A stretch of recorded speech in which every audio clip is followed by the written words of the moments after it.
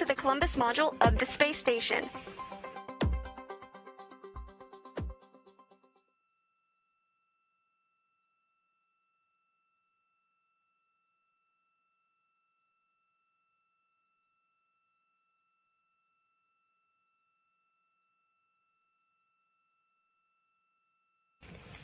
You're looking live into the Quest airlock of the International Space Station, where NASA astronaut Mike Hopkins and Victor Glover are preparing for today's spacewalk.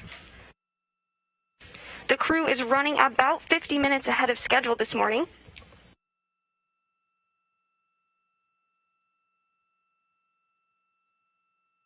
And as you can see here, NASA astronaut in the center of the screen, Victor Glover, is getting his SAFER installed by NASA astronaut Kate Rubins and JAXA, or Japanese Aerospace Exploration Agency, Soichi Noguchi.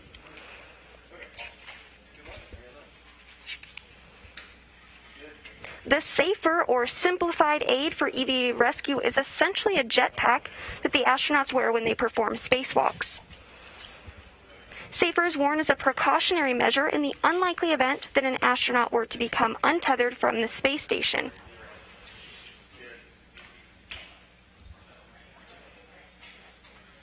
NASA astronaut Mike Hopkins, who you can see above Victor in the suit with the red stripes, already has his SAFER on, and he's in the second portion of the airlock.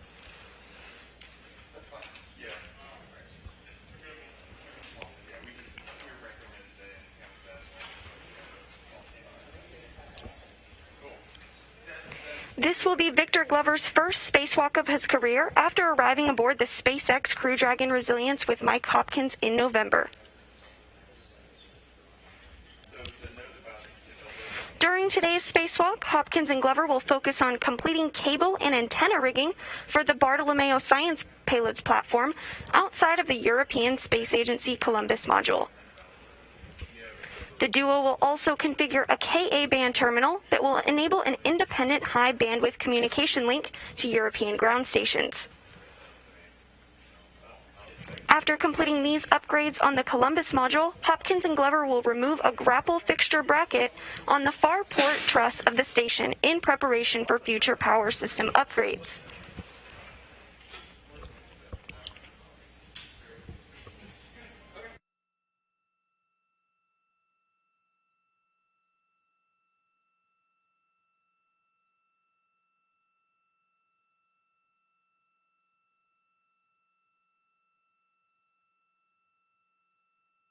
Based on updated guidance, teams in Mission Control will now wear masks at all times while on console and supporting mission operations, except for brief periods of time to eat or drink, as am I during today's spacewalk.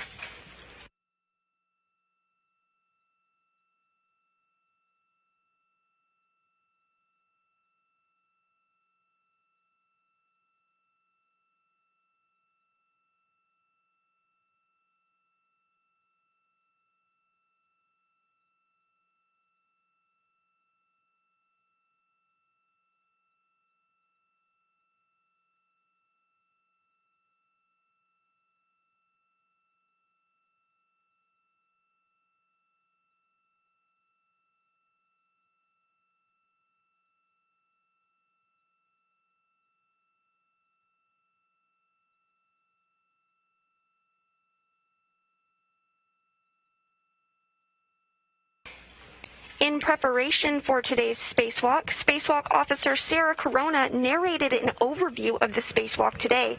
Let's take a look.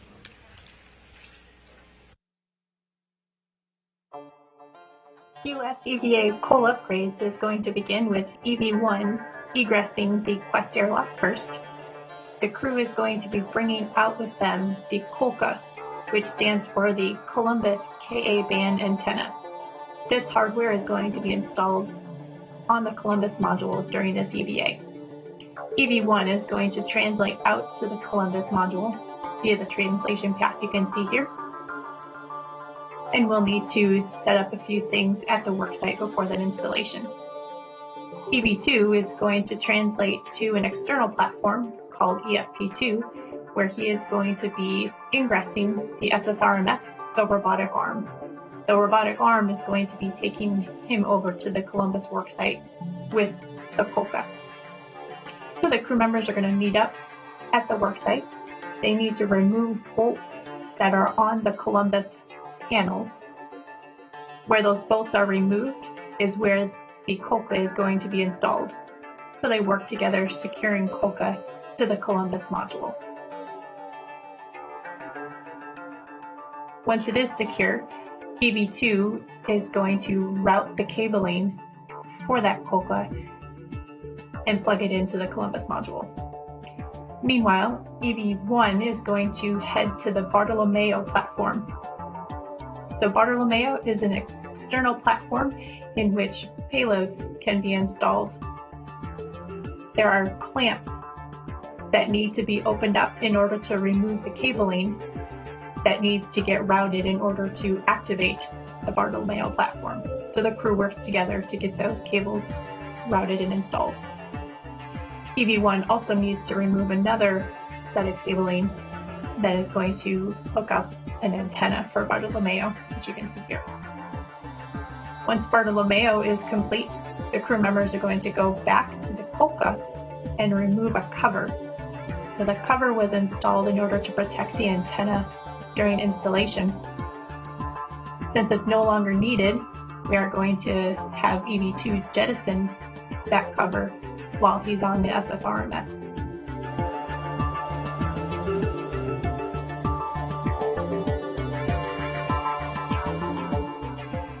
And once the activities are complete at the Columbus worksite, both crew members meet back up at the Quest airlock. They reconfigure some bags to take out with them for their next task, which is going to be out at the portmost section of the space station truss. They're going to be heading out to P6. You can see the translation path here. And the crew members are going to be removing an H-fixture. So this H-fixture is not needed on the solar arrays. So we're going to remove that H-fixture. Both of them are going to be removing one of them. And this plate is going to be removed because it's going to be where a future upgrade of the solar arrays is going to be installed. So the plates are removed, put into a bag, and they will be brought back inside after the EVA. So once both crew members are complete with that, they both head back to the Quest airlock, and we have completed the planned tasks for the EVA. If there is some time at the end of the EVA, we will have some get-aheads for the crew to perform.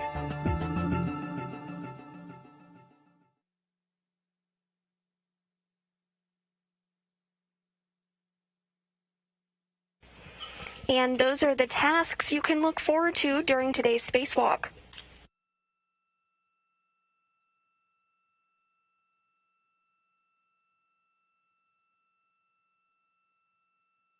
Both Hopkins and Glover now have their safers successfully installed, and they're being moved through the equipment lock portion of the airlock, as you see on the top of your screen, into the crew lock section.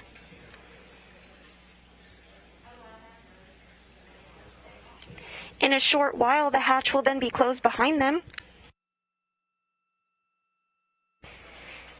And the final preparations will begin to depressurize the crew lock all the way down to vacuum.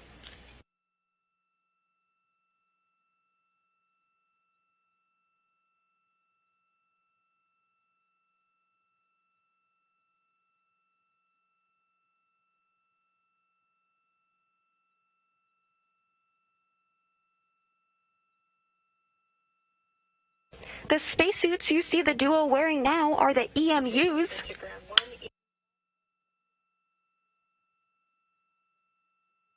And verified by both M&S, but we'll get it again with Andy, and Suichi has checked there is no water in either helmet. Copy. You just heard a call from NASA astronaut Kate Rubins. Copy. Another call from Kate Rubins down to the ground. She's communicating with Capsule Communicator, or Capcom.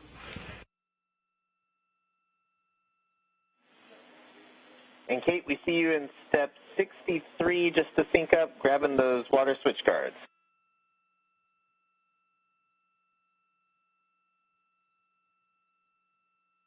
Affirm. Today's Capcom is Drew Foistel. He'll be communicating with the crew all the way through depressurization this morning, at which point the ground IB will take over communications and will walk the crew through today's spacewalk.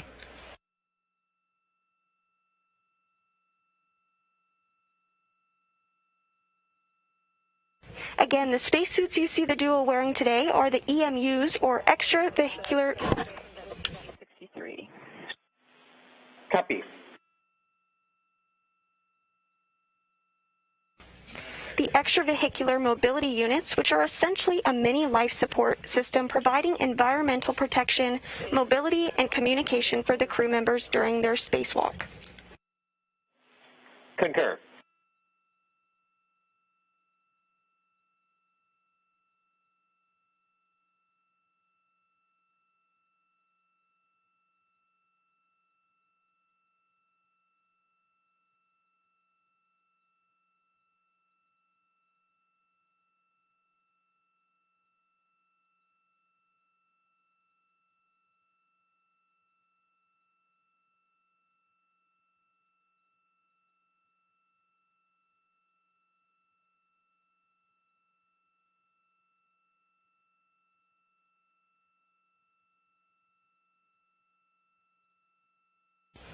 Today's spacewalk marks the 233rd spacewalk in support of station assembly, maintenance, and upgrades, and will again be the first for NASA astronaut Victor Glover.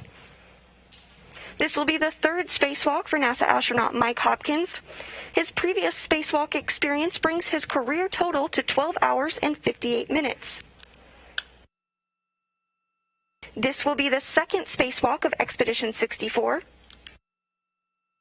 The primary tasks for these spacewalkers today is to complete cable and antenna rigging for the Bartolomeo science platform on the Columbus module of the space station, and configure a Ka-band antenna to enable independent high-bandwidth communication links to European ground stations.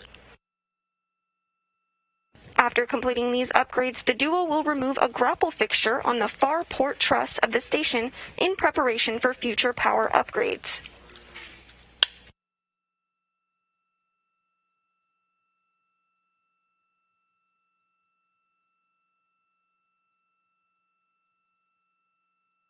Station 1, all the tools and the coca are safely inside the crew lock. We are starting step 65 for preparing for depress. Concur.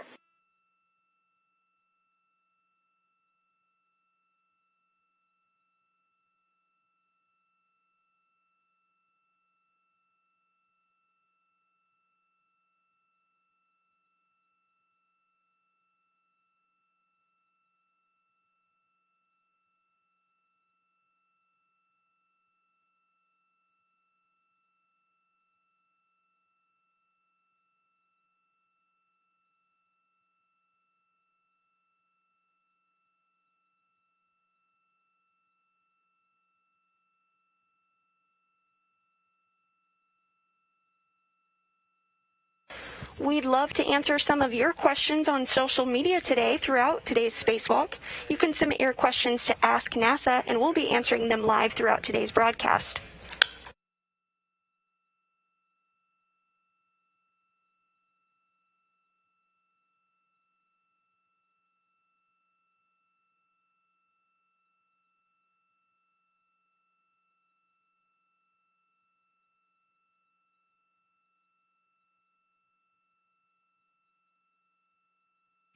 Both Hopkins and Glover now in the crew lock section of the Quest Airlock.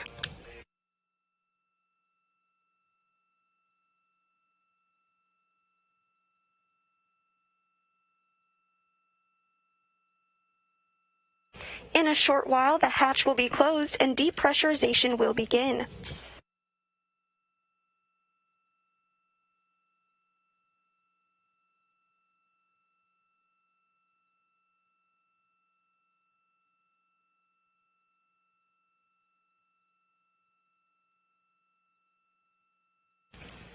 and you can see the hatch being closed right now. JAXA astronaut Soichi Noguchi and NASA astronaut Kate Rubins working together to get the hatch closed.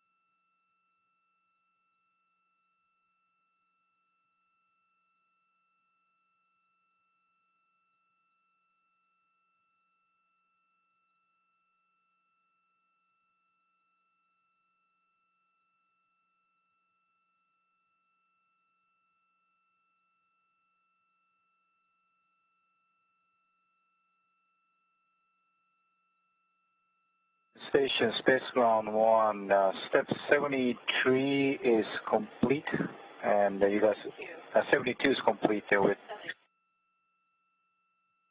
and you guys performed step 74. Hey, good morning, ISS.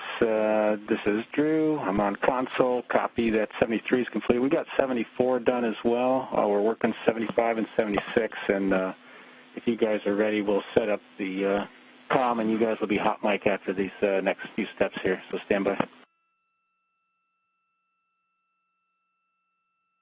Okay, we'll be standing by.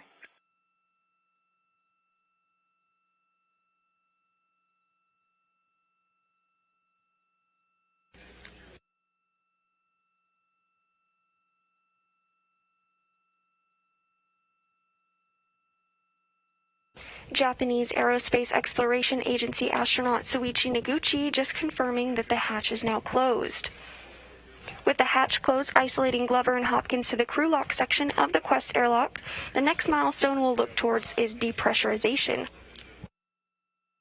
Depressurization will take the crew lock from its current 14.7 pounds per square inch of pressure all the way down to vacuum. Final suit checks and comm checks will occur, and then the crew will be given the go to place their suits on internal battery power, which will mark the official start of today's spacewalk.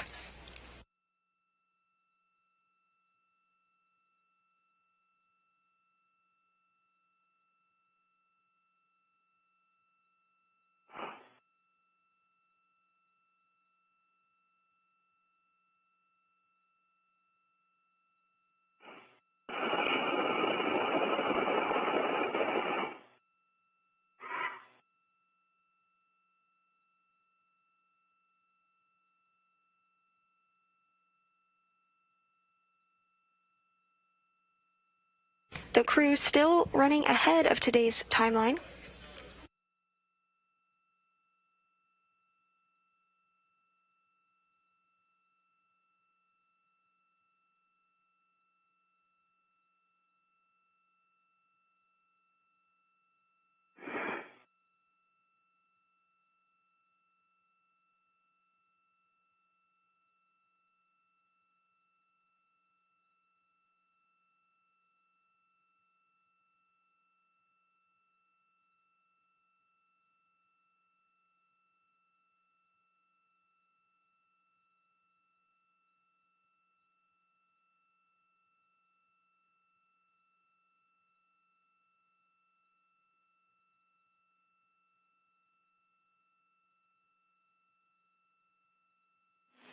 Station Houston, Space to Ground 1, just heads up for the EV crew, you are now hot mic on Space to Ground 1, and Soichi and Kate, you guys are go to continue working steps 77, 78, 79 through 80.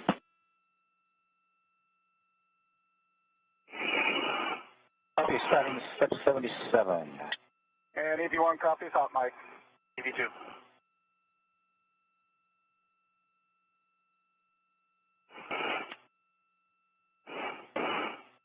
Okay, EV2 on the UIA. Check the depress pump power OFF. Depress pump power OFF. Check depress pump enable LED is on. It is green on. And Houston Station, Spacewalk 1, we're ready to perform the repress Q card on your go. Station Houston, Spacecraft 1, you have a go for repress Q card.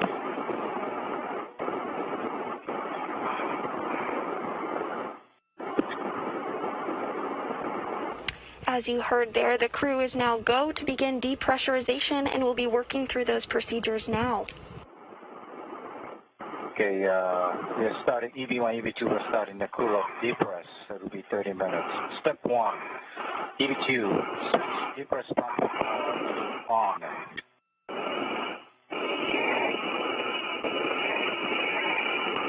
Power on. Okay, wait 10 seconds for complete start. Start.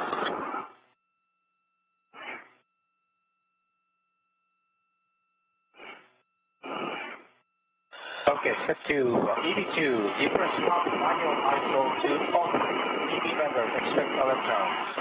Okay, here we go, Hopper. Ready? Open. Monitor suit pressure gauge less than 5.5. Copy. EV1. Airlock pressure 13.7 decreasing.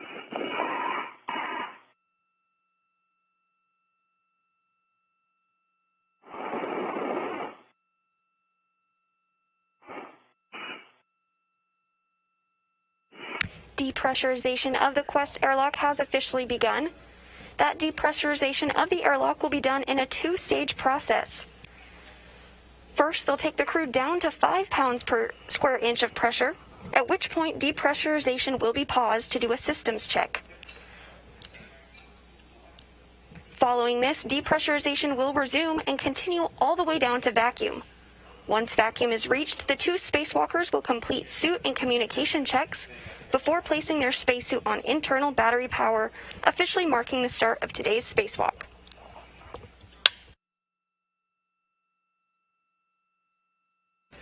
A U.S. spacewalk start and end time is measured from the time the crew places their suit on internal battery power all the way up until the time repressurization occurs and the crew is back inside the crew lock following completion of their spacewalking tasks for the day. Houston copies.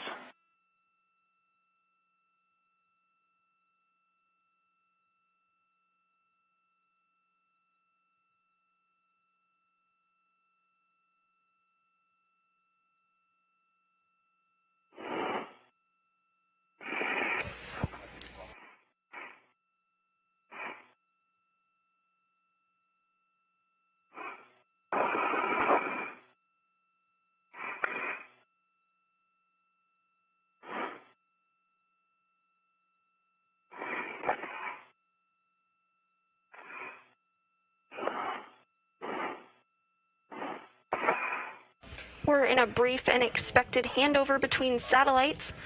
We'll regain communication and visuals with the crew shortly.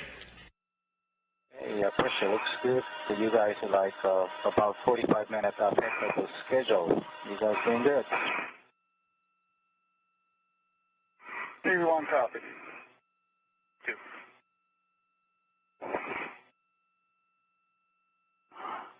Here's my pressure release valve. Same.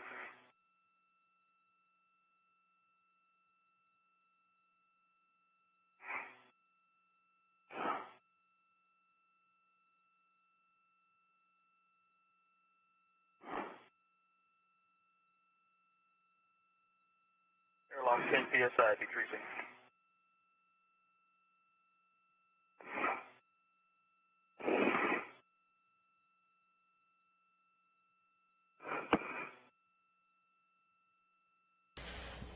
pressure inside the crew lock now at 9.65 pounds per square inch of pressure. As a reminder, at 5 pounds per square inch of pressure, depressurization will be paused to do a systems check.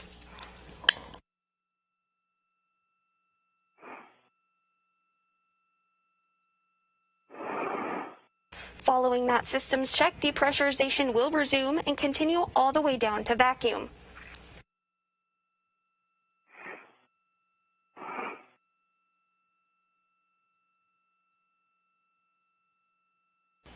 Once vacuum is reached, the two spacewalkers will complete suit and communication checks before placing their spacesuit on internal battery power, which will mark the official start of today's spacewalk.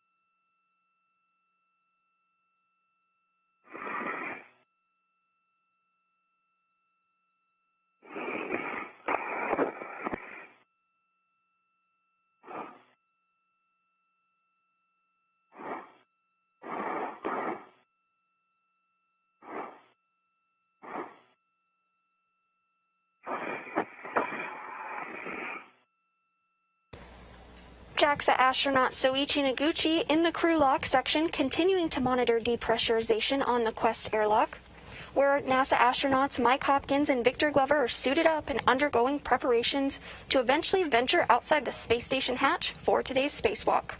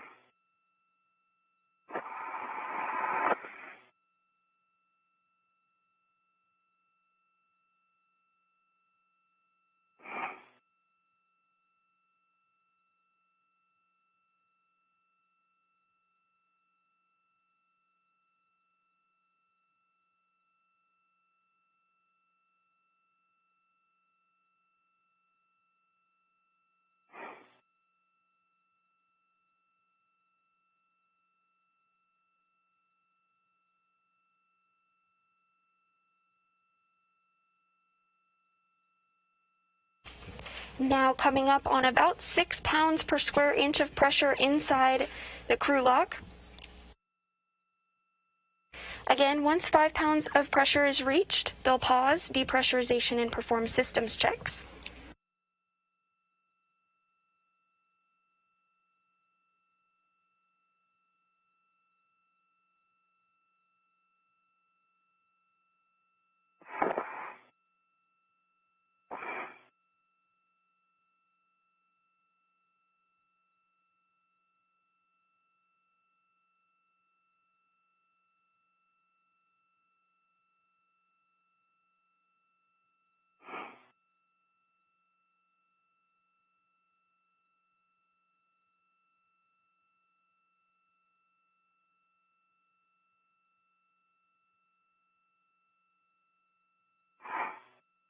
And EV and EV2 with the crew lock at 6.0, you expect a left tone.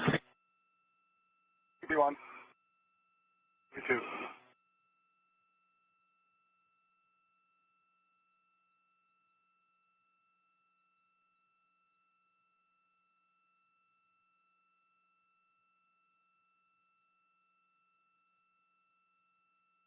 Crew lock, 6 PSI, looking for 5.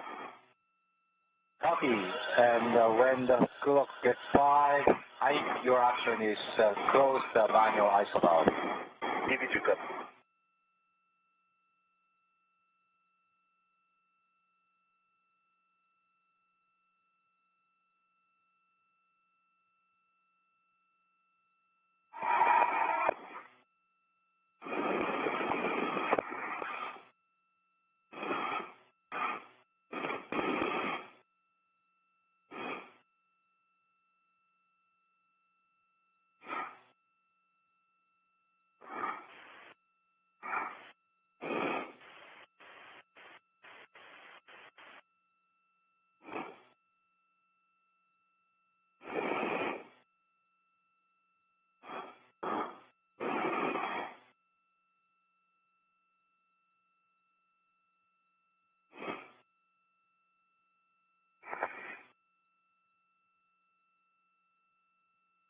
5.3. Coming up on 5 pounds per square inch of pressure inside of the crew lock.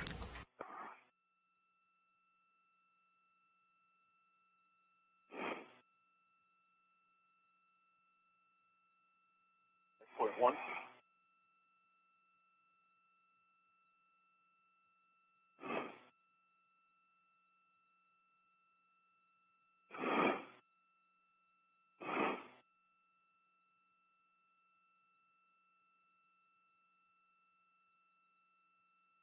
Lock is 5 psi. Man ISO valve is closed. Copy EV2. Now EV1 and 2 on DCM. Switch display to status until leak check question mark displayed. Leak check question mark. Copy and hold yes for 2 seconds. Follow displayed instructions.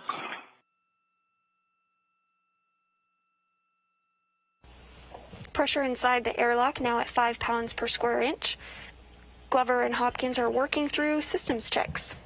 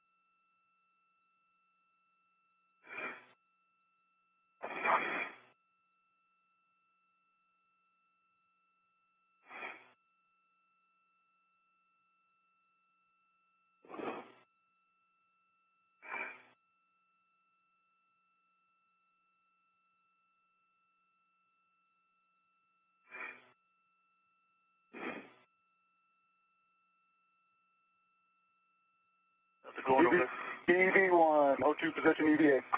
EV2, EVA. Good.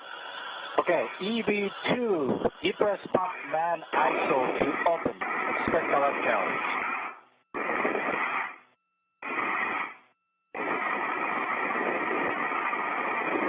Valve open. Copy. And the emergency exit is also open. EV1, EV2 monitor suit P gauge less than 5.5. EV1, EV2.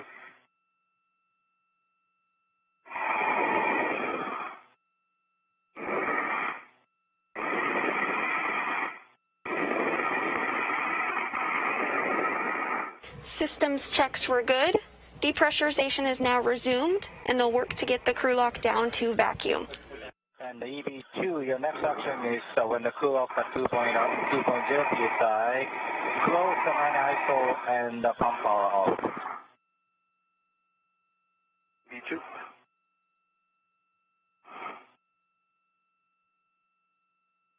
Once vacuum is reached, the 2 spacewalkers will complete suit and communication checks and then place their spacesuits on internal battery power, officially marking the start of today's spacewalk.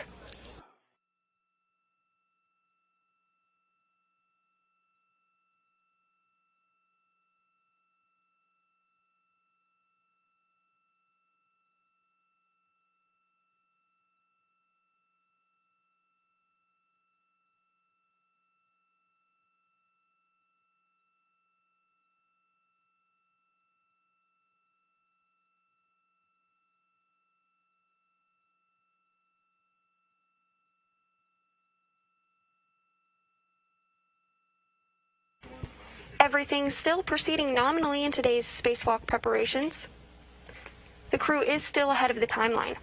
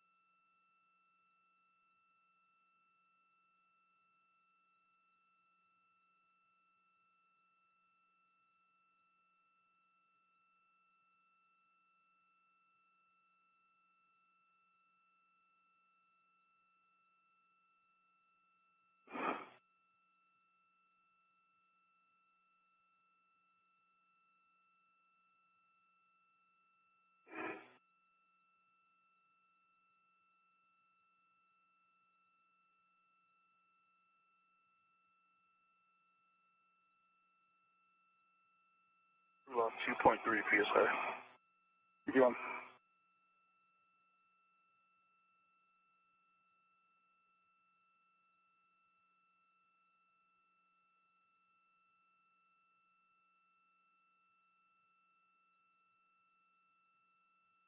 Now less than 3 pounds of pressure per square inch in the crew lock as depressurization continues to reach all the way down to vacuum inside the hatch.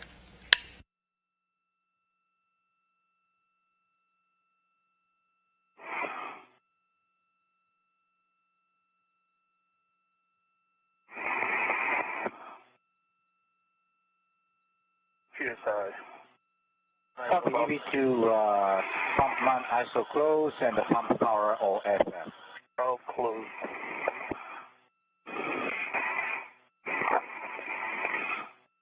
Need to come your way a little bit, Hopper. Roger. Depress pump power. OFF. Hey, I see that. Okay, we're going to continue depressing, but this is a good time to report to Andy for the initial tether configuration failures. And we copy. Andy, how do you hear me? EV1. Good morning, Hopper. I got you loud and clear. I'm ready to copy your tether configuration. Okay, Andy, we're going to start with my waist tether. Small hook is attached to my right D-ring extender. I got a bell closed, slider lock, black on black disc full test. The large hook is attached to EV2's anchor hook. I see 2 bell closed, slider lock, black on black disc full test. Also on my small hook is right D-ring extender. Here's my red anchor hook, or red small hook, excuse me. Bell closed, slider lock, black on black. The red reel is unlocked. Yellow hook is attached to the green reel. Bell closed, slider lock, black on black, is full test. Green hook is unlocked, or green reel is unlocked. Green hook is attached to the red reel. And my anchor hook is attached to my MWS. Copy that. Sounds like a good tether configuration. We'll move on to Ike. Hey, good morning, Andy. Starting at the airlock D-ring extender, there is a waist tether, small hook, gate closed, sliders lock, black on black. The large hook of that waist tether is to my waist tether large hook. Both hooks are bell closed, solder lock, black on black. My waist tether is to my right D-ring extender. The small hook is gate closed, solder lock, black on black. Also on that D-ring extender is my red hook low alleviating strap hook. It is gate closed, solder lock, black on black. That's connected to my red reel. My red reel is unlocked. The red reel's yellow hook is gate closed, solder lock, black on black to my green reel. My green reel load alleviating strap hook. The green hook is to my red reel, gate closed, solders lock, black on black. And the safety tether anchor hook is gate closed, solders lock, black on black to Hopper's waist tether, which is also gate closed, lock, black on black.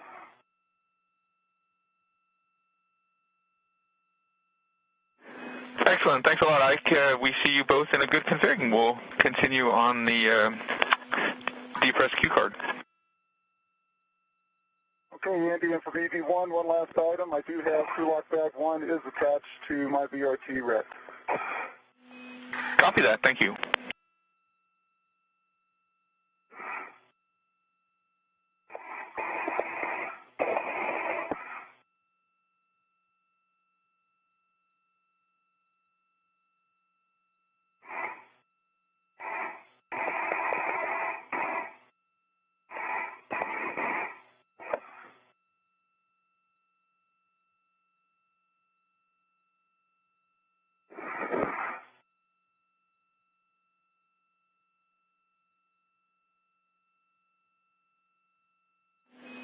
All right, Hopper and Ike, when DPDT is about 0, you should expect an EV alert tone.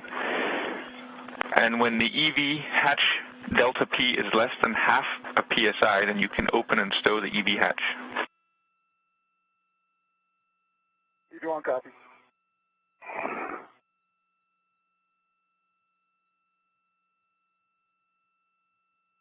All right, Harper and Coca and I are both towards me. Okay, thank you, Ike. And if you want me to move my feet, I can. I think they're in good shape right now. Okay.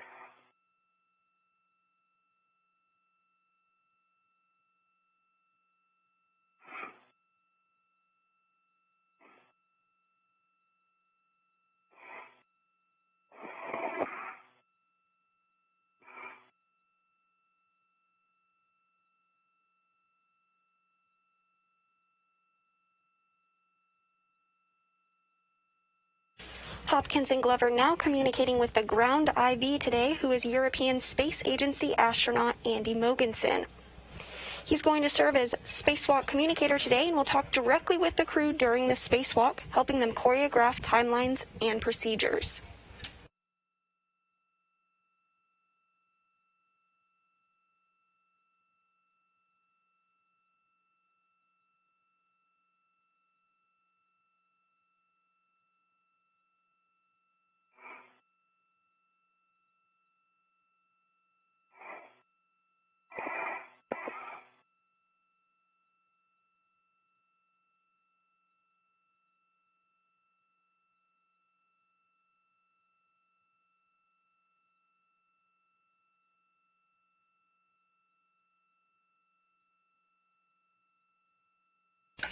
Depressurization inside the crew lock continuing nominally. Once vacuum is reached, the two spacewalkers will complete suit and communication checks before placing their spacesuits on internal battery power, which will mark the official start of today's spacewalk.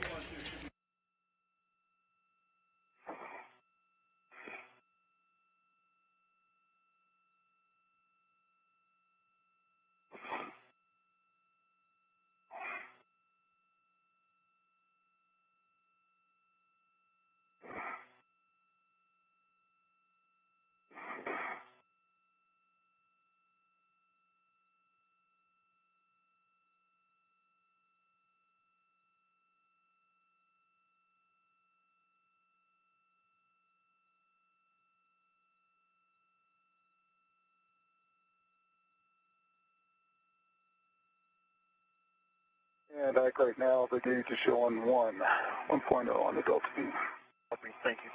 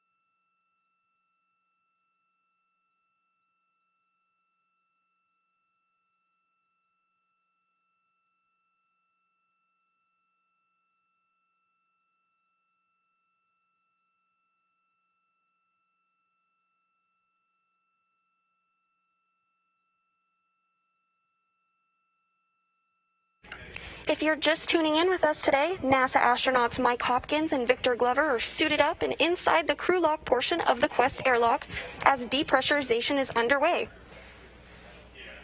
The crew lock will be down to vacuum before the duo ventures outside the hatch to complete Columbus upgrades during today's spacewalk.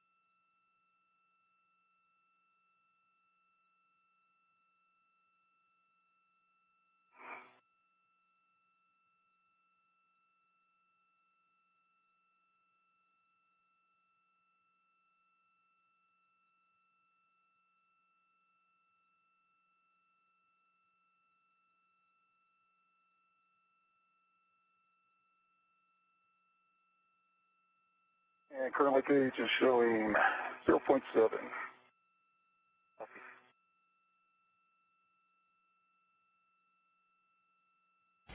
During today's spacewalk, NASA astronauts Mike Hopkins and Victor Glover will work to complete upgrades to the Columbus module of the International Space Station.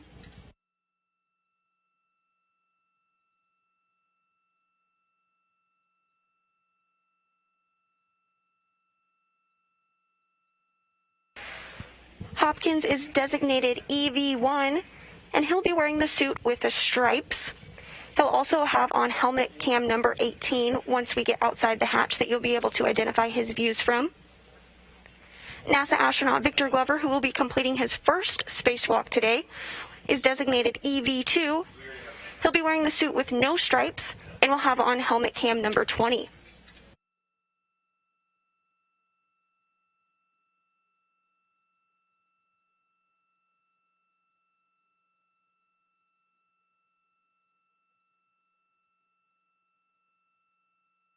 NASA astronaut Kate Rubins and JAXA astronaut Soichi Noguchi will work on the Canadarm2 to move NASA astronaut Victor Glover through his procedures today.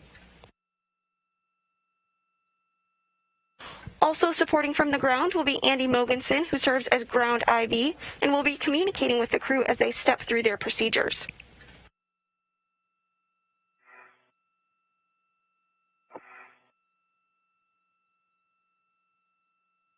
.6.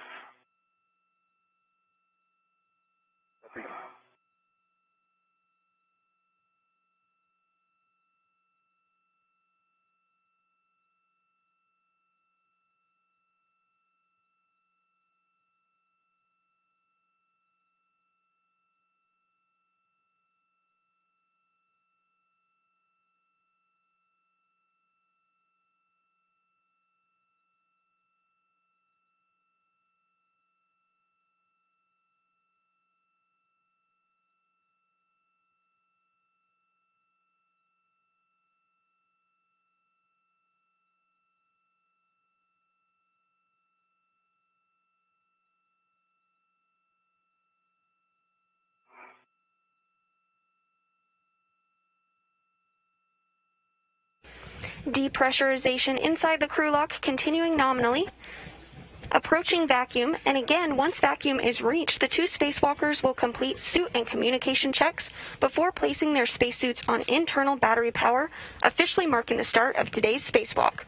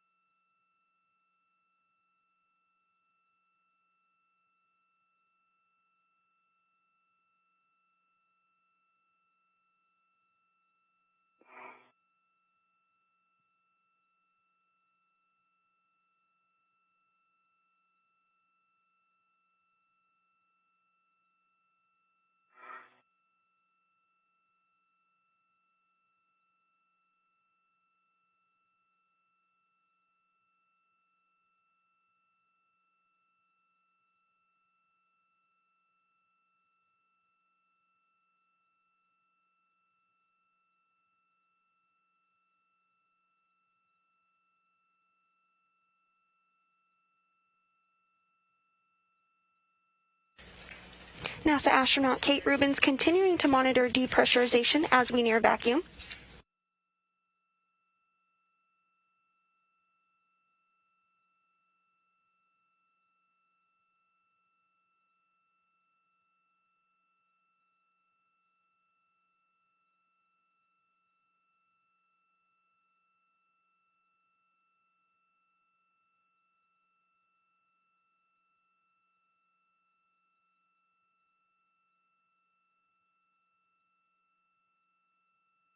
Still holding at 0.6.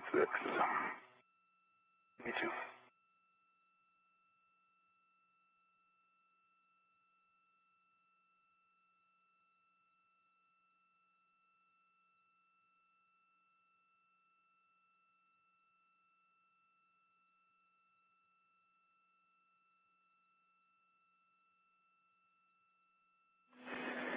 Hey, Hopper. We're showing less than 0.5 psi down here, so you are go to open the EV hatch and stow it. Okay, EV1 copies. Didn't work. Hatch opening, lock lever, unlocked.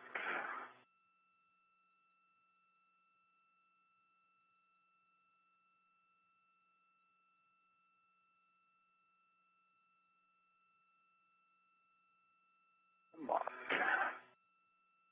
Handle to the unlatch. Clockwise.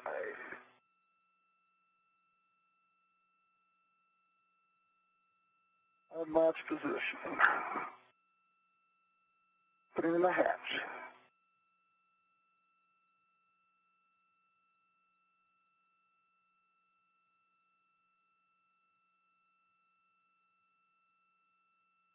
And it is nighttime now, Ike.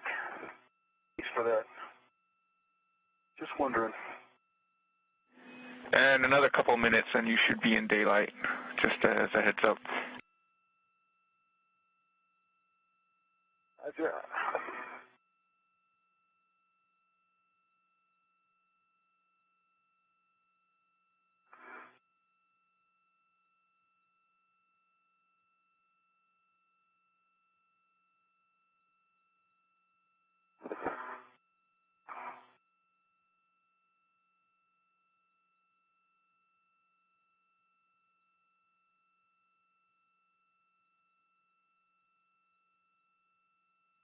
And hatch is secured. Copy that. Hopper, can we move back your way a little bit? You sure can. Hold on one sec. Let me get a crew lock bag. Okay.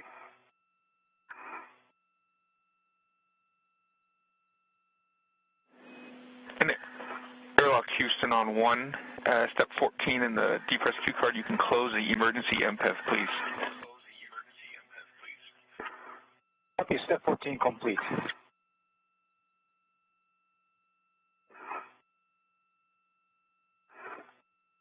Okay, Andy, taking the Kulak. Have a suit P high message. The pressure gauge is 4.6. My switches are the way they're supposed to be at this point. SOP rate 0. O2 rate 0. Yeah, we copy. You can acknowledge and we'll press ahead.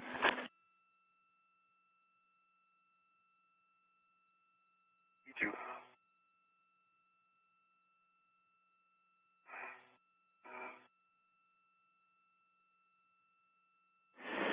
All right, if you're ready, we'll move on to the post-depress part of the Q card. Let me know. Okay, if your one's ready, think you'll become your way a little bit? Yeah. Yeah. All right, Andy, we're ready. See, Colca can come your way a little bit. Yeah. This view from outside the International Space Station, showing the thermal cover and the EVA hatch that are now open.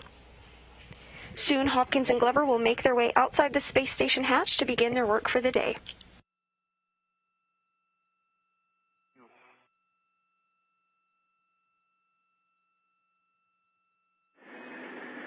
You can check your display switch is functional. EV1 functional. V2 functional.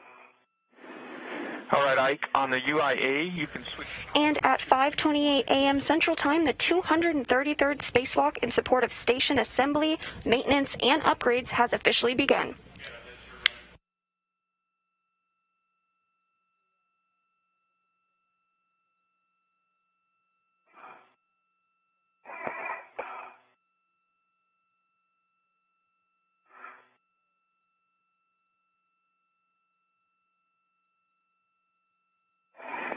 And once they're off? Power EV1. Power EV1 off. LED is off.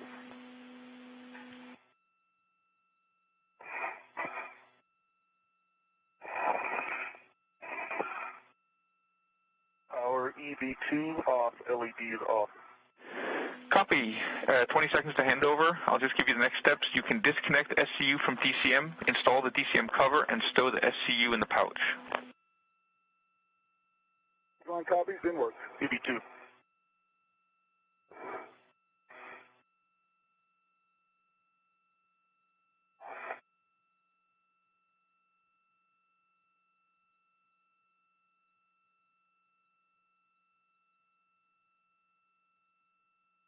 We're in a brief expected handover between satellites and will be regaining views and communication with the crew shortly. Everything's still proceeding nominally in today's spacewalk, the crew about 40 minutes ahead of the timeline today. It's in the pouch. It's going to take me a second. Okay.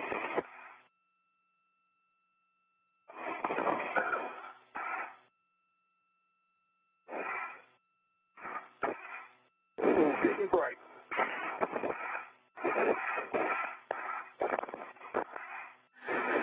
All right, Ike, you can check that the depress pump man ISO valve is closed. Stand by.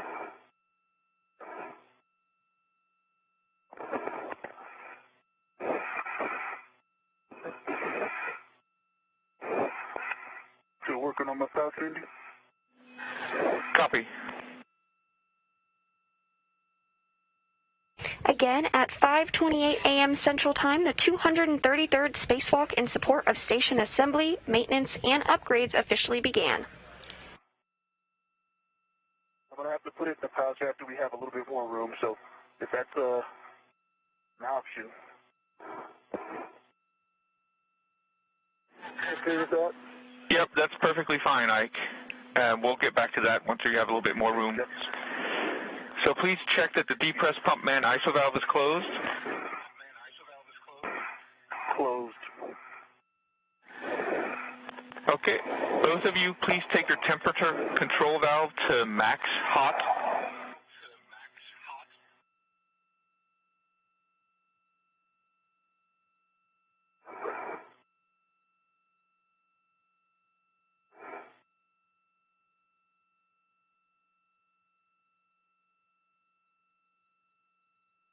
EV1, max hot. EV2, max hot. Next, switch water to on. EV1, water on. EV2, water on. Check your DCM is blank and bite is off. Blank and bite is off, EV1. EV2, blank, bite off. All right, you can set your temperature control valve as desired.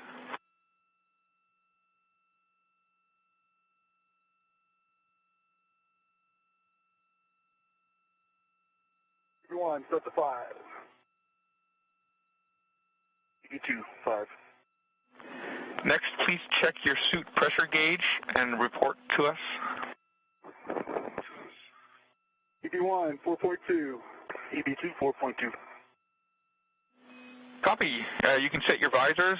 You will be exiting in, well, it's sunrise right now, so it should be sunshine when you get out there. It's kind of bright.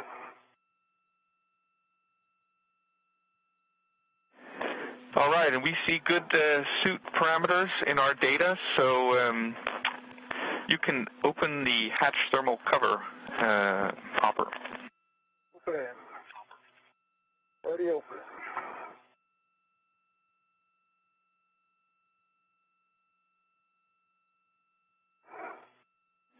And Hopper, just a reminder, when you open the thermal hatch cover, we'd like you to verify that the forward airlock hatch pit pin is engaged.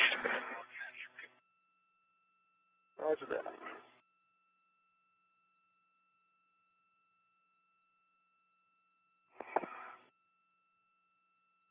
And stand by line. You want the forward.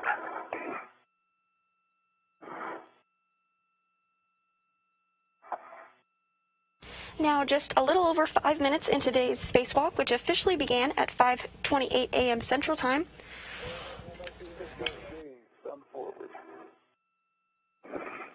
Copy, pit pin engaged. You can egress the airlock with your crew lock bag number 1. Inward. NASA astronauts Mike Hopkins and Victor Glover now going to egress the airlock. Reminder that when you have a little bit more room, you can go ahead and stow the SCU in the pouch. Me too, thanks.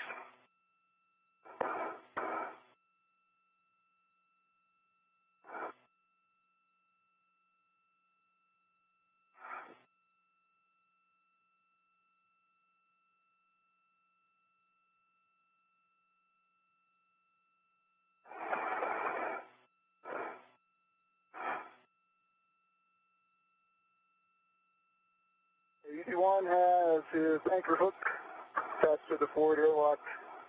D-ring, Velcro, Starlock, black on black. Good pull test. Copy that. You can attach Ike's anchor hook to the forward starboard circular handrail D-ring. Copy, inward. And just a... Hey, Andy, Ike's SCU's in the pouch. Copy, SCU is in the pouch. Ike, you can prepare to transfer Kolka, and here's just a reminder about the caution when handling Kolka. Avoid putting loads into the cables. We're worried about the bend radius. UV2. Okay, UV2, your anchor hook's on the forward handrail D-ring, and just give me a second to get my crew lock bag, my BRT. UV2.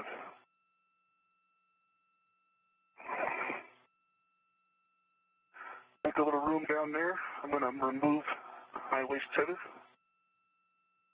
Roger. The airlock waist tether.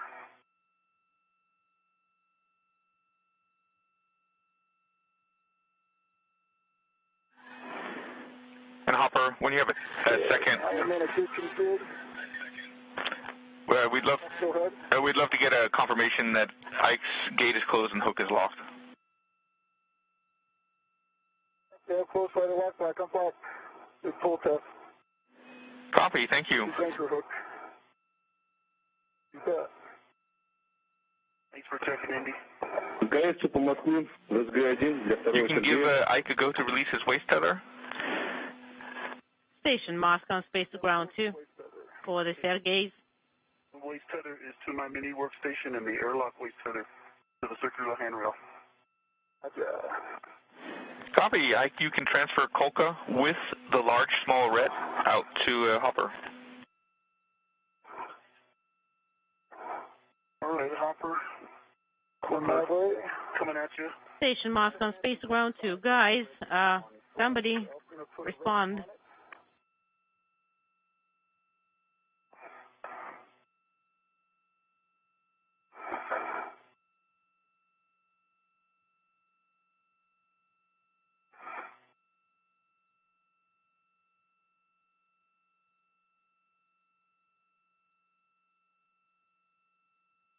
Okay, Ike, I do have a rep on it so you can release the large hook. Okay, I have the large hook of the rep, and we're keeping this one? We are keeping that one. That's affirmative. Yep, the lock. Station mask on space to ground 2 for the stairgaze. NASA astronaut Mike Hopkins now out of the crew lock. He's working with NASA astronaut Victor Glover to transfer the Kolka or Columbus Ka band antenna, which they brought out of the airlock with them. They'll then head over to the Columbus module. Glover will be carrying the Kolka as he travels to Columbus on the SSRMS, or Space Station Remote Manipulator System, or Canadarm2, being operated by NASA astronaut Kate Rubins. Clear. Roger. Stand by. One of the NGGLs is caught.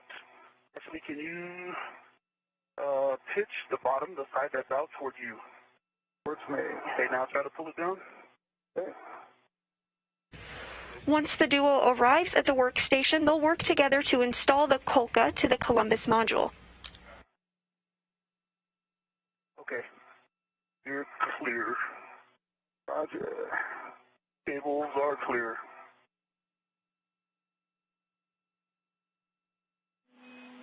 Once you're happy and set up, then you can give Ike a go to Egress Airlock. Once installed, the Kolka will provide independent high-bandwidth communication links to European ground stations.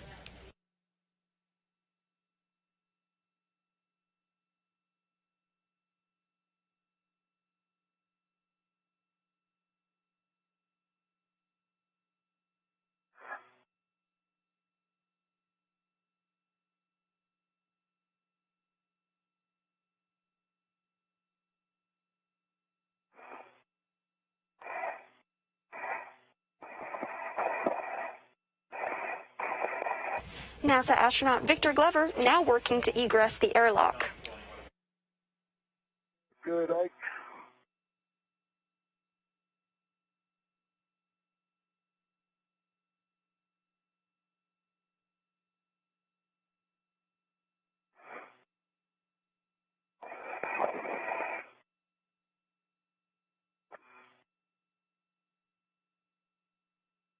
All right, I've got a waist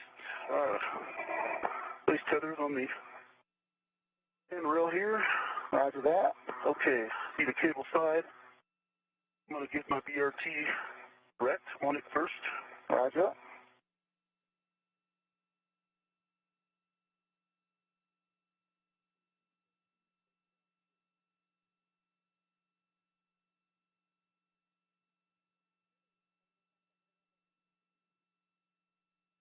You just heard the acronym RET, or Retractable Tether. These tethers are attached to the International Space Station and the crew member to keep them safe during the spacewalk. And just a reminder, Ike, you're receiving the cable side of Kolka, right? Red is on the cable side, and so is my BRT. It's locked on the non-cover handrail. Okay. Are you good for me to remove my ret? Okay, you can remove your ret, and I'm ready to take control of it. Roger, and work.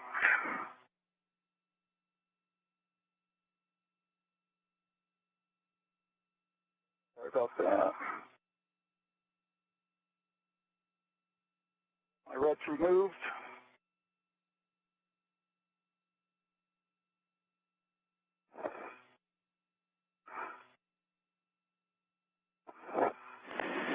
And Hopper, once you've transferred Kolka to Ike, you can go ahead and close the hatch thermal cover.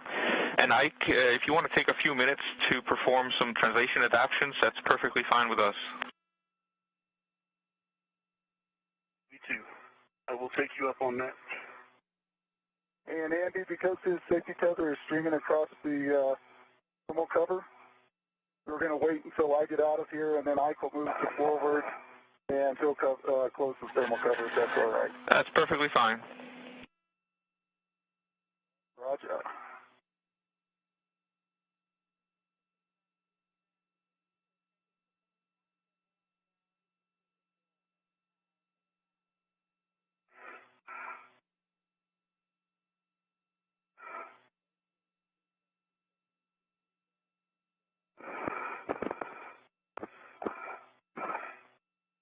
Hopper, would you do me a favor? You bet. Would you give that a nudge toward my legs? Just, yes, I can. Shoot more toward my back. More towards your back, right? Yeah. It's rotating when I try to do it. Okay. All right. Like that better? I think so. That looks good. Looks good. All right. Just over 15 minutes into today's spacewalk. During today's spacewalk, NASA astronauts Victor Glover and Mike Hopkins will focus on completing cable and antenna rigging for the Bartolomeo Science Payloads platform outside of the European Space Agency Columbus module. The duo will also configure a Ka-band antenna that will enable an independent high-bandwidth communication link to European ground stations. After completing these upgrades on the Columbus module, Hopkins and Glover will remove a grapple fixture bracket on the far port truss of the station in preparation for future power system upgrades. the duo now working together to transfer the Kolka outside of the airlock. Do not see a green light. Oh, yeah, I do see a green light on this WBS. The safety tethers look to be in a big config.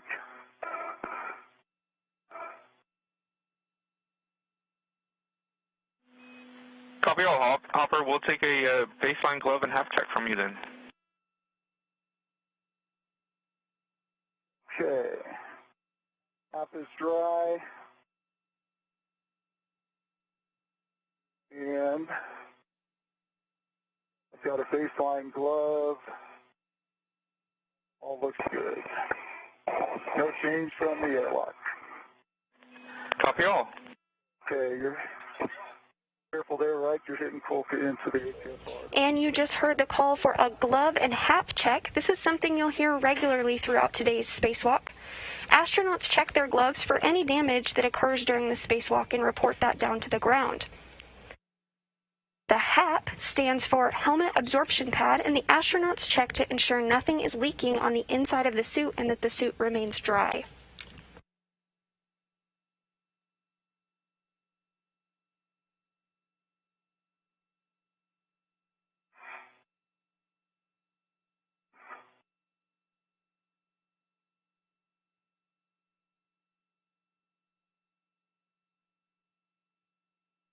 Hey, how you doing? I'm feeling good. Okay, so I was watching as you were saying it as well.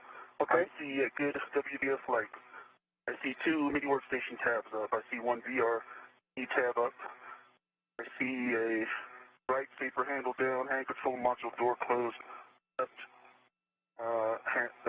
safer handle is down. And your helmet lights are currently on, by the way. Just the one. Okay, and then safety tethers. Your right gear extender alleviating hook is locked. Red reel unlocked. Green hook is it's currently unlocked. Unlocked to your red reel. Yellow hook locked. You've got good safety tether config. Both reels are unlocked. Hey, Andy. Yeah, go ahead. I think it's time to go to work. Yeah, we'll just take a baseline glove and hap check from Ike as well, please. My gloves still look brand new. My hat is dry. All right, Hopper, then you can begin your translation up the Cedar Spur. Once you get to the top of the Cedar Spur, we'd appreciate just getting a look at Ike and how he's making his way around ESP2. And Ike, first thing for you is to get into position and close the thermal hatch cover, the hatch thermal cover, please. All right, can work.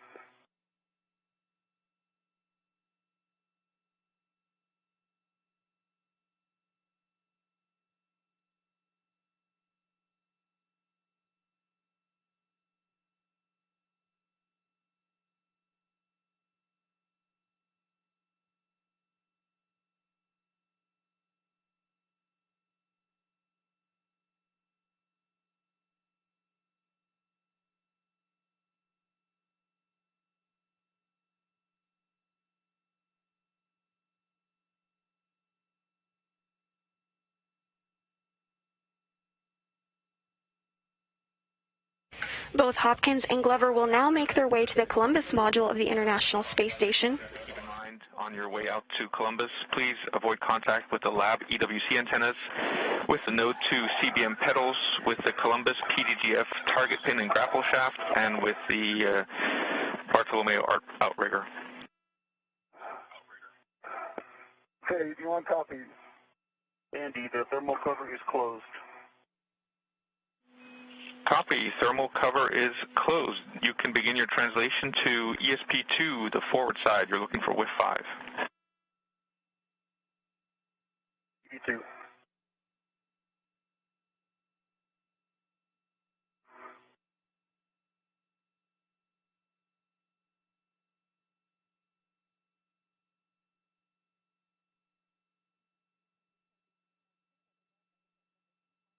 Hopkins will make his way to the Columbus module via translation. Meanwhile, Hopkins will get a ride on the Canada Arm 2 being controlled by NASA astronaut Kate Rubins. That's what we like to hear. Oh. So Hopper, you can... Polka doesn't think so.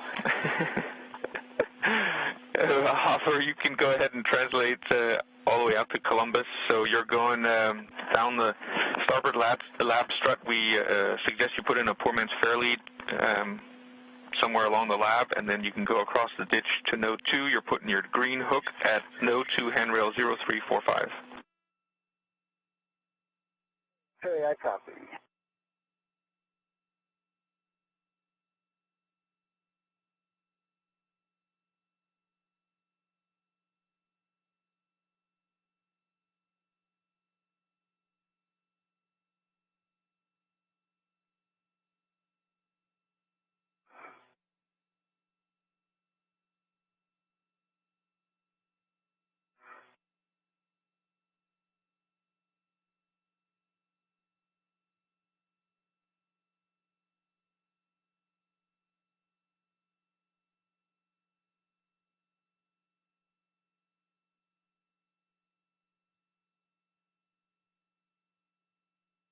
Yeah, I come down on the lab. Copy, I'm on the starboard side of the SP2. Copy.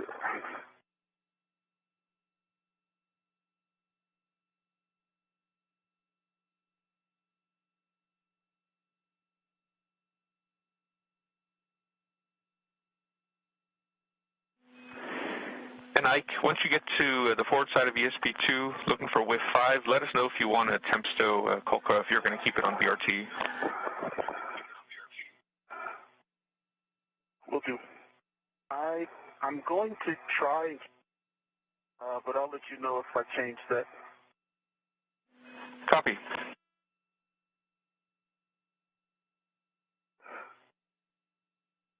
And you have a view of NASA astronaut Victor Glover preparing to hop on the Canadarm2 to take a ride over to Columbus.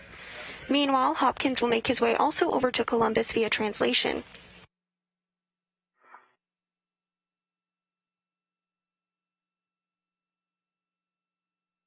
And there's a view of Hopkins now making his way to the Columbus module. With 5, I'm going to take a second. My safety tether is kind of running across Kolka. Copy.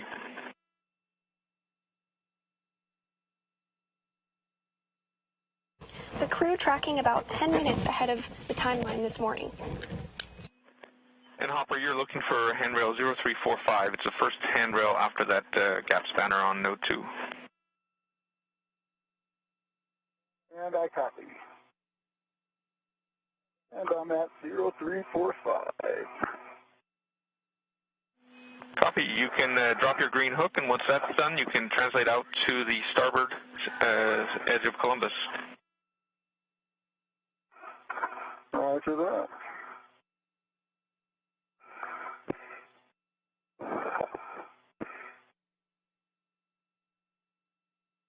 Hopper, can you see me? Stand by. Do you have a visual on you? Yes. Is my safety tether going behind my back? I might have turned the wrong way. It is. Okay, all right. Yep, it's right up at your waist. Okay. Thank you.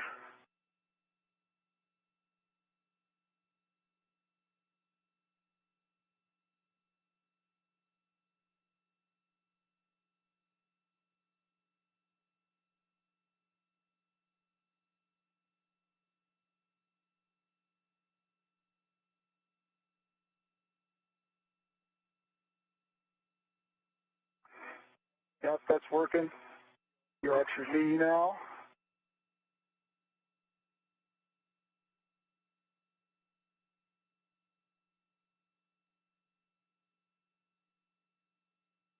And you're clear. Nice job, Ike. Thank you. Thanks for the help. Yeah. The International Space Station now flying 265 statute miles above the Earth, flying over the South Atlantic Ocean, approaching the West African coast. Okay, I copy.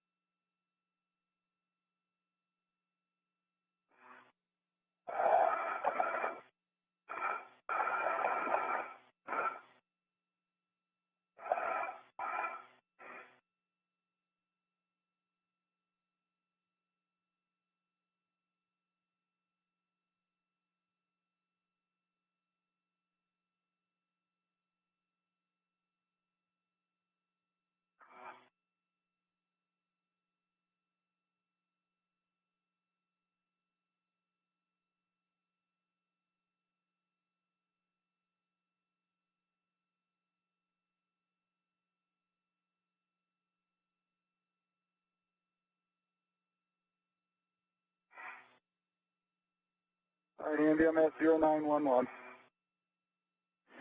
Copy. You can stow the crew lock bag and then leave one of the adjustables open. Okay.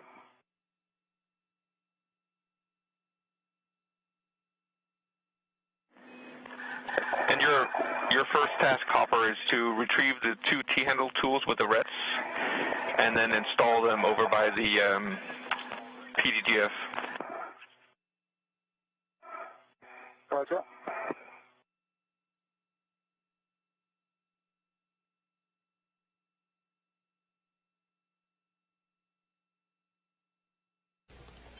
Hopkins now at the Columbus module of the space station. He's going to perform some work site setup in order to install the COLCA, or Columbus Ka band antenna, which NASA astronaut Victor Glover will bring with him over to the Columbus module while he gets a ride on the Canadarm2.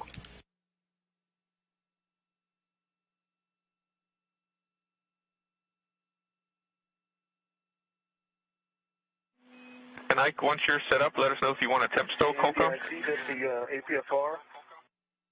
I'm going to keep COLCA. I see it's already Papa box and 6, so I'm ready to pick up this APFR. Okay, your first step is to work with M1 to take the arm into the APFR install position, and you can GCA as required. Happy. Hey, Soichi, how you doing? Hi, good to hear you. This is M1. We're ready for you. All right, I'm ready. I've got a good visual of the Lee all the way to the base. And so Okay, copy. And let me know when you go for the GCA to publish APFR install. you have to go to APFR install. Copy, go.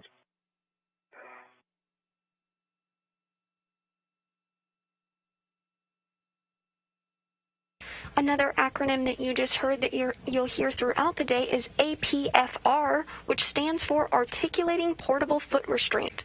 And this is what crew members will use to restrain their feet at their respective workstations today.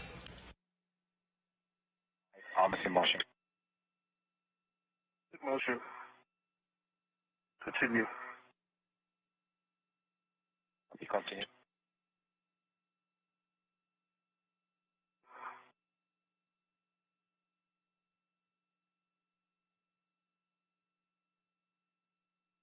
Okay, that's good. You can stop there. Jumping out, stop motion. Okay, and I'm ready to install the APFR. Stand by. Copy. Okay, SSR's brakes on, go for APFR install. Copy, brakes on. And Ike, you're looking for a clocking of 12. Thanks, Andy.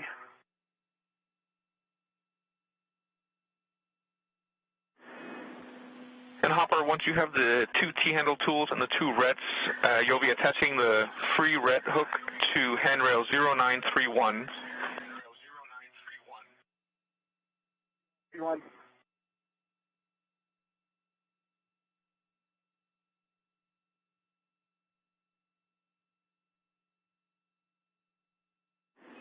And Hopper, just a friendly reminder, when you're installing the T-handle tools and also when you're installing the gap spanner, just double check your safety tether doesn't get caught. Okay, if you want copy. For the reminder.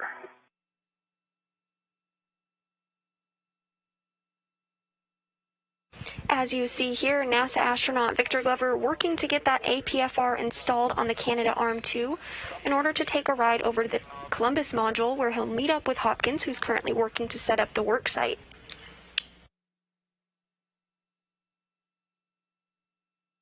Kitchen knob can be depressed. Copy. You are go to perform a safety tether swap to the arm. I can give you the steps, or you're free to do it on your own. Okay.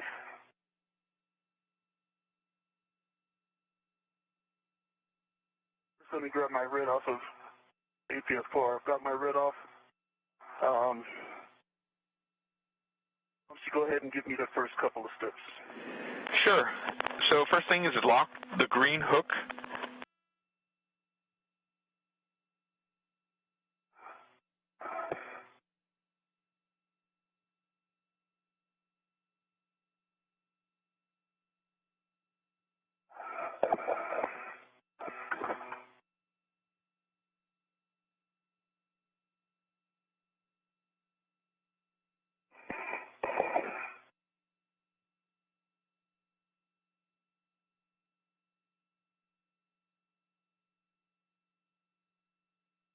hook is locked.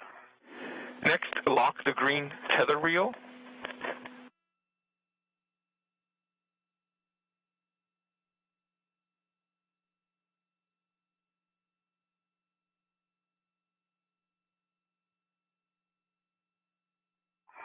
Andy, that reel is locked. Oh. I have a wrench to the cable. Copy. You can move the yellow hook to the arm tether point and check that the gates are closed and locked.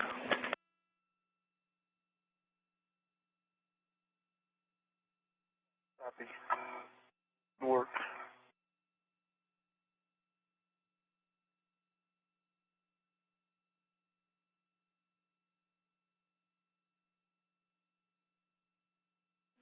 And Hopper, we see you working on the gap spanner. I take it T-handle tools were successfully installed and secure via pull test?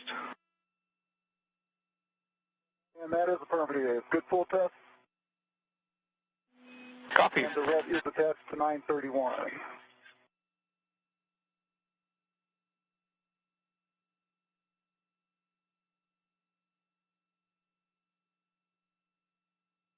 Andy, the yellow hook is to the lee handrail tether point, closed, lock, black on black.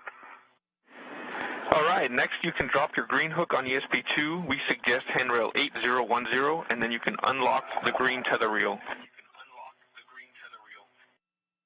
And as you can see here, NASA astronaut Victor Glover continuing to work in order to take a ride on the Canadarm2 over to Columbus, where Hopkins currently is. Floating to his left, that rectangular object is the Kolka, or Columbus Ka band antenna. Once both crew members are over at the Columbus module, they'll work together to install the Kolka.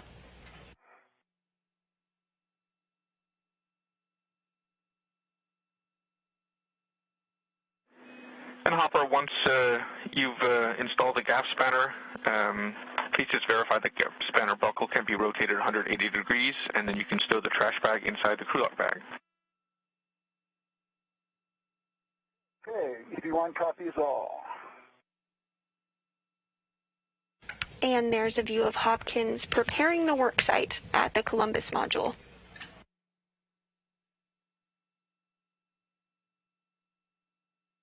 All right, Andy, handrail 8011 is right in my face, so it is on 8011. Door is unlocked. Copy. You can then work with Kate to take the arm into the APFR ingress position if you need to.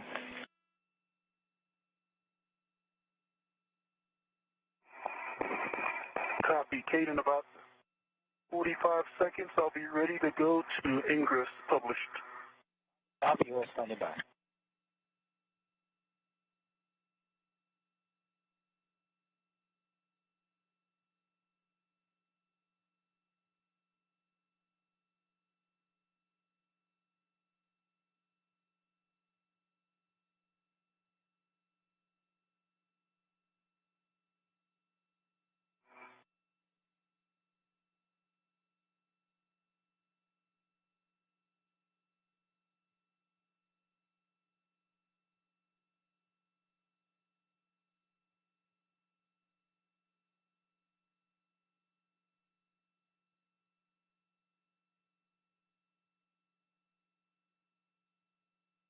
Okay, Andy, gap spanner is installed, and it can rotate 180 on the buckle.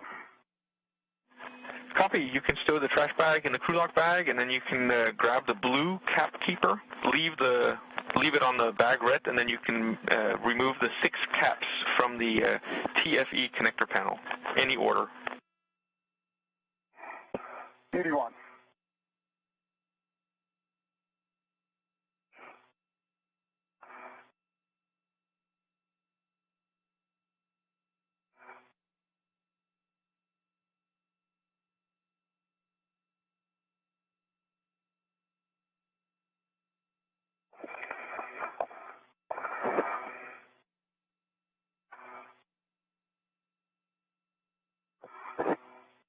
Mike, are you ready for the next GCA? Stand by. Flash, stand by. And you're currently at the APFR install position, and we can take you to the APFR ingress position if you'd like. Just give us the go for the GCA. Yep, just stand by. So Andy, I just wanted to confirm my settings. 12 Papa Papa Fox 6, correct? That's affirmed. 12 Papa Papa Fox 6. The tow loops are facing the lee. Is that? Maybe I'm just turned around. I feel like the yaw is 180 out from where we want it, or can you see it? Does that look good? Yeah, we see it. We're checking. Just a second.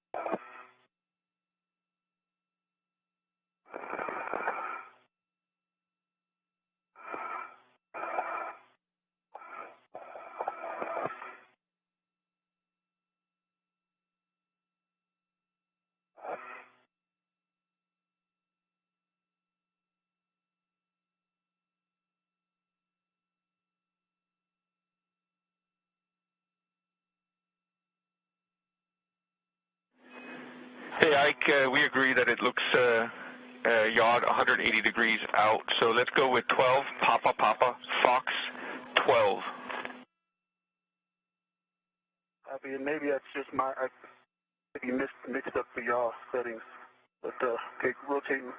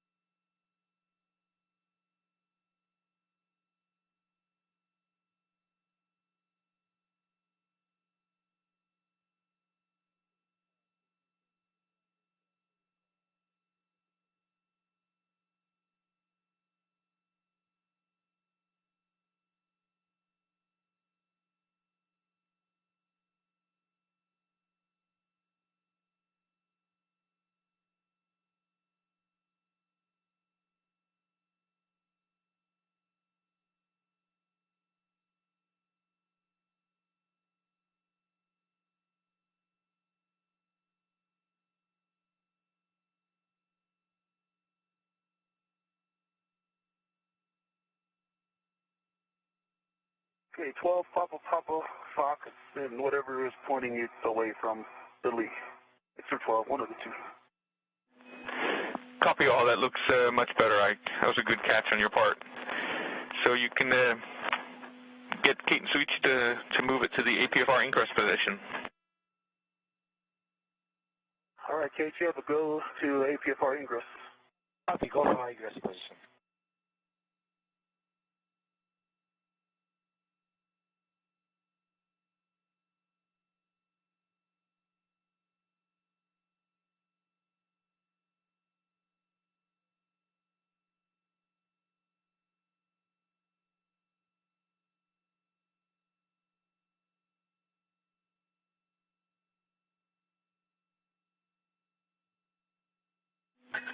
Opposite motion.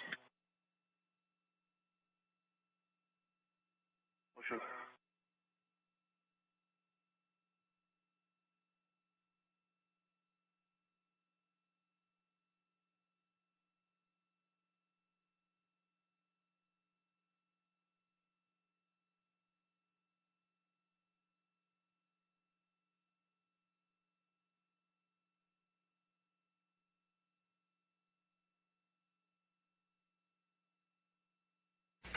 And as NASA astronaut Victor Glover works to ingress the APFR, or Articulating Portable Foot Restraint, in order to get a ride on the Canadarm2 over to the Columbus module, the International Space Station currently flying 260 statute miles over the west coast of Sudan.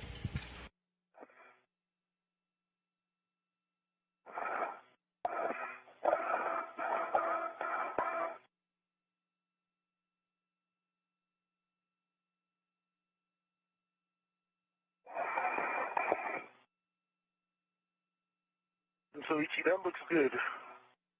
Stop motion there. Stop motion. GCA complete.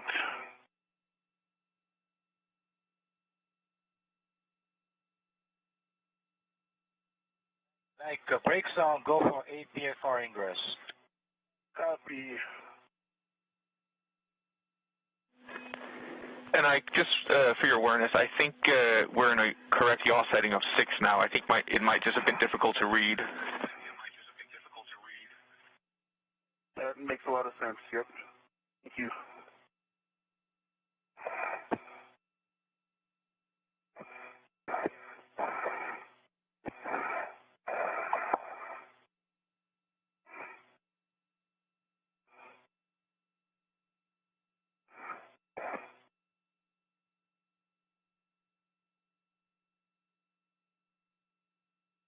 We're getting helmet cam views from NASA astronaut Victor Glover as he prepares to hop a ride on the Canadarm2, which is being controlled by NASA astronaut Kate Rubins. He'll be bringing with him the Kolka or Columbus Ka band antenna, which once he arrives he'll work with Hopkins together to install on the Columbus module of the space station.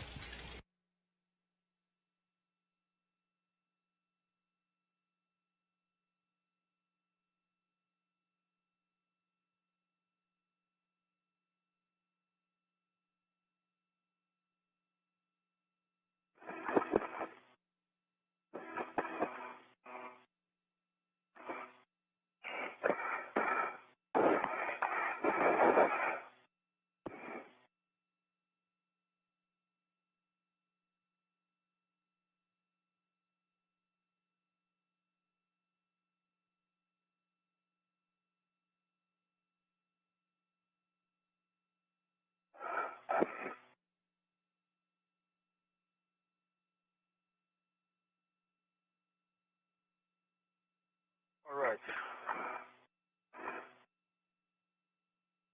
Sure wish I had a diaper to tell me my feet were all the way in, but I believe I am in APFR. My waist tether is to the ingress aid. It is tucked in. Holko's on my BRT, no connections. Gates, Luigi, operandi, I think I'm ready to go. Back off. All right, copy. I think you are ready. We're going to maneuver to ESP2 backoff and then the Kolka backoff. That'll be a 7-minute jocast for the Kolka backoff. And I did hear that you checked all your tools and tethers are clear between you and ESP2, and just confirm heels are out. Heels are way out. All right. Starting work. Thank you. Okay, and Andy, just status real quick before you get going, Kate, that connectors are released. I'm going for the white cat keeper and the wire ties next. Yep, that's a good readback, and we'll love to get a glove inspection and have check from you as well.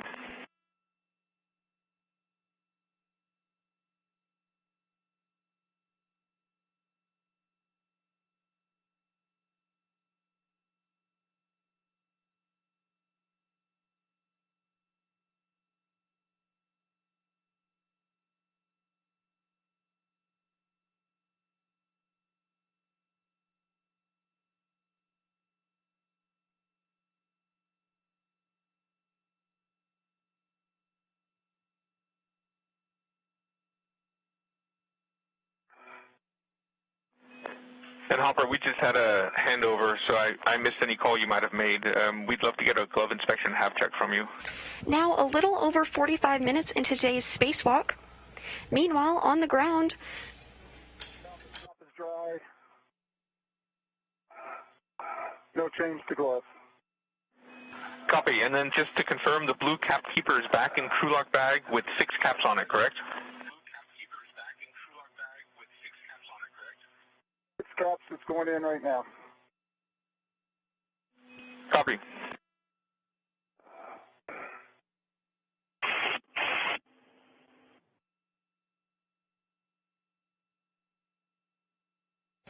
Meanwhile, back in the International Space Station Flight Control Room, the Orbit 2 team is ready to support today's spacewalk under the direction of Flight Director Rick Henfling.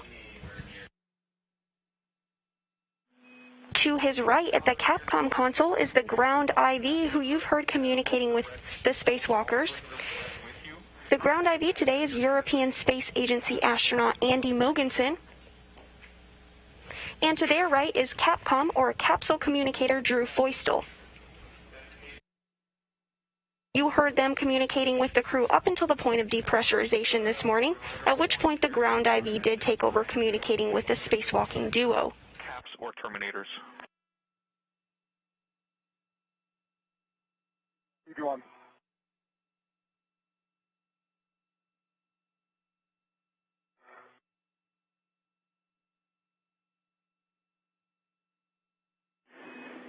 And Ike, if you want, you can retrieve the PGT and configure it to Bravo 4, counterclockwise 2, and then temp stow it.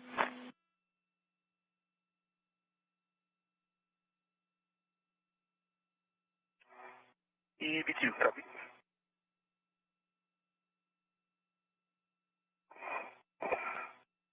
We're complete with the SP2 backup, reconfiguring for the COCA 7-minute JOCAS. Copy, you have to go.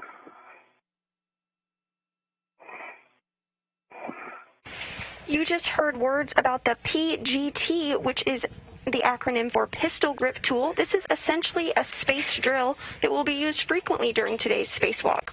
Once the spacewalking duo makes their way over to the Columbus module with the COLCA, they'll use the PGT in order to install it.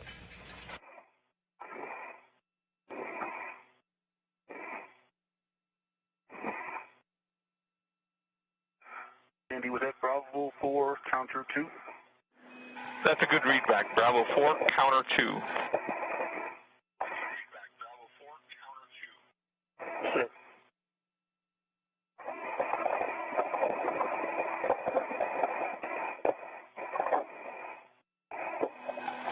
And Hopper, at the Papa's connector panel, you can stow the white Capkeeper RET on handrail 0943, the Zenith stanchion.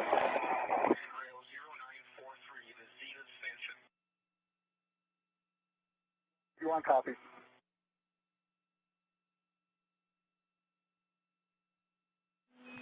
And then you're stowing a Capkeeper hook on the J05 terminator tether point, but not demating. You want? Ike, obviously motion.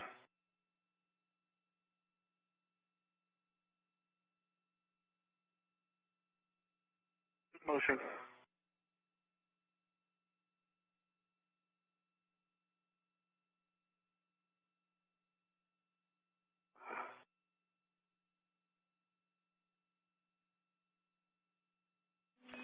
And next for you, Hopper, is to install long wire ties on Columbus handrails 0932 starboard stanchion and 0933 aft stanchion.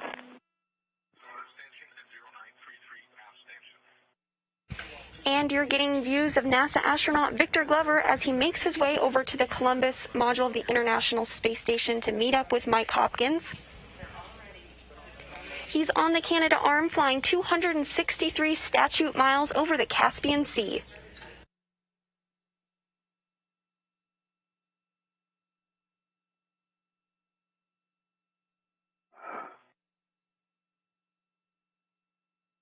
To the left of your screen there, the rectangular object, is what NASA astronaut Victor Glover is bringing with him over to the Columbus module of the space station in order to install it with NASA astronaut Mike Hopkins, who's waiting for him there.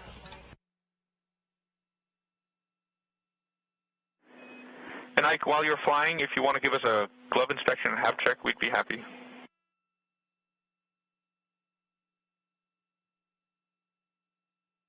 Or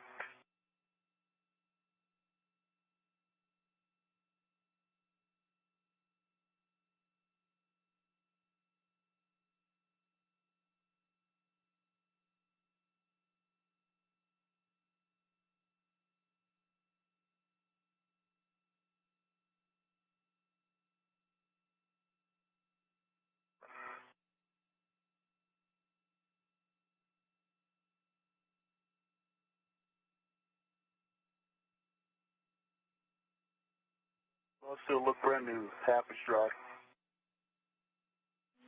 Copy, thank you.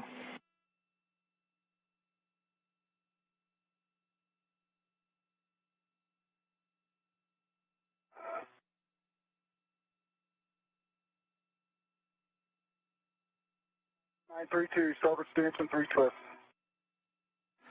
Copy. Next is handrail 0933. That's port of the Zenith EPF, that external platform on Columbus.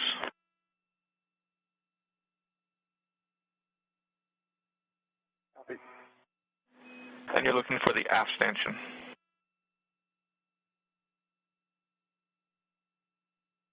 Roger.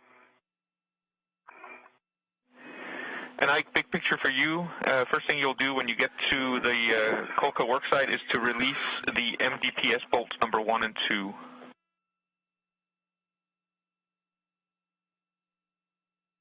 DPS bolts 1 and 2. NASA astronaut Victor Glover now making his way to the Columbus module of the International Space Station to meet up with Mike Hopkins. The space station is about to fly over Kazakhstan, which is where NASA astronaut Kate Rubins launched on October 14th. She's currently giving Victor Glover a ride over to the Columbus module on board the Canadarm2.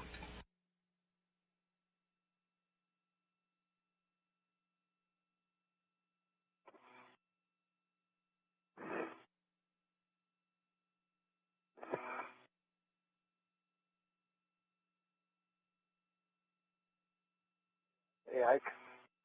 That's a beautiful view. Yeah.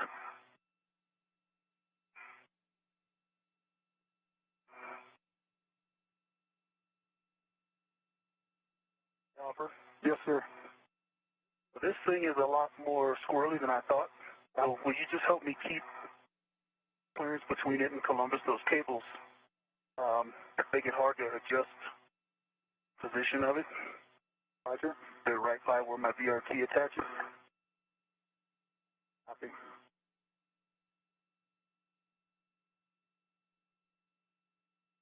My VRT keeps coming. It keeps loosening when I tighten it. Yeah. Yeah.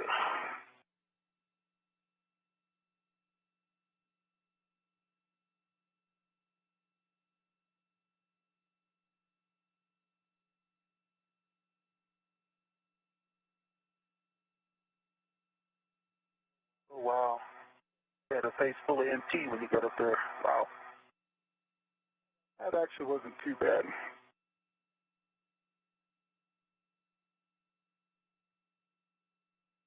There's a lot of stuff on it.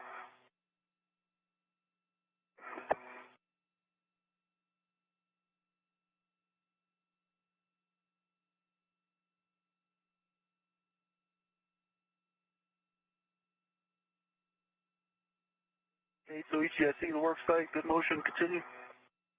Continue.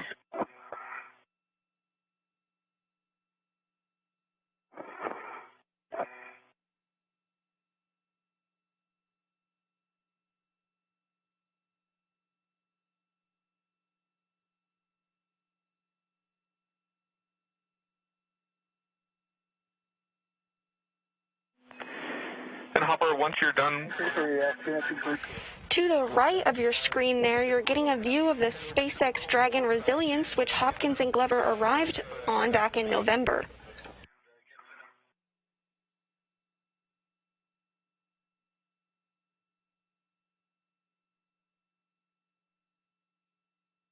Roger.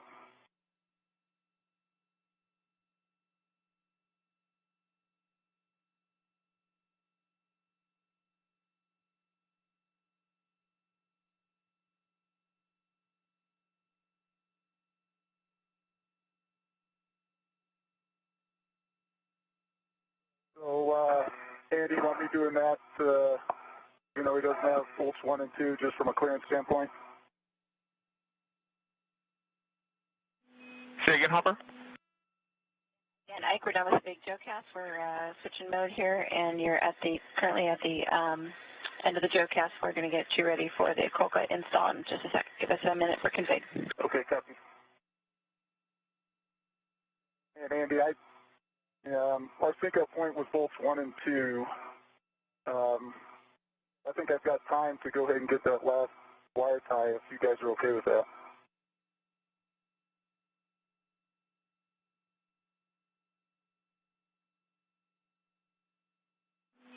Yeah, Hopper, if you have time, that's fine. You can go ahead and install that wire tie on 0939 down by the Bartolomeo platform. We do recommend putting in a poor man's fair lead at that end cone handrail 0912.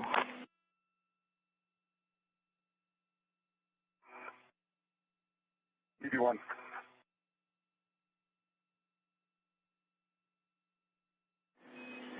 And as you're heading down to Bartolomeo, I'll just give you a reminder on the caution. Do not touch the connector doors on the Goal 2 interfaces, please. EV1.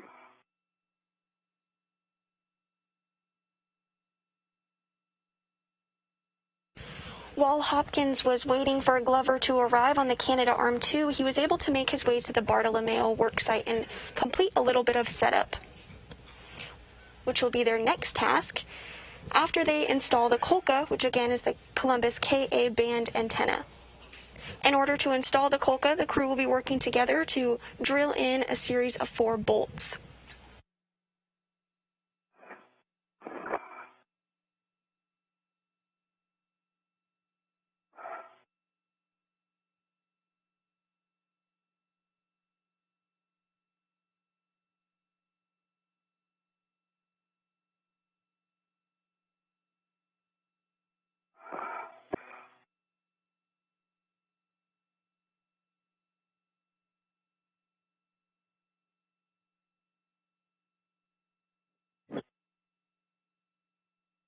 EV2, this is Kate. We're done with our config here, and we're ready for your go for the GCA to publish port bolt removal position. Stand by. Yeah, for this next one's going to bring us in close to structure. Okay. Are you good if we go ahead and do it now? Do you want me to wait for you to finish? If you give me 30 seconds, I'll have this done. Okay. Yeah, Kate, let's just wait. He's right there at the Bartolomeo platform.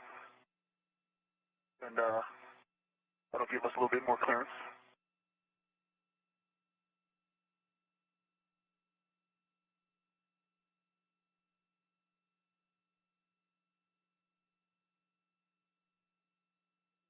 Nine, Venus, repress. Copy, thank you.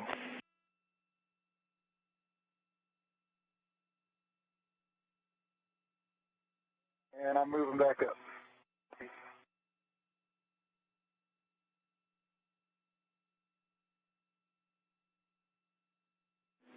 Now 1 hour into the 233rd spacewalk in support of station assembly, maintenance, and upgrades. Removal position. Will do. The crew is about 15 minutes ahead of their scheduled timeline today. Next up on the task list, they'll work together to install bolts on the Kolka or Columbus Ka band antenna. This will enable an independent high bandwidth communication link to European ground stations. Forward your back.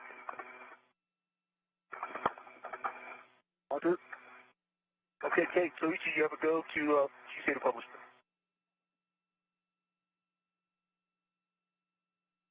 Opera's clear.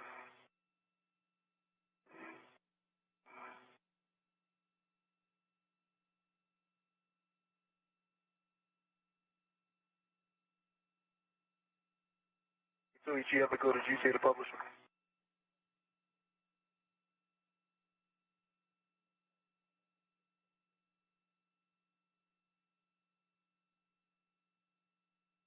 Okay, so we are ready to move the standby.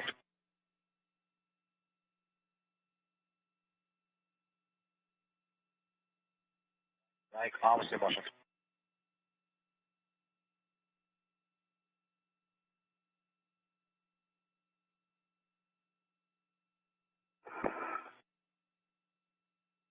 Good motion. Continue.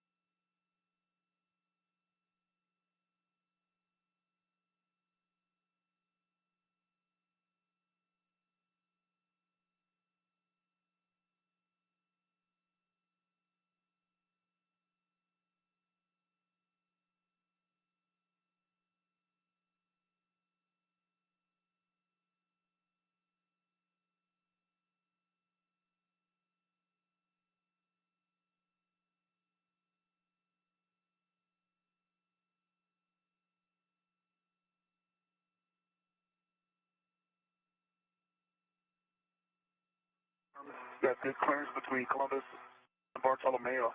I can see my boot plate and my toes. Let's continue. Continue.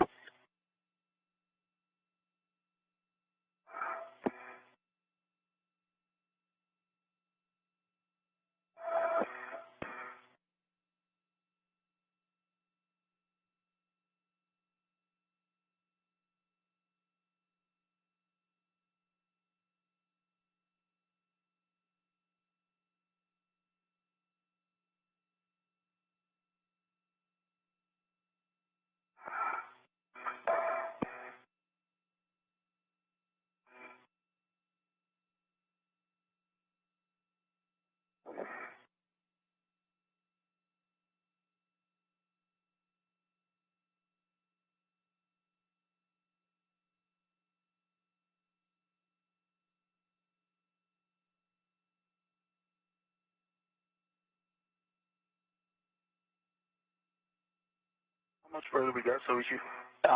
This is the switch. Okay, perfect. Like the location. GCA complete. GCA complete. All right, Andy, I'm at bolts 1 and 2. Copy, Ike. You can grab your PGT and verify that you're still in Bravo 4, counterclockwise 2.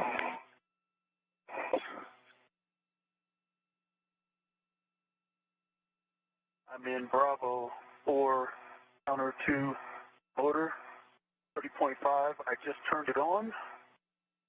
I'm going to calibrate.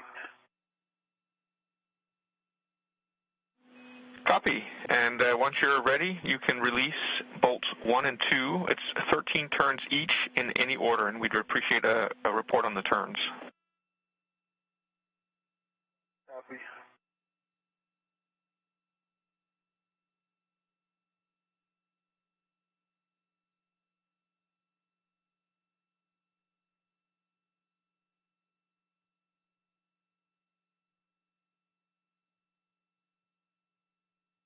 Okay.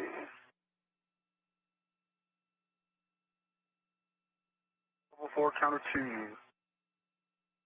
Comes for 1.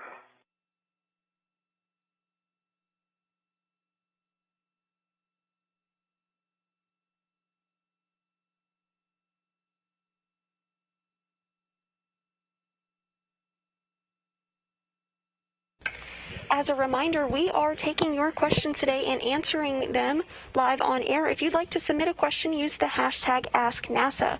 Our first question of the day is, how many sunsets and sunrises will the astronaut see? Well, this is a great question, and the space station is orbiting the Earth at about 17,500 miles per hour, which means it orbits the Earth every 90 minutes. So the crew members see a sunset and a sunrise about every 45 minutes, which comes out to a total of 16 sunrises and 16 sunsets per day. Send us your questions using the hashtag AskNASA. Copy that. Thank you. Go for bolt 2.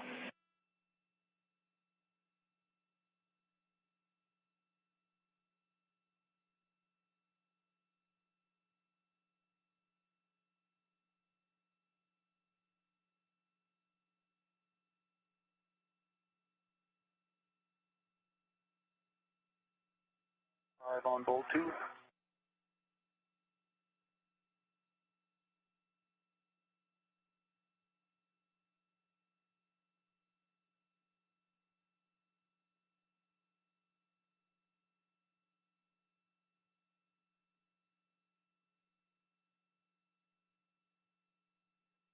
Turns on bolt 2. It is released. Copy. You can give Kate and Suicha a go to take you to the Kolka install position.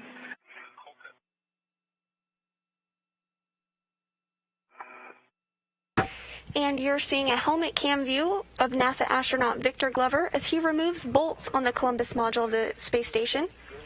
There's 4 bolts in total that need to be removed in order for the Kolka to be installed here.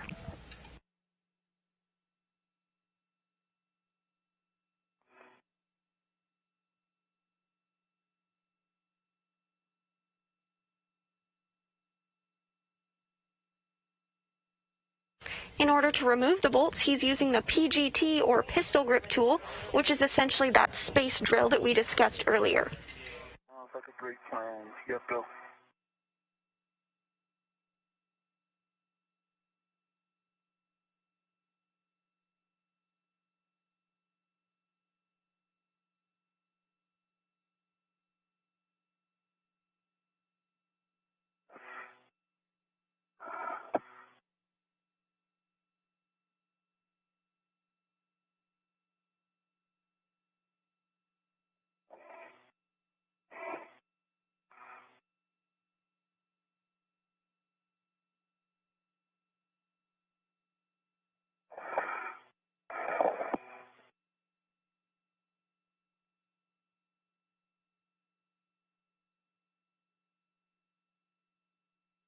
And icons in the published location.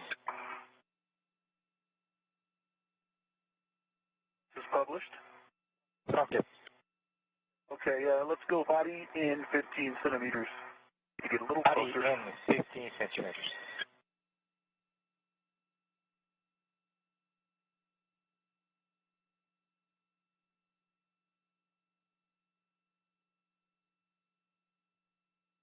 And that's stop motion there. That's good. GCA complete.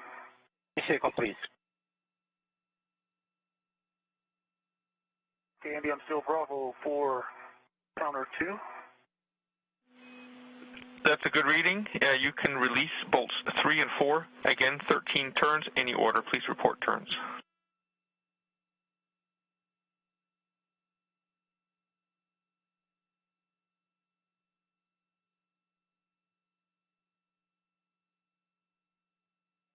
Turns on bolt 3.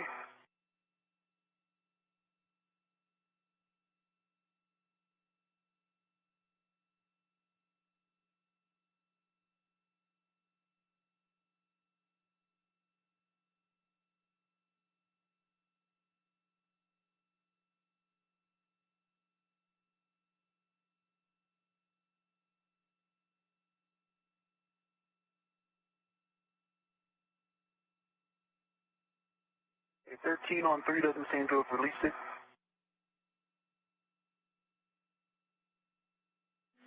Copy.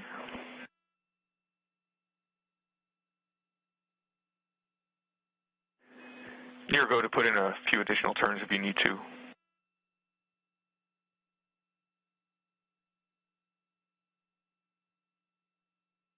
Actually, nope, it was just hard to pull out. 13 was sufficient. 13 turns on 3 is removed. Copy. Go for 4. And I'll just remind you of a caution at this point. Please don't use the COLCA handrails for translation until COLCA is fully installed. You on? 5 turns on bolt 4.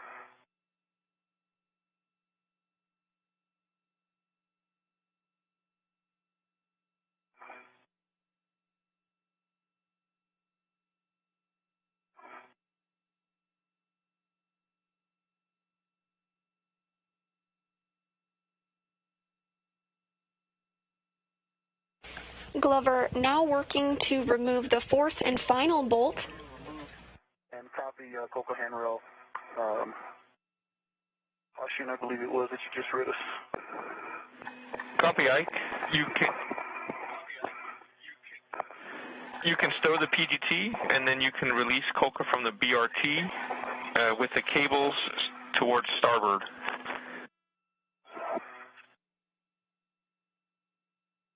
You do.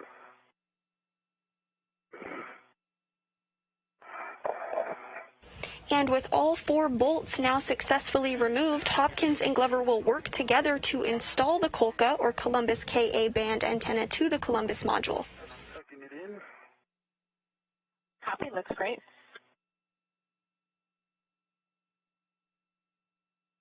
Hey, Hopper. Yes, sir. This thing has got some good inertia. Can you help me just to make sure I can stop it?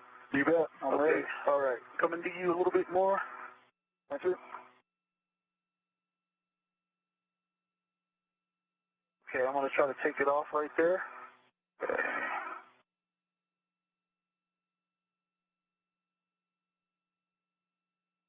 And I've got a handrail. Awesome, thank you. All right. Actually, my BRT. Okay.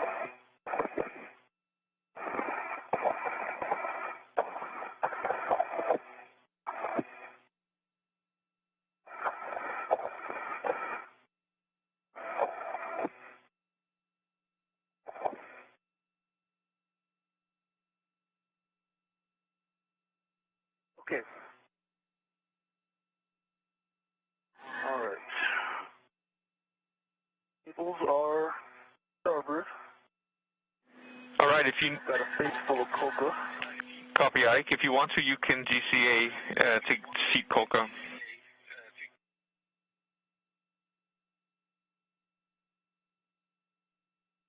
Okay, Hopper, how does it look to you? So I could go ahead and get a bolt out and have it lined up and ready to go. It's I'm lined up pretty good here. It needs to yaw your end.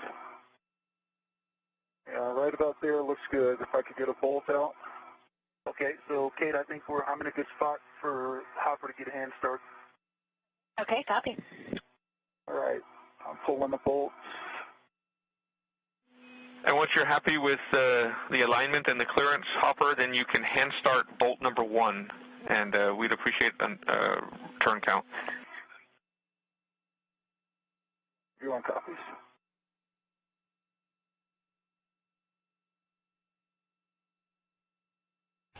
Hopkins and Glover working together to ensure that the Colca is properly mounted. With that confirmation that it is, they'll now use those 4 bolts they just removed to install the Colca. You can move it or I can just follow you. Follow me. It's in. Now.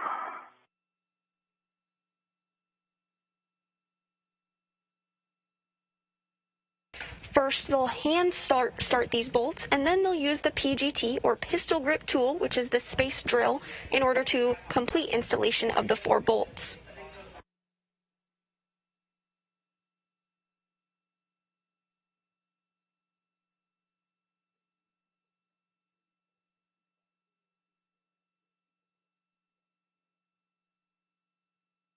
You can see a helmet cam view of astronaut Mike Hopkins as he hand starts one of those bolts.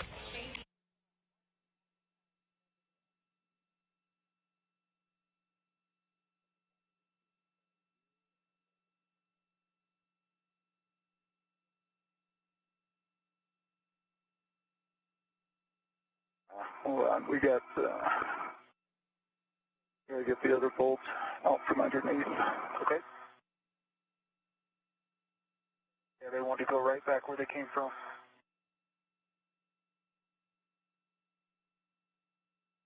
Okay, it's clear.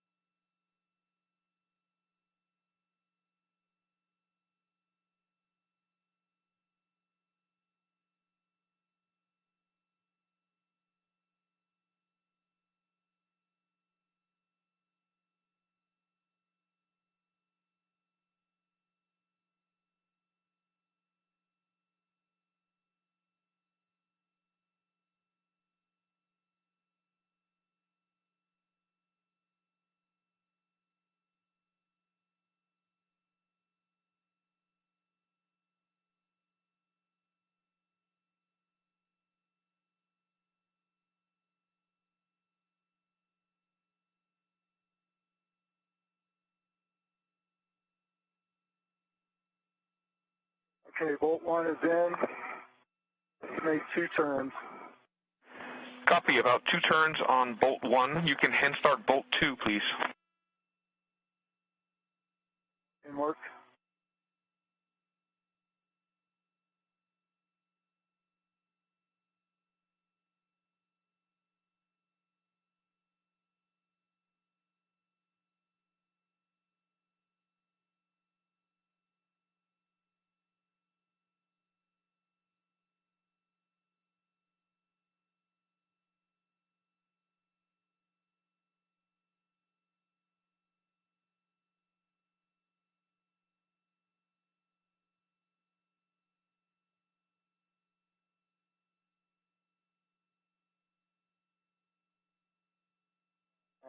Needs to come to me a little bit, Ike.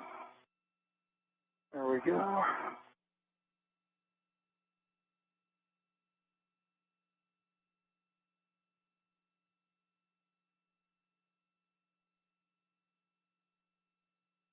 All right, hand start is on 2, estimate 2 turns.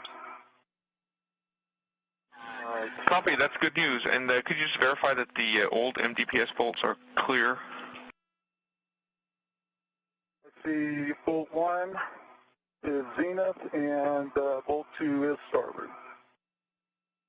I mean, it's nadir. All right, copy all. Then you can give Ike a go to GCS over to bolt 3 location if he needs to. Hey, Ike, you have your go. Okay, copy. Kate Soichi, please go toward my feet about 20 centimeters. Copy, towards your feet, 20 centimeters. Go for GCA. Please start GCA.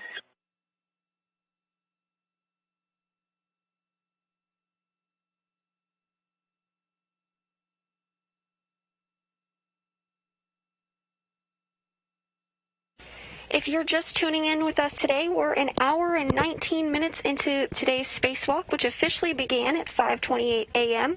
This is the 233rd spacewalk in support of station maintenance, assembly, and upgrades.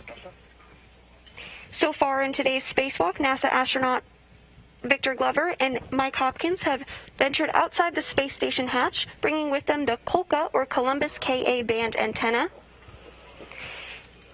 They worked together to remove 4 bolts from the Columbus panels, and now they're working together to install the Kolka where those bolts were removed.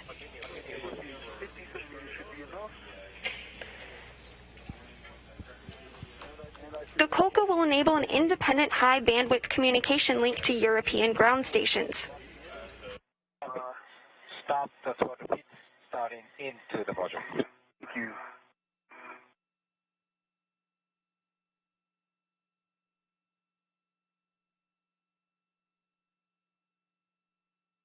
Copy. Yep, we've got good loop plate turns. It's affirmative.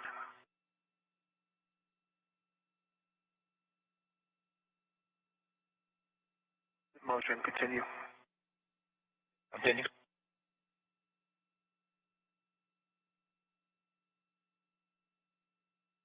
Good motion, continue. Continue. Loop plate tip boom are clear. At a half a meter.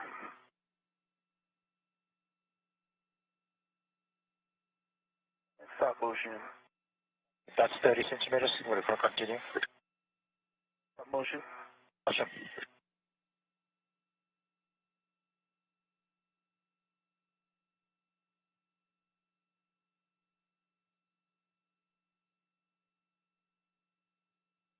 And Ike, let us know if that's enough GCA. We'll call it complete if you're ready. Yep, stand by. I'm assessing. Copy.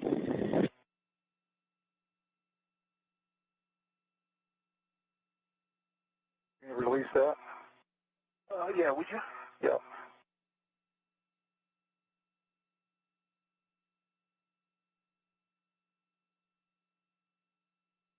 There you go.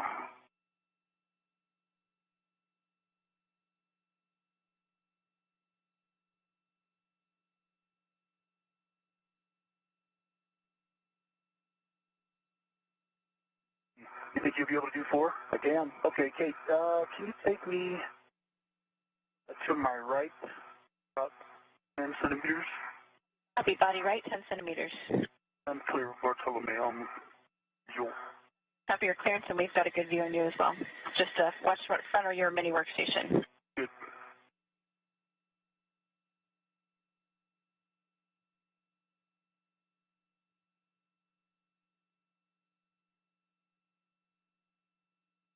Okay, that's good. And then toward my head, 10 centimeters.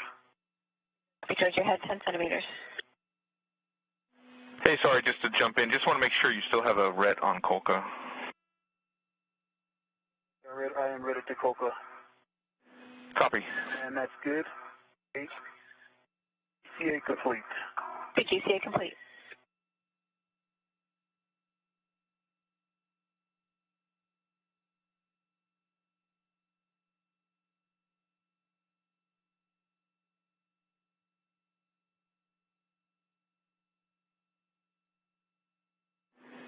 And I see both of you hand starting bolts 3 and 4.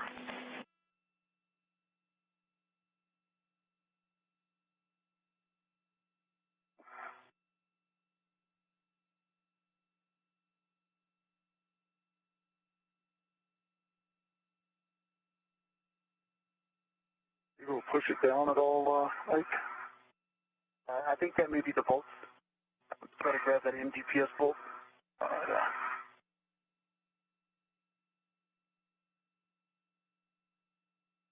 Is yours clear?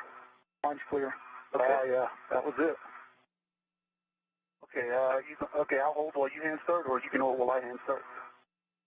I've already got it going.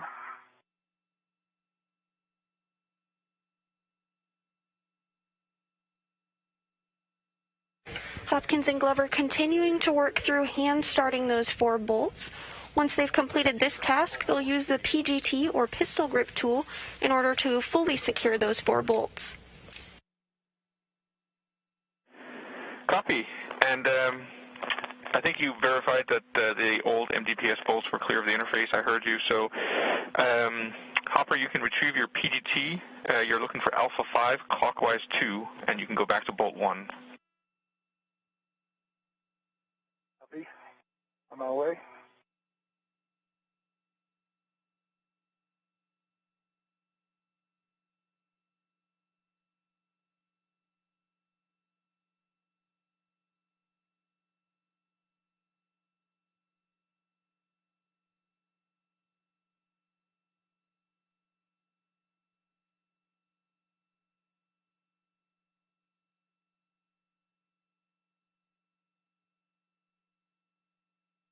Okay, retrieving my PGT.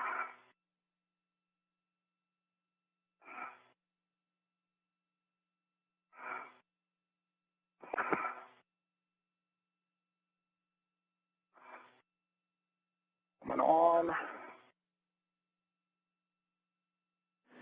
And that's alpha 5, clockwise 2. Roger that. Need the cow. I'll pass. Motor, LED test, and battery. Alpha 5 is set.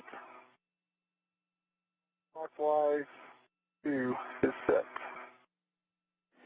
All right, Ike, if you're happy, then Hopper, you have a go to torque bolt number 1. We're looking for 10 turns. Roger that.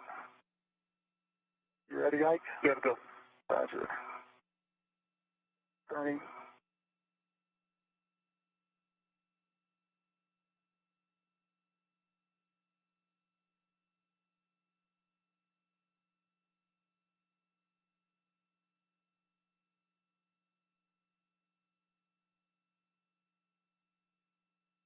Okay, it torqued out with only 5 turns. Copy. 7.0 or 6.9 on the torque, 5 turns.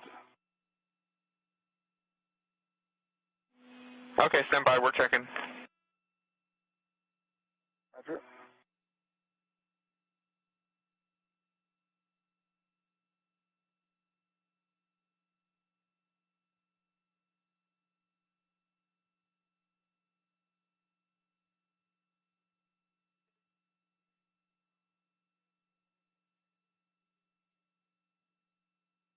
That's still loose, too.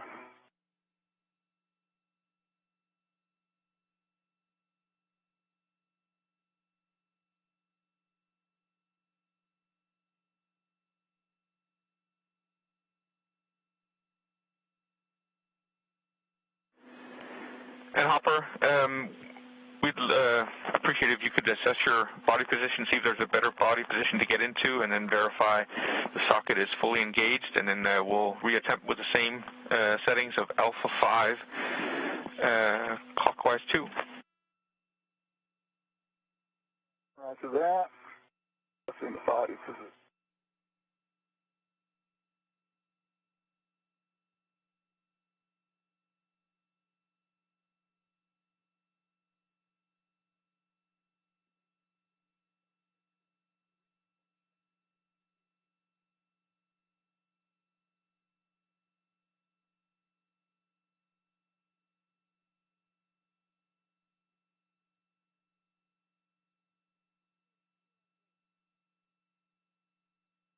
Okay, here we go. And same thing. 0 turn, 6.8 on the torque. All right, copy that. Stand by.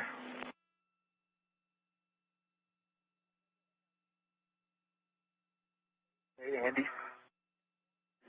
Yep, go ahead. Hey, when I was removing bolts 1 and 2, 1 came out pretty easily after I broke torque. It was a pretty low running torque. 2 had a pretty high running torque. I guess that would be, that's not the one he's installing, but yeah, yeah.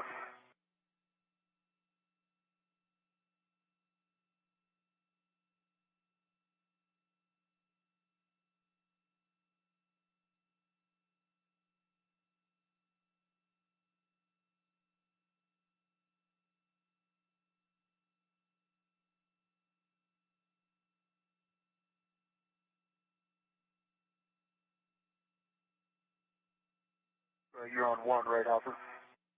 I am on 1. Okay, affirmative.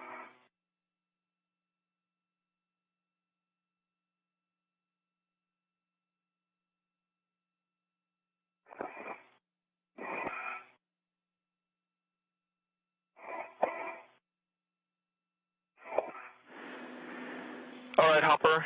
Plan is we're going to try to release bolt 1 and then reinstall it again. So you can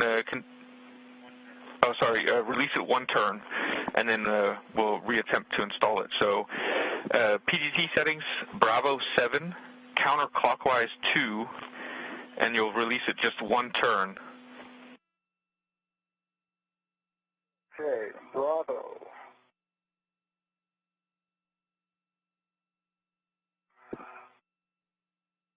Bravo 7. Yep.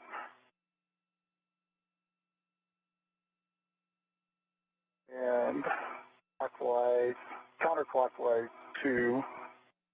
You're looking for 1 turn. Good readback. Okay, here we go. Now a little over 1 hour and 30 minutes into today's spacewalk. This view from NASA astronaut Mike Hopkins' helmet cam as he works through procedures to continue bolt installation on the Columbus module. So before it was Alpha 5, we're going to keep it at Bravo 7 this time. That's affirm. Roger that.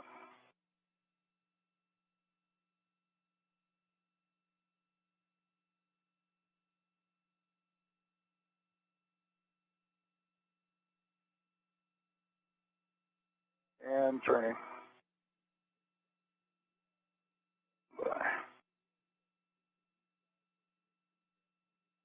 Collar air.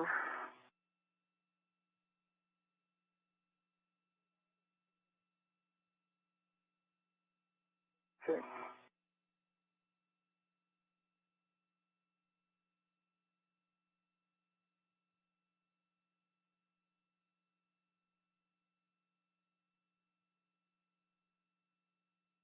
Okay, turning.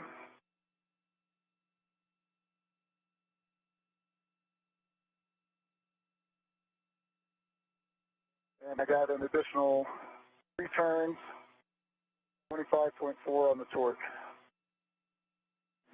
Copy. An additional 3 turns.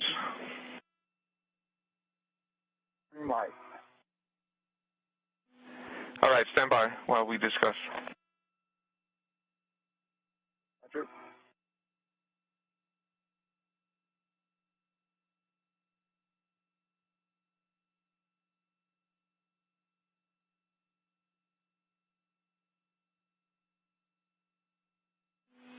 All right, Hopper.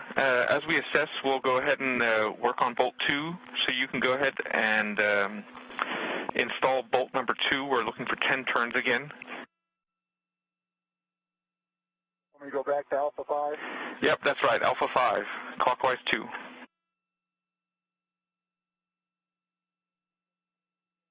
Alpha 5.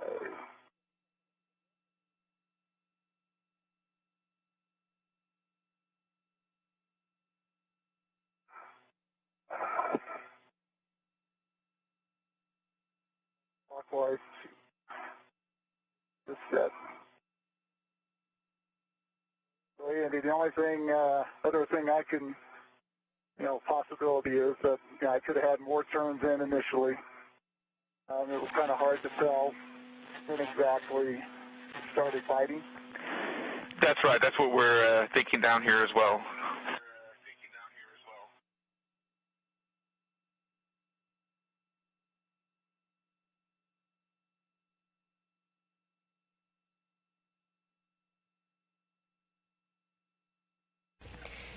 Teams on the ground here in Mission Control are now assessing the installation of the first bolt.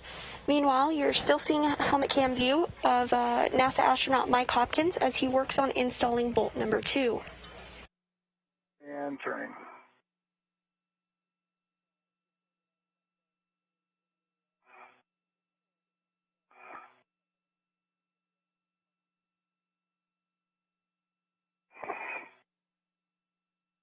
Okay. 6 turns.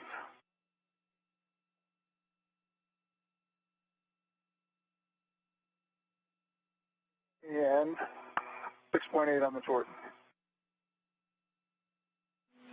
Let me read that back. You got 6 turns and 6.8 on the torque for bolt 2. That's a good readback. Bolt 2.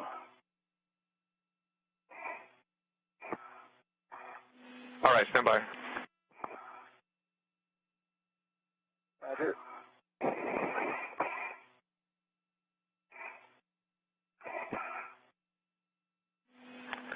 All right, Hopper, we're going to repeat what we did on bolt 1. So PGT settings Bravo 7, counterclockwise 2. We're going to release the bolt 1 turn, and then we're going to try to install it again. The Bravo 7 setting. Copy.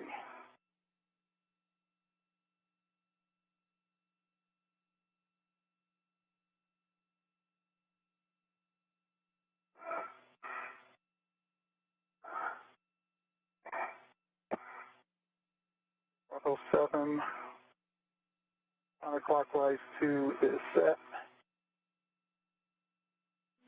Copy. You're releasing 1 turn. Roger. And turning. 1 turn. All right, then we're going to reinstall it. So Bravo 7, clockwise 2. Bravo 7, clockwise 2 is set.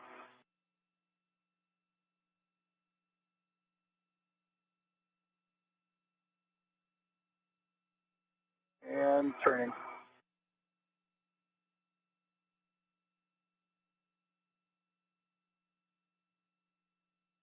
And 1 turn, 25.4 on the torque green light. Copy. 1 additional turn. Stand by. Okay.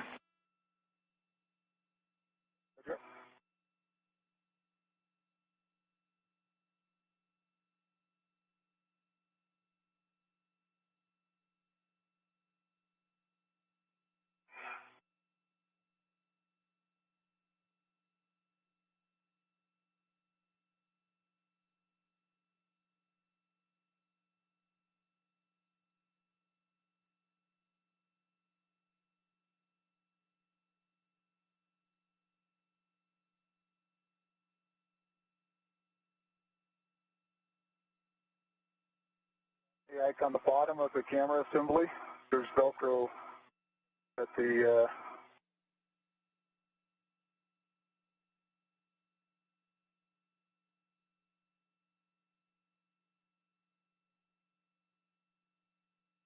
a bunch of pictures being taken.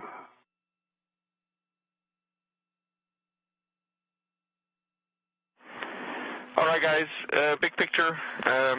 We're going to leave bolts 1 and 2 as are for right now. We're still assessing, but we'll go ahead and get working on bolt 3. So Ike, you can grab your PGT. I'm going to get back to you in just a second with settings. Okay, copy that. Do you need me to do 3 first, or can I do 4? I can get to either. Doesn't matter, whatever you prefer.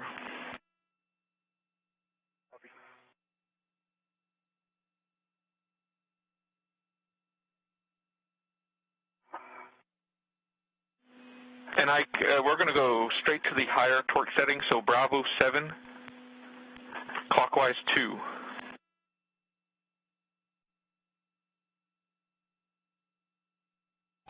We're in a brief expected handover between satellites. We'll gain communications with the crew here shortly.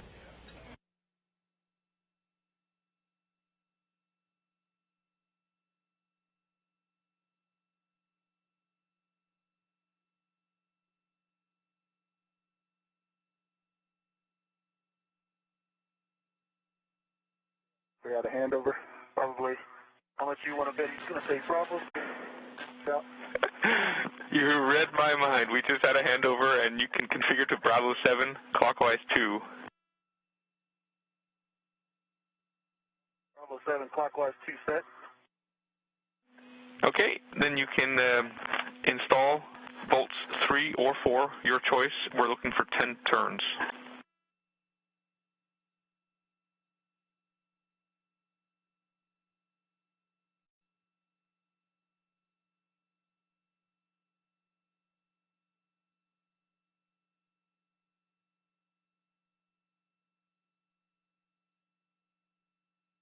EV2 got 6.5 turns, 25.4 on the torque on volt 4. I'm sorry, say again, number of turns on volt 4? 6.5. All right, 6.5 turns on volt 4.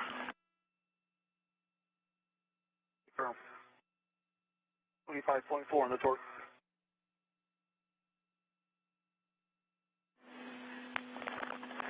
Okay, we'll move to bolt number 3 then. Work.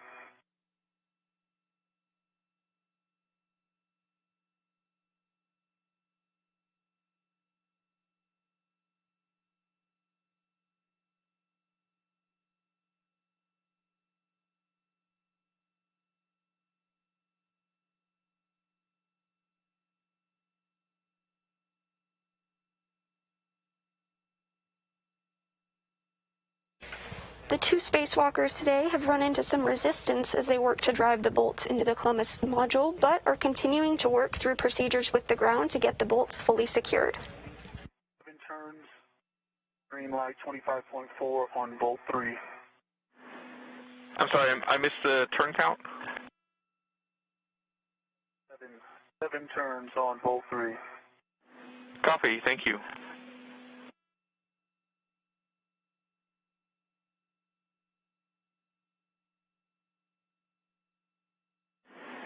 All right, you can now, both of you, tie off the old Columbus MDPS bolts using the integrated wire tie. Q1, 2.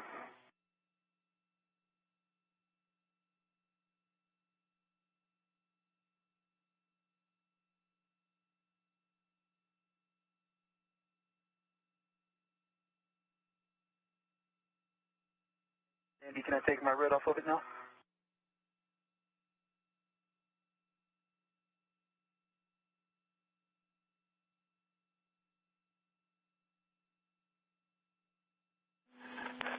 Stand by, just a second. Bye.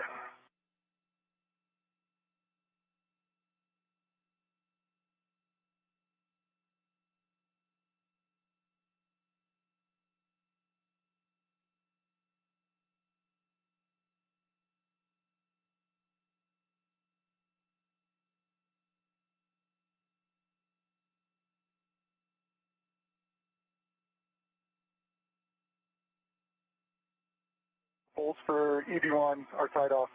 A3 is tied off, and Hopper is. Could you give me a hand with 4? I sure can.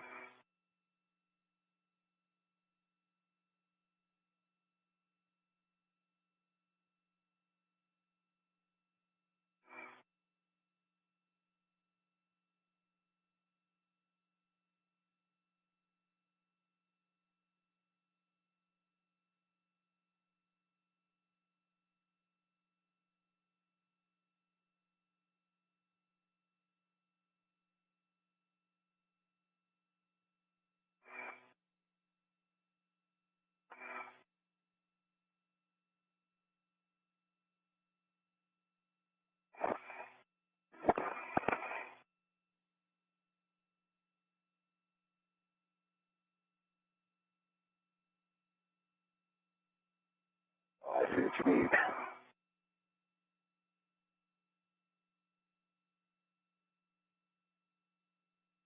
Kate, Soichi, you there? Mike, we're with you. Hey, did you move the 10 centimeters or so to the right last time?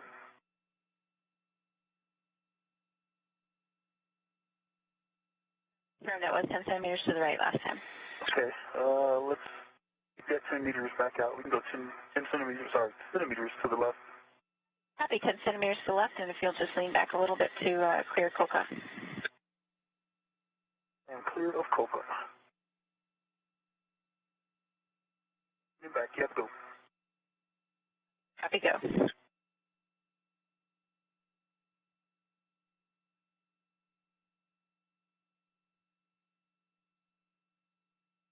Motion.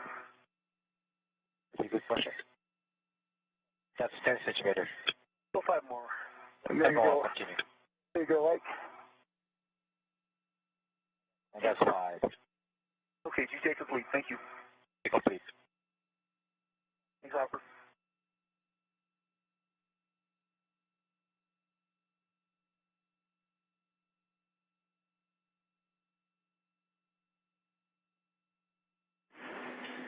All right, Ike and Hopper.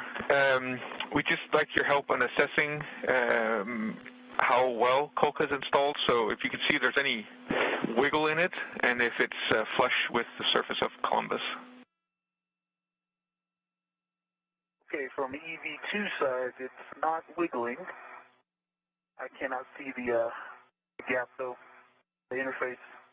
Well, if I look at the interface from EV1, bolt 4 is the pad, you know, the foot plate is flush with the surface.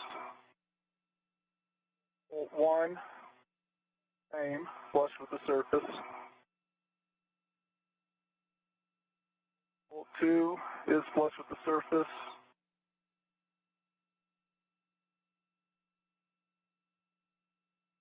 And I've got no wiggle.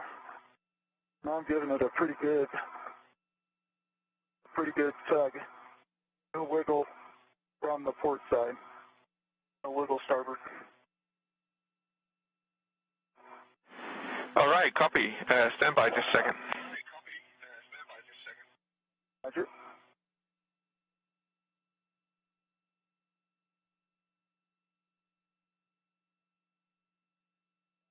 My bet is I put in more turns at the beginning. I mean, these did the same thing, though. Yeah, I think it's a difference in the bolts. That could be. Good point.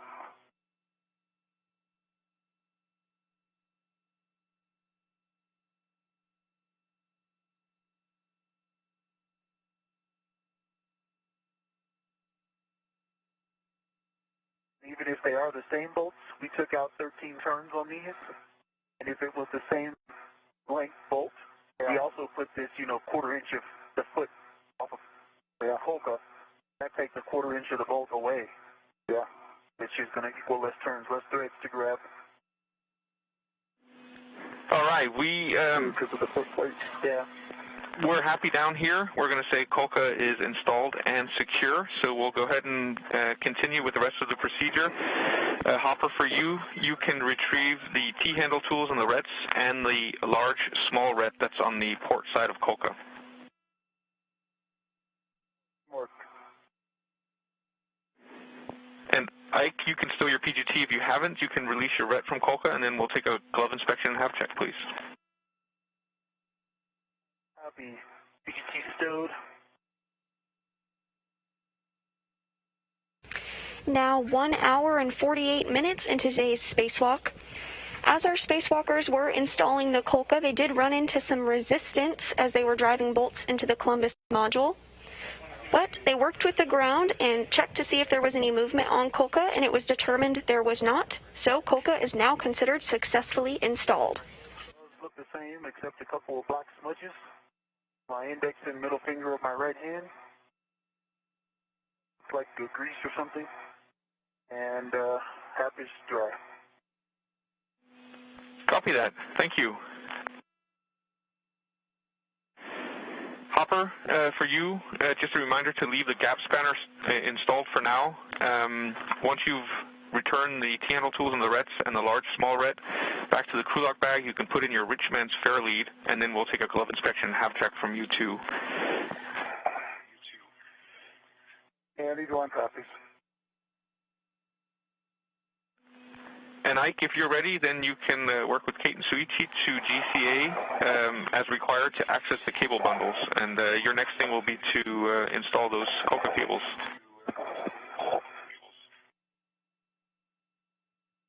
Sounds good. I think I can get the cables off from here. Confirm I'm taking them both, Andy, right? Yep, so if you're happy in that position, then you can verify that the adjustable equipment tether, the large small, is on the black cap keeper, and then you can attach one end to the temporary cover handrail.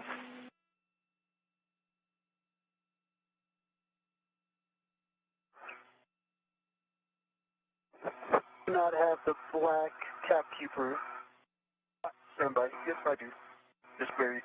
Black cap keeper. Yeah, the black cap keeper has a French hook to a D-ring on the large small adjustable, and the large hook is attached to the cover handrail. All right, then you can demate all those caps on the black cap keeper. It worked.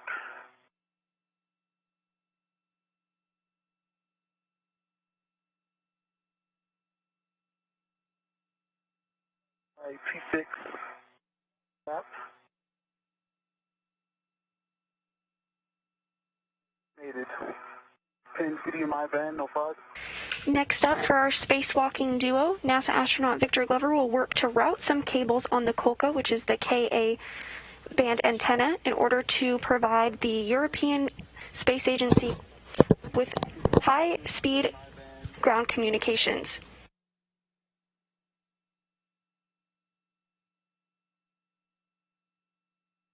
Meanwhile, NASA astronaut Mike Hopkins is heading over to Bartolomeo to finish up worksite preparations. Pin to the MI band, no fog.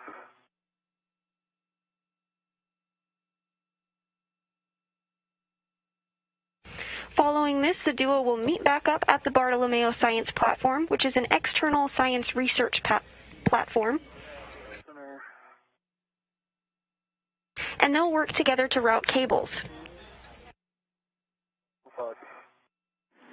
Copy. Next, you can take an MWS ret to the adjustable equipment tether that's holding the P1 and P2 plug caps. And then you can demate the plug caps once you're ready to the adjustable. Works.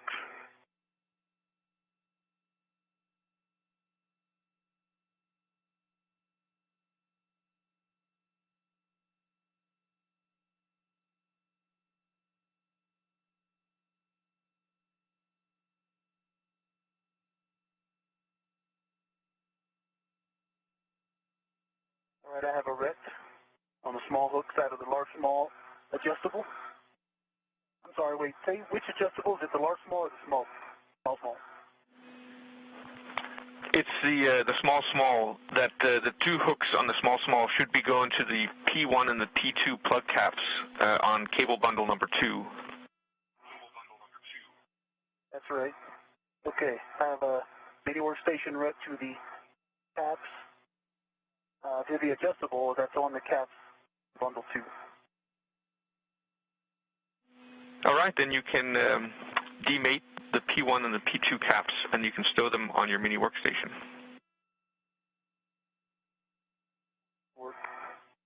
Okay, Andy, I have the large small is stowed in crew lock bag 1, as well as... Glover continuing to work through procedures in order to route cabling on the Colca. 2 T-handles plus the 2 rets back in crew lock bag number 1.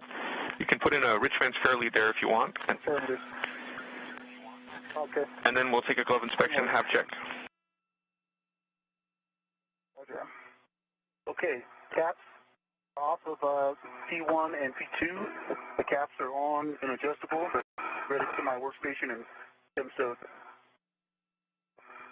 Copy, and these are the caps we'll need down at Bartolomeo. So you can grab your mini workstation end effector if you need to, and grab cable bundles 1 and 2, and then release the wire ties from both cable bundles so that you have the full length. Copy, in work.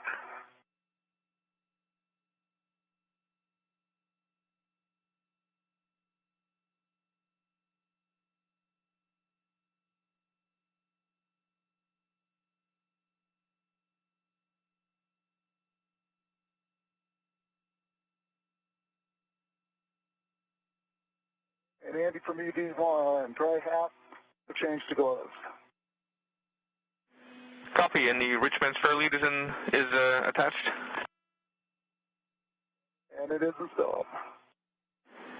Excellent. So you'll be heading back down to the Bartolomeo platform. I'll ask you to put in a poor man's fair lead again on Columbus Encone handrail 0912. EV1 copies.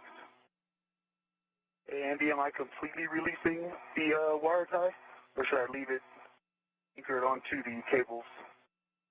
Have the full length on bundle 2. Yeah, so you should be releasing the full length of the cables, but I think the wire tie stays on the temporary cover handrail. Okay, that's not how I wire tied it, but I will put it back onto the temporary cover handrail. Well, actually, I think they should be staying on the cable bundles about halfway in the length where you release them from, because that'll try to keep them together since there's nothing to tie them off on towards as they run along Columbus. Yeah, I have the full length released. It's just anchored to the middle of bundle 2, and if you're okay with that, that's what I'll leave them that way. Yep, that's a good config. They do understand for 1.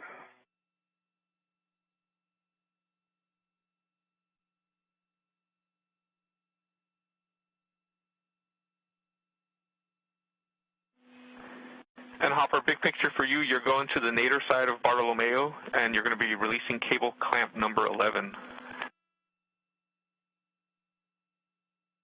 EV1 copy.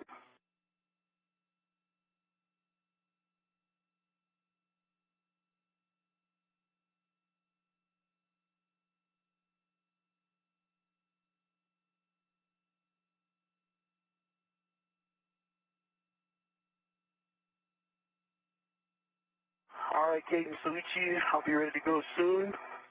Andy, I've got the full length of both cable bundles in hand and on my mini workstation sector. All right, so you can work with Kate and Suichi to take you to the Kolka cable install position. Just a reminder of the caution, P3, P4, P5, or P6, one of those has to be mated before you mate P1 or P2. I believe that's outboard to inboard, so the center 2 are last. Copy that. That's right. All right, Kate, so each you have a go to publish, GCA to publish. Happy to go, GCA to publish the Kolka install. Can you just tuck your Ingress aid in for us? And we've got great clearance views of your mini workstation end effector. Just watch that as we go towards your feet, about 1 meter. Copy. Actually, Hopper, are you good for comm-wise? I am good for the comm, Andy. Well, actually, let me get the settings real quick. Say standby, Kate. Yep, Hopper settings are Bravo 3, counterclockwise 2. You're looking for 13 turns on bolt number 1 on cable clamp number 11. Okay, I copy. Bravo 3, counterclockwise 2. Good readback. 11. All right, I'm good with the comm. Did you ever go to GCA to publish? GCA to publish. NASA astronaut Victor Glover now making his way over to the Bartolomeo science platform on board the Canadarm2. NASA astronaut Kate Rubins in control of the Canadarm2 inside the space station. Once Glover makes his way over to the Bartolomeo platform, he'll meet up with NASA astronaut Mike Hopkins, who's currently at the Bartolomeo platform. Hopkins is working on releasing cable clamps from the Bartolomeo science platform.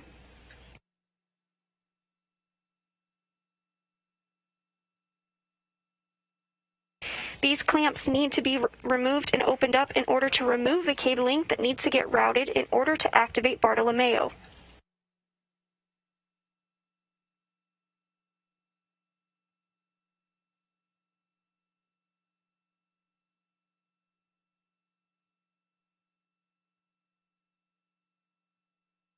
And I declare you're published.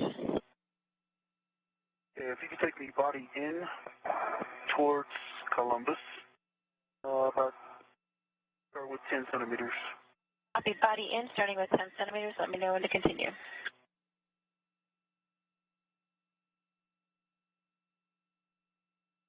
Obviously motion. Good motion, continue. And that's good. Stop motion, Hey, stop the GCA motion. complete. GCA complete.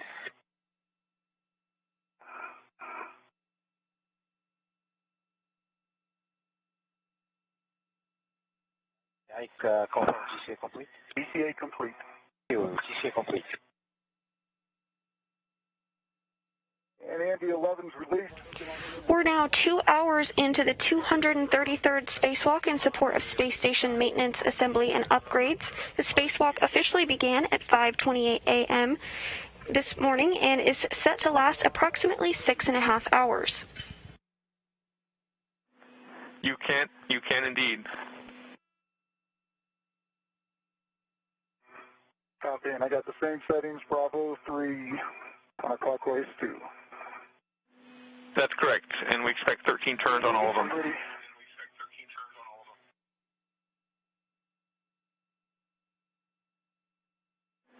Go ahead, Ike. Ready to make cables. In today's spacewalk, the spacewalking duo of NASA astronaut Victor Glover and Mike Hopkins egressed the hatch and brought out the Kolka or Columbus Ka band antenna. They made their way over to the Columbus module of the space station and removed 4 bolts on the Columbus panels. They then installed the Kolka where the bolts were and secured Kolka to the Columbus module. NASA astronaut Victor Glover then routed Kolka cables, and now the duo is heading to the Bartolomeo science platform, where they'll remove clamps holding cabling in place, which will then be routed in order to activate Bartolomeo.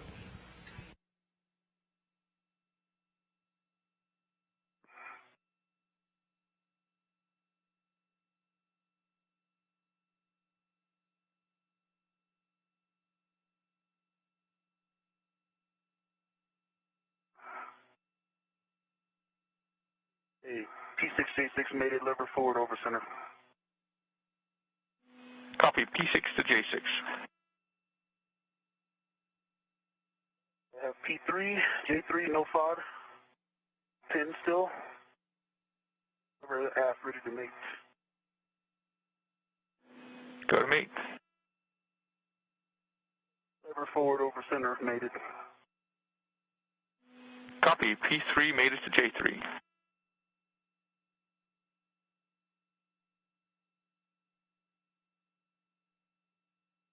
The duo now working together to connect cables on the Bartolomeo science platform.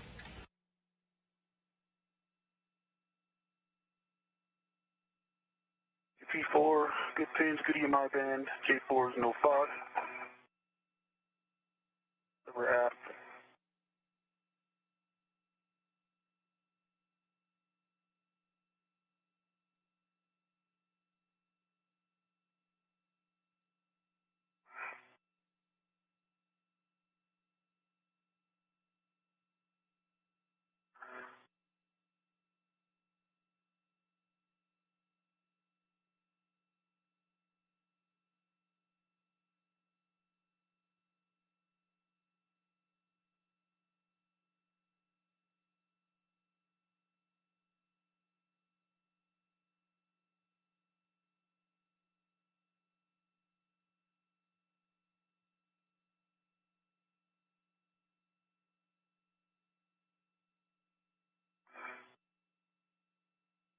P4, J4 made it, lever forward over center.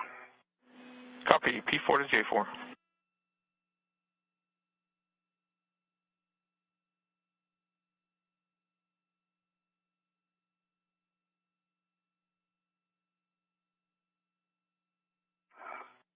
In this view here, you see NASA astronauts Mike Hopkins and Victor Glover working together to install cables on the Bartolomeo science platform. You also see a great view of the SpaceX Crew Dragon Resilience, which both spacewalkers arrived on back in November. Got a little discoloration in the center with no fog, and the socket looks good. Copy.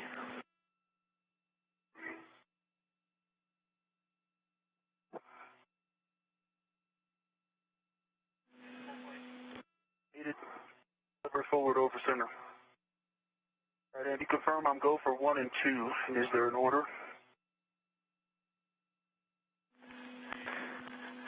Yep, any order for 1 and 2. It's in the... Okay. J2, good pins. Good my van, no FOD in J2. We're aft. Made it. Copy. Forward over center. P2 made it to J2.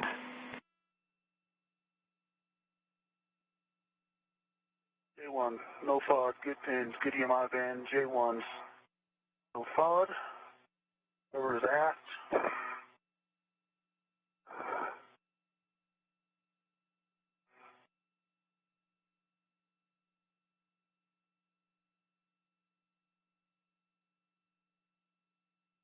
Made it. Lever forward over center. Copy. P1 made it to J1. That should be all of the connections, so you can verify that all your tools and tethers are clear of the work site, and then we'll take a glove inspection and have check, please. And back.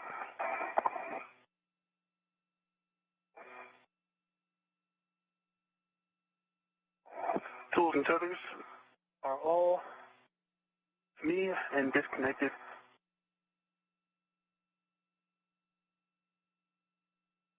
Is dry.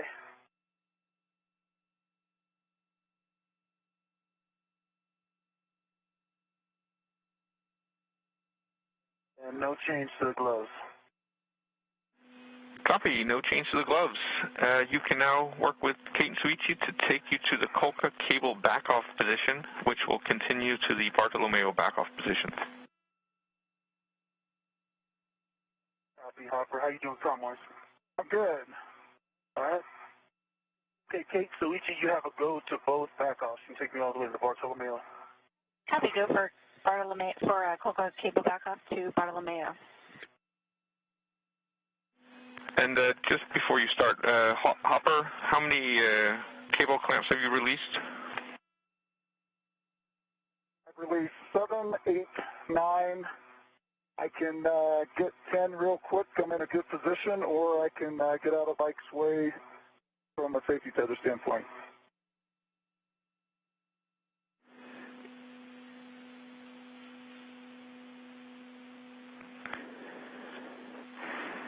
Okay, I think we'll leave that for Ike. So if you could translate back up and remove your poor man's fair lead. Roger that. Copy that. Okay, stand by, Kate and Suichi. 25. Actually, let's go ahead to the Kolka back-off. That might give Hopper some more room. Have a go to GCA Kolka back-off. Copy, go for GCA Kolka backoff.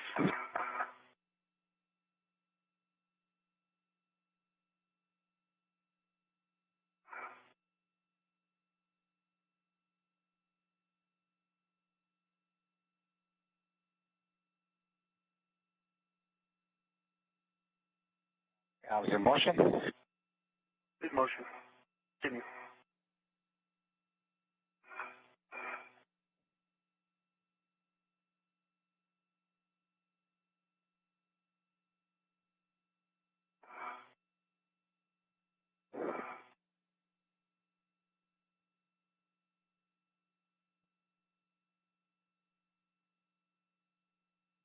And Ike, this is published location. Copy. Stay here 4 seconds. You say complete. GC complete.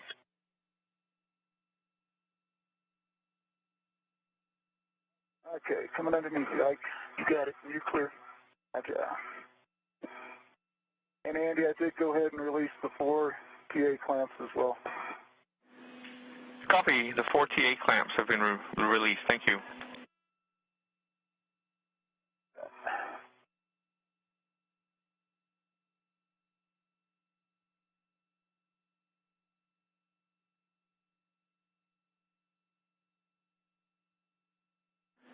And Hopper, once you've released your poor man's fair lead, then you can translate back down again to the port side of Bartolomeo, and we'll get that. We'll get your safety tether out of the way. Roger that.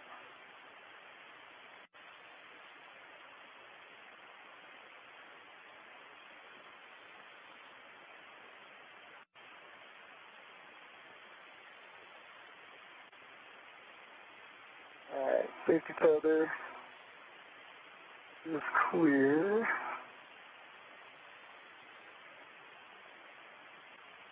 Coming back down.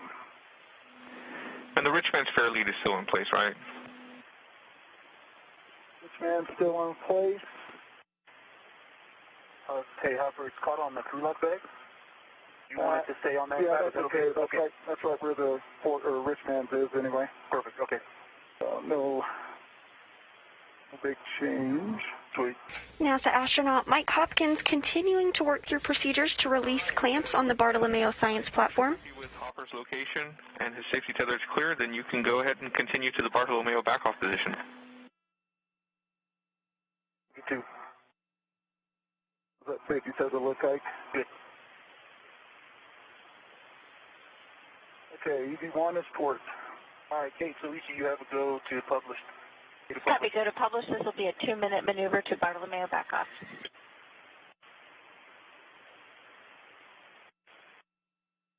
Copy.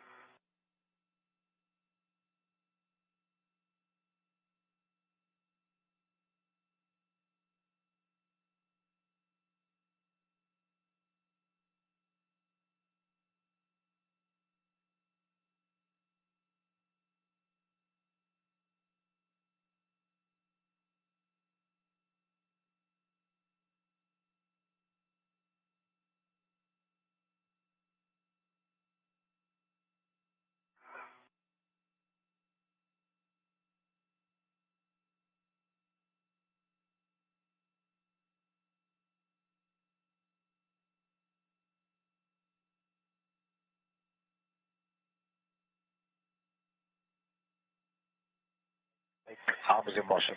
Copy.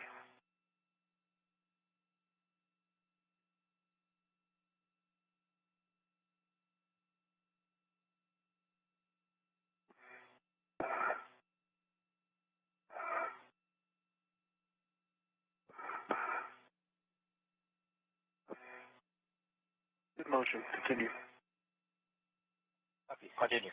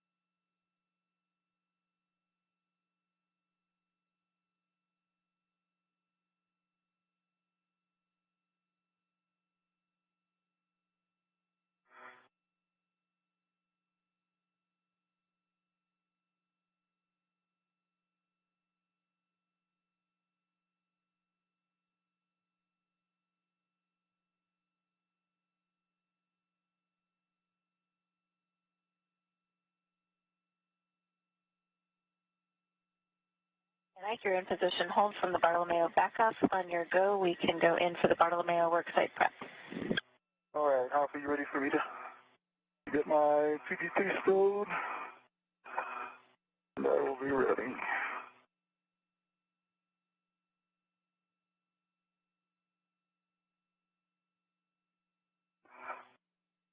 Okay.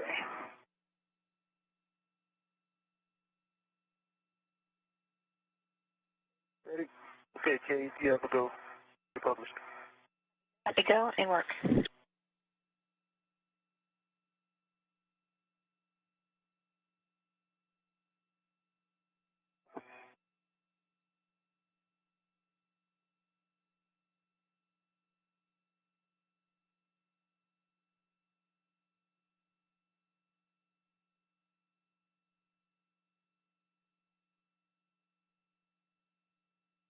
And Ike, we don't have a specific distance here, so I'm just going to take you in, and we'll start with about a meter, but you can give me a call if you got a better number. Okay, this is not a published.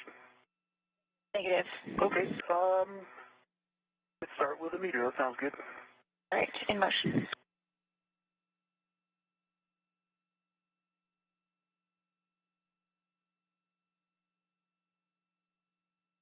The hours in motion. In motion.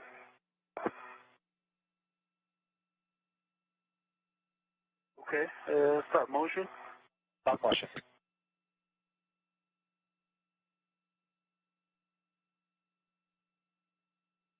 So I see this. I see 10, 13, 1, 2, 3, 4. That's the remaining ones, Hopper? 1, 2, 3, 4, and 10. I do 13 later. Okay. I think I can reach all of those. So, the settings you're using? Bravo 3, counterclockwise 2. Okay. Next up for our spacewalkers today, Hopkins and Glover will work together in order to route cabling on the Bartolomeo external science payload platform. It makes sense for you to do it. Okay, GTA complete. GTA complete. This cabling needs to be routed in order to activate Bartolomeo. I just want to double check with Hopper that he released 5 TA clamps on the starboard strut and 4 TA clamps for the power cable, the topless power cables. Is that right, Hopper? That's affirmative. And the last thing I copied was that you released clamp number 7, 8, and 9. Yep, and I did 6 and 5 as well. Copy, 6 and 5 as well. So then you can work together to release the remaining ones. PGT settings, Bravo 3, counterclockwise 2, expect 13 turns. Okay, and if I'm in your way, otherwise I'll try and get 4. Okay, I'll start over with 10. Okay. I'm right behind you, but you're good. Roger.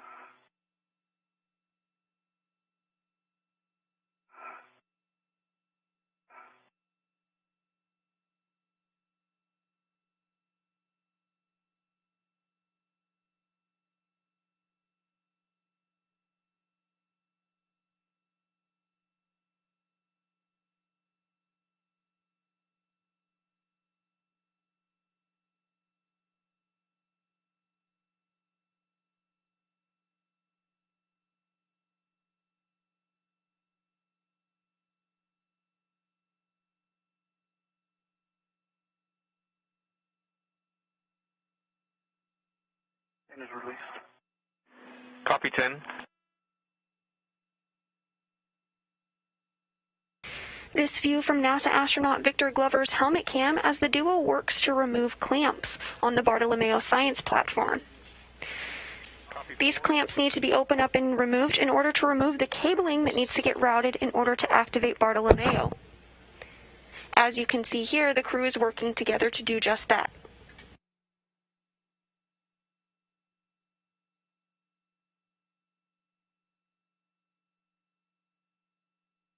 Number 1 is released. Copy 1.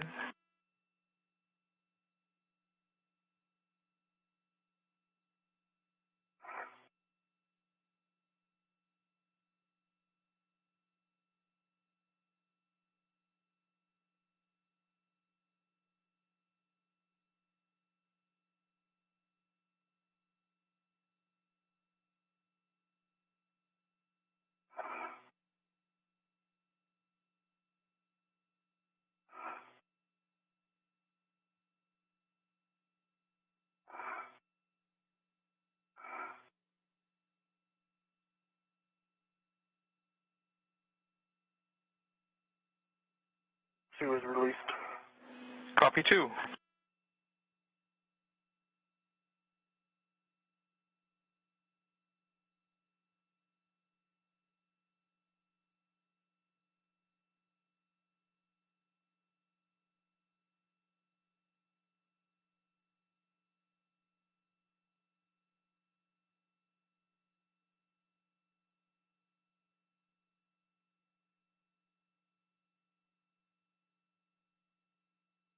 And number 3 is released.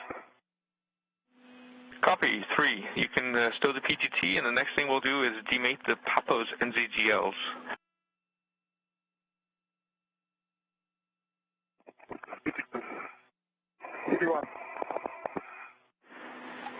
And we can demate them in any order, P1 through P6. Ike, you'll be mating the caps that you have on your mini workstation. You'll be mating those to P5 and P6. Want to go ahead and give you those, Ike? You can be working out while I release the other 4? Absolutely. Great idea. Okay. Here comes P5. Let me grab the caps real quick. Over center. And Ike, just a reminder to leave the adjustable tethered to those caps.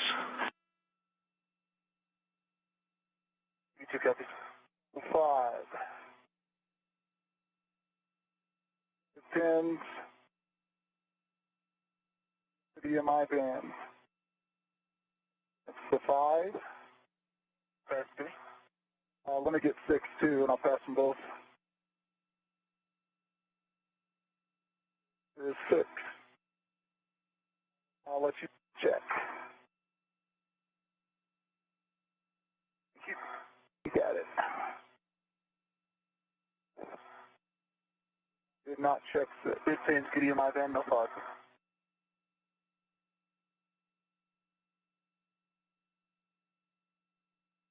That was on 6. Roger.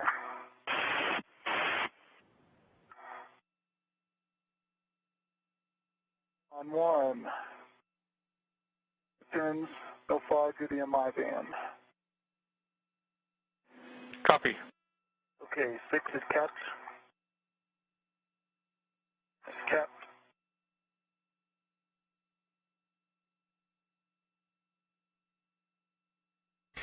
Views from both helmet cams of our spacewalkers today as they work together to route cabling for the Bartolomeo external science payload platform. My band. 3. Good pins, no fog, good EMI band.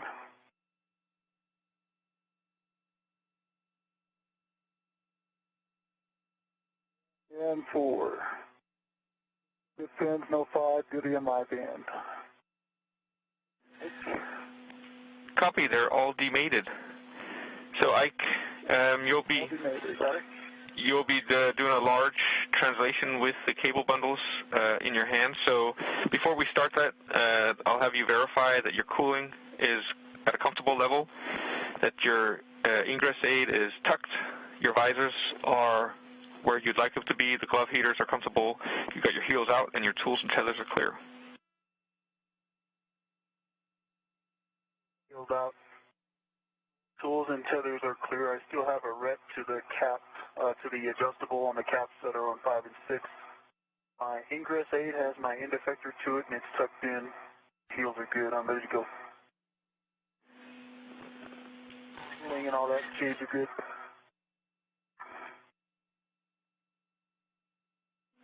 And we're about 9 minutes away from sunset, but it's probably already getting dark where you are.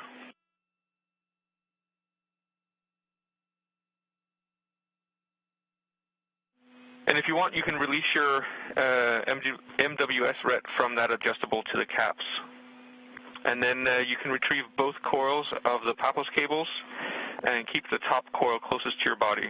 And you can use your mini workstation end effector as needed. Copy.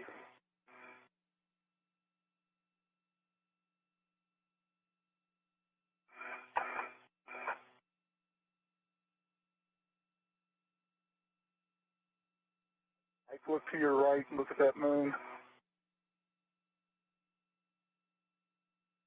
You see it? Just a second. Okay, I have my rep back to my workstation. Oh yeah, that's awesome. It's pretty incredible. Okay, I've got both bundles, Andy.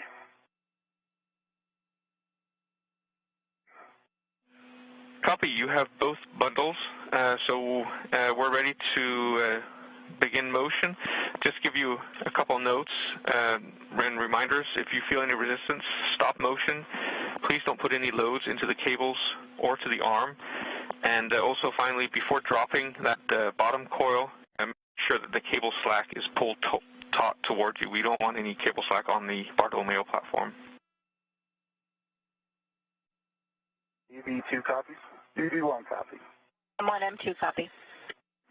Hey, Hopper, you ready? I'm ready. You see the T8 clamps over here? I do. It just watch those as I back out. You bet. Okay, you have a go to publish them.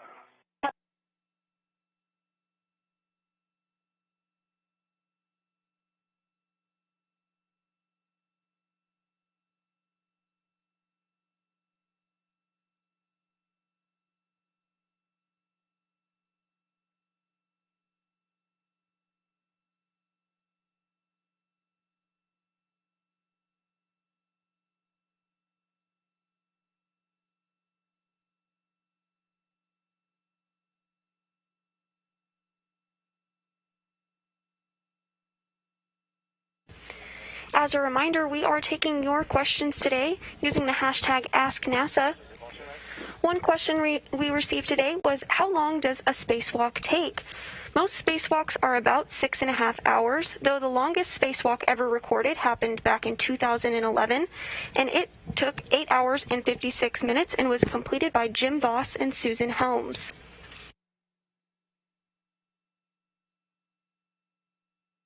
Hey, Hopper. Yeah. See that by your left hand? See that? Picture.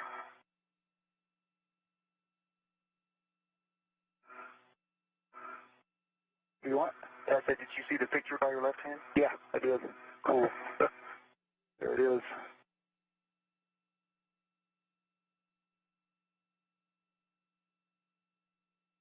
Okay, I almost motion stopped. How do you like the position? One correction, that longest spacewalk ever completed was actually in 2001, not 2011. So again, the longest spacewalk that ever occurred happened on March 11th, 2001, lasting 8 hours and 56 minutes. That spacewalk was completed by Jim Voss and Susan Helms.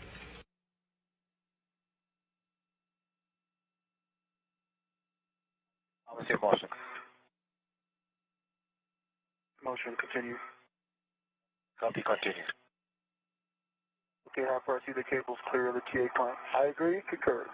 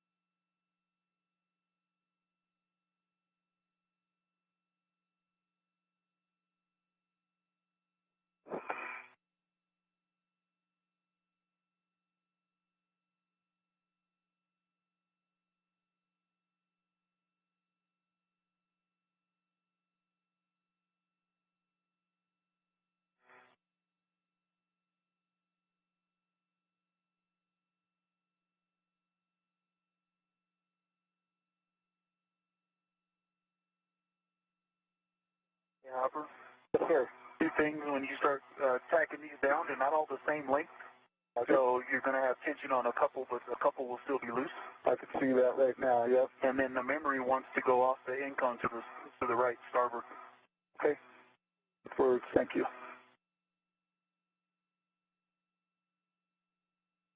Okay, Andy, most of the bottom coil is down. Copy. And I there's your published. Yeah, but go to continue to the next published. Okay, that's your Papos endpoint. We're going to Papos connector panel now.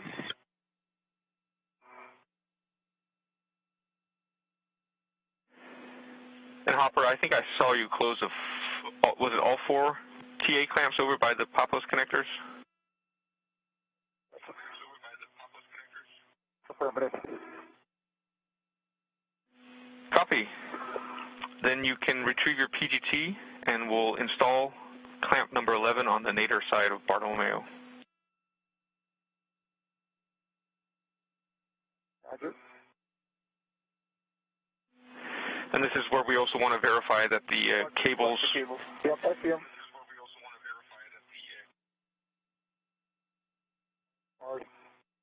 On starboard of... And Ike, ramping out motion here. Are you good for me to continue with the cables with Hopper? Continue. To continue. You see the cables off?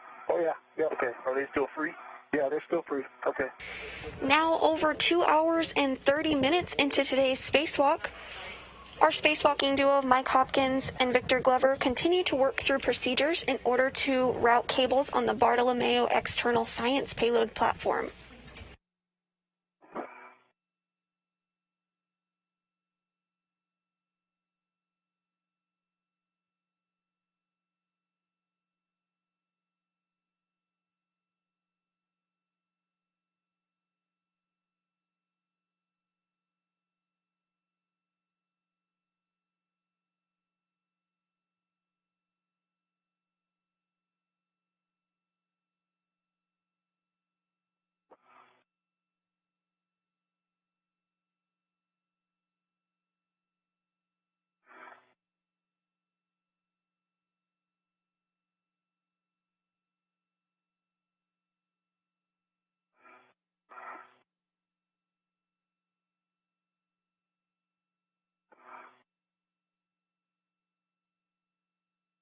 Actually, good for me to take some time real quick. Andy, thanks. Yep. Bravo 1, clockwise 2, expect 13 turns. Bravo 1, clockwise 2. Roger.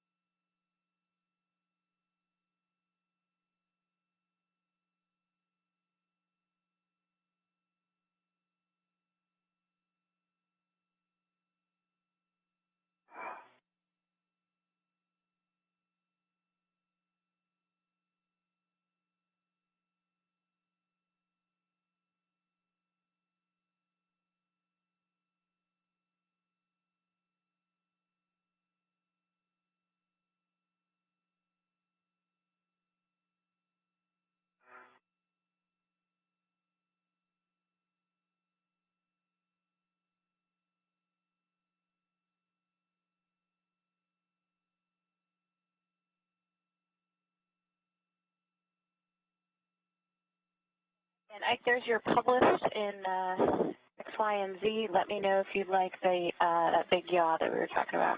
Okay, I think I can reach it from here. GTA complete? GTA complete? Hey, Andy, I had 10.5 turns, 11.9 on the torque. Copy, 10.5 turns.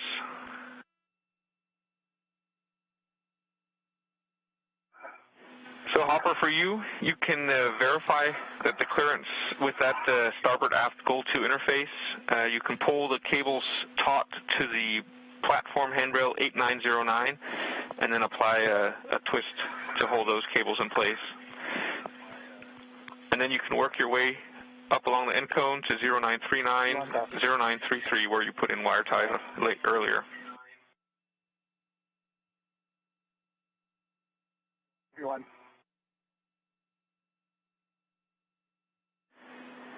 And Ike, you can begin prep on the topless connector panel so you can remove the J5 terminator and then the J1, 2, 3, 4 caps.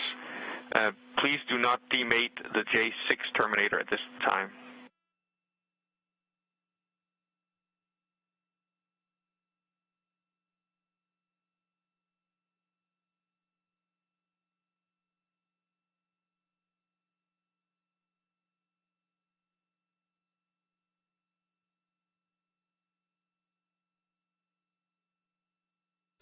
We're in a brief expected handover between communication satellites and will regain communication with the crew shortly.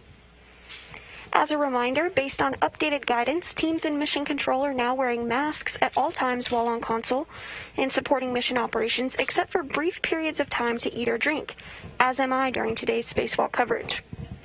All right, I'm back with you after handover. Yeah, just to repeat, you can remove the J5 terminator and the J1, 2, 3, 4 cap, but not the J6 terminator. The J5 terminator is off. The 4 cap is off. It's also on that cap keeper. Working on 3 now. And the jack looks good, no fog. Copy.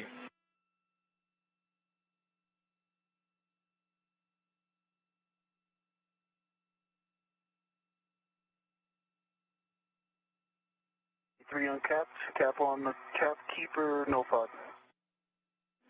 Copy.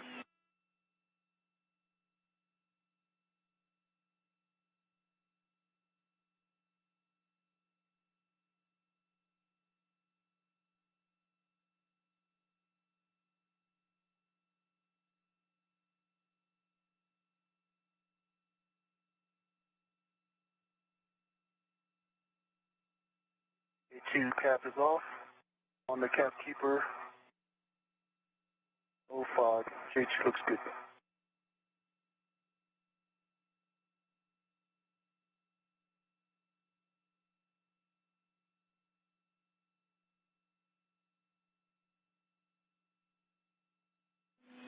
And Ike, once you've removed the J1 cap, then you can sew one of the open hooks from the white cap keeper on the J6 terminator. Just don't demate it.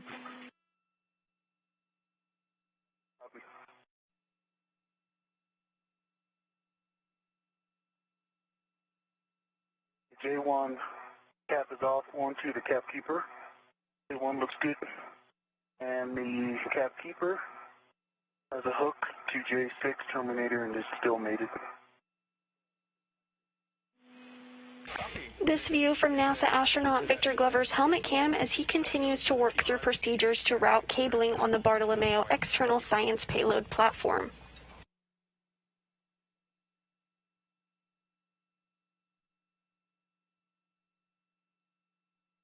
Work.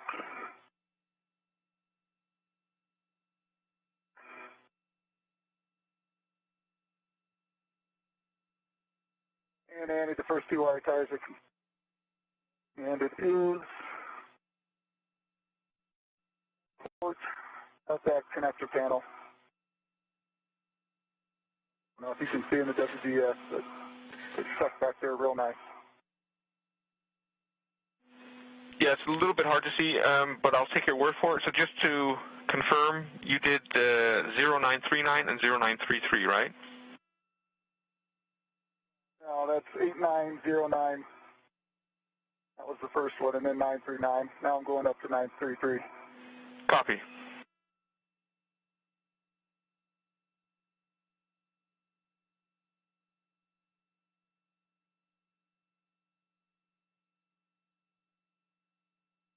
The adjustables on the cap keeper? You can copy the adjustables on the cap keeper. You can demate the caps. On both? On both.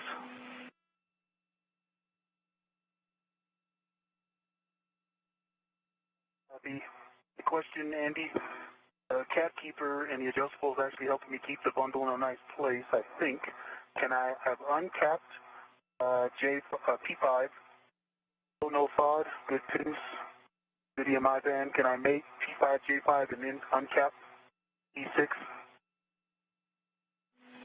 Yep, that's no issue. So you can demate P5, and then you can connect P5 to J5. Work.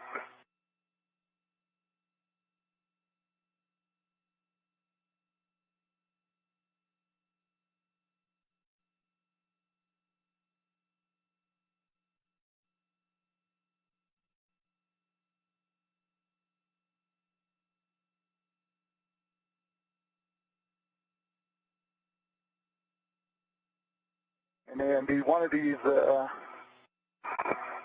cables has got kind of a loop coming out of it. There's just a wire tie. I'm going to release that loop, pull it a little tighter, and then I'll put it back in. This is a wire tie that's just on the bundle. Okay, copy.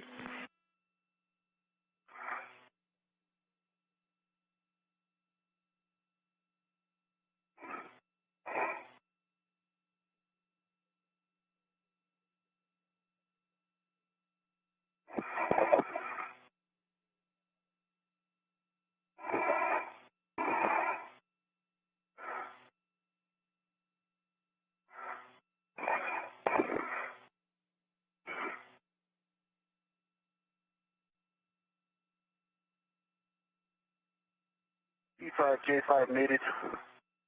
Over forward, over center. Copy. Then you can mate P1, P2, P3, and P4 in any order. Copy, should work.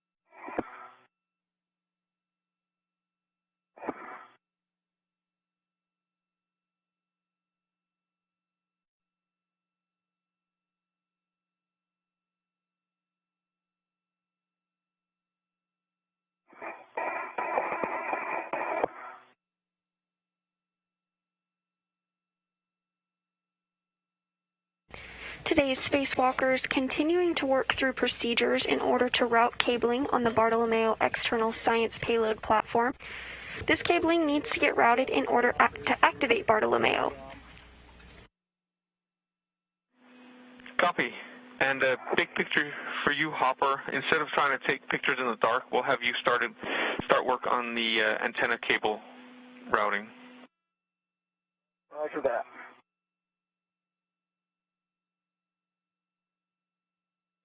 Q3 is complete, so I'm heading back down. Copy. Following this task, NASA astronaut Mike Hopkins is going to work on removing another set of cabling that's going to be used to hook up an antenna to Bartolomeo. Yep, I'm going down and just going to release some TA clamps, and then I got to release 13, and I'm good. Okay. Okay, kid, I'll take that yaw. Yeah, they'll go for GCA.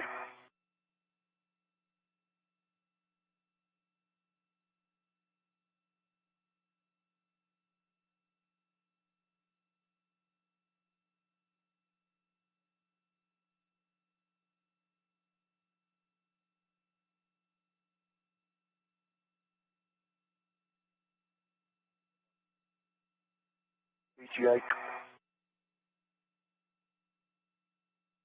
And Ike, how's your motion now? Motion. Be good motion.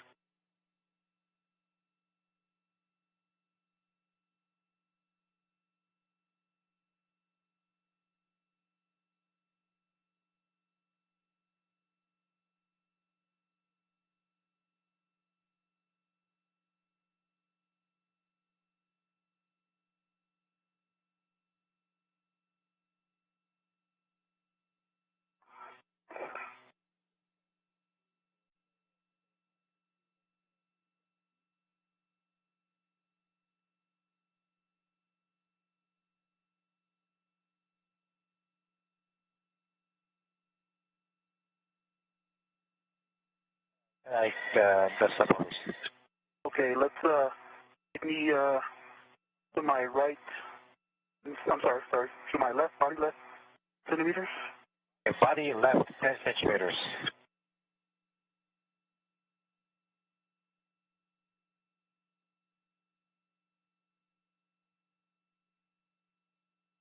I was in motion.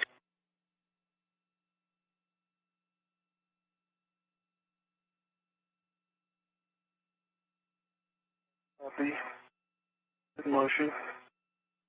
Copy, good motion.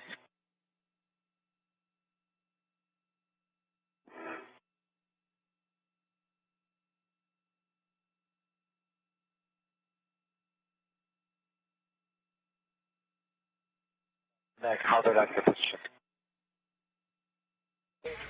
If you're just tuning in with us today, we're a little over 2 hours and 45 minutes into the 233rd spacewalk in support of space station maintenance, upgrades, and installation. Today's spacewalk officially began at 5:28 a.m. Central Time.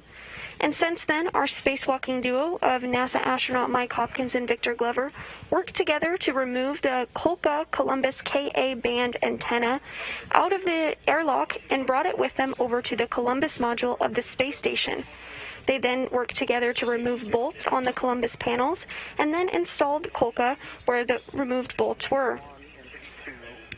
Following this, the duo worked together to route Kolka cabling and then headed to the Bartolomeo science payload platform. Here, the duo worked together to remove clamps, holding cabling in place, which was then routed in order to activate Bartolomeo. Currently, Hopkins is heading over to a different part of Bartolomeo in order to remove another set of cabling and route it to an antenna on Bartolomeo.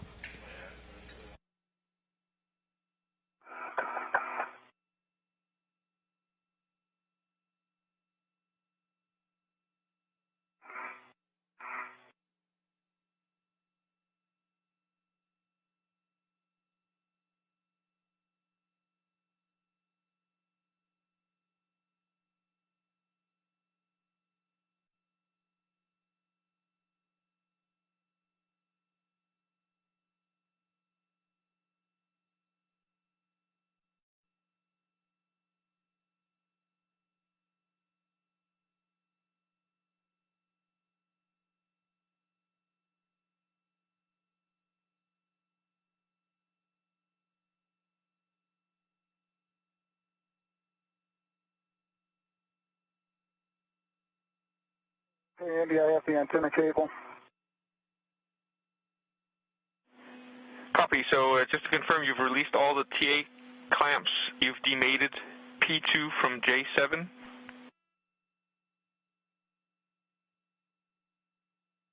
Have the jack is released, yes, for on. That was J7, and 13 is released, and I have the plug.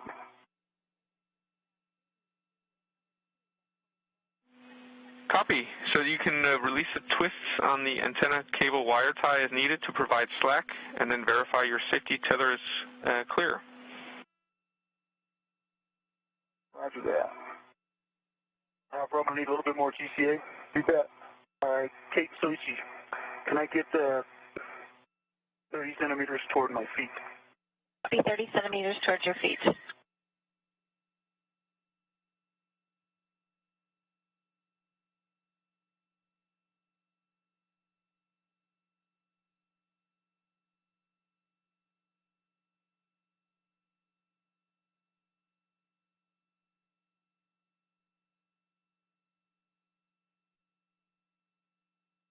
I was in motion.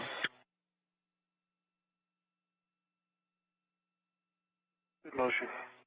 Okay, good motion.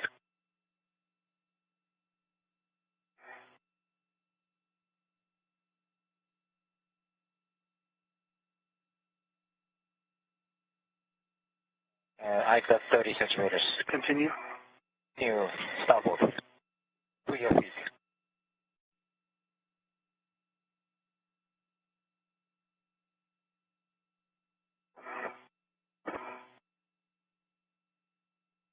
Okay, that's good, starboard, and if you could take me body in 10 centimeters. Body in 10 centimeters.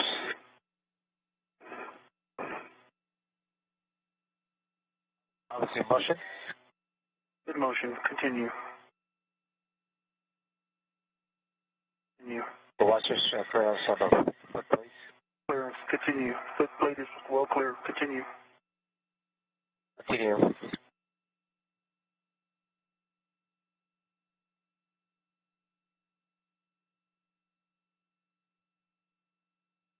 Okay, that's good. GCA complete.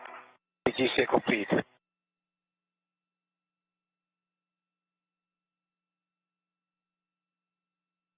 Okay, Andy, all four of them, J1, 2, 3, and 4, I'm only able to get the levers to like straight up and down, not forward, so they go over center.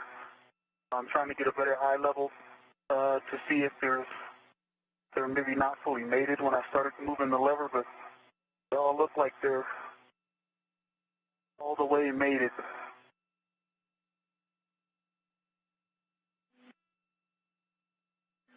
We copy. Stand by.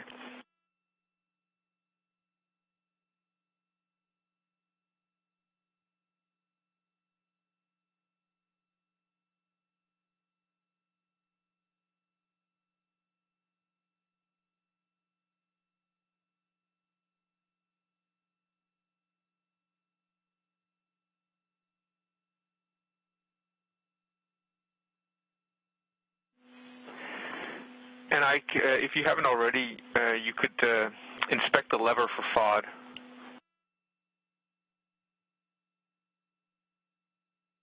Or And while you're looking at it, you can also look at that linkage for any damage.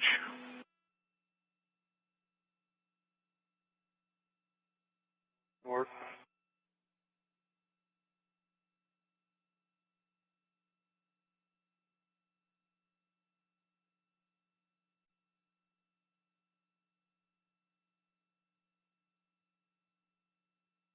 FOD, the linkage looks good. It goes full forward over center while I've got it off.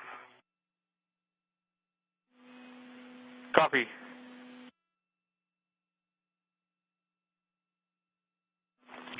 So you can try to mate it again, just checking the alignment and the side loads, and if you need to, you can push and pull on the back shelf and increase the force on the lever.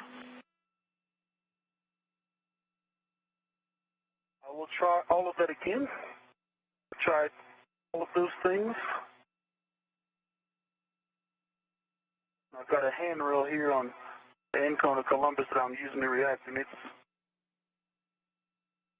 I'm putting a good bit of force into it.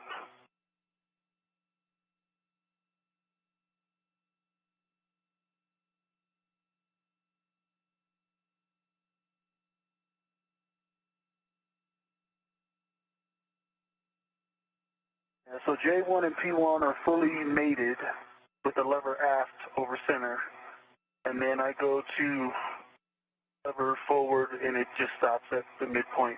Lever's perpendicular to the back shell right now.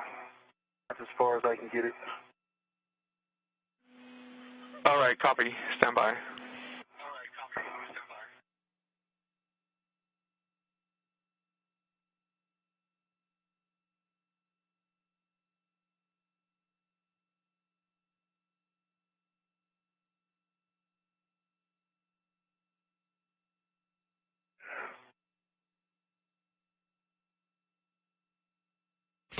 This view from NASA astronaut Victor Glover's helmet cam is he works to ensure there's a good connection between the cables he's been routing on the Bartolomeo science platform.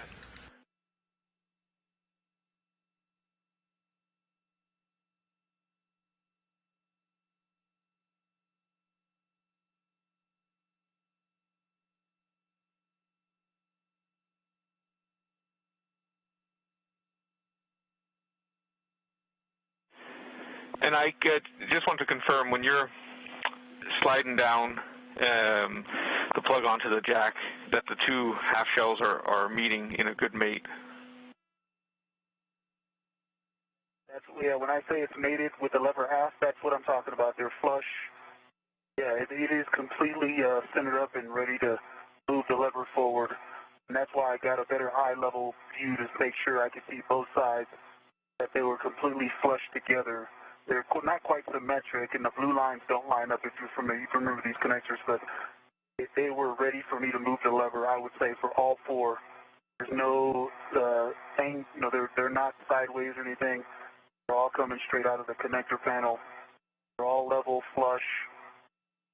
No big gaps. All the linkages look good, right? You know, I watched Hopper demate all these, so they are capable of going forward over center. They're all just stopping at the midpoint.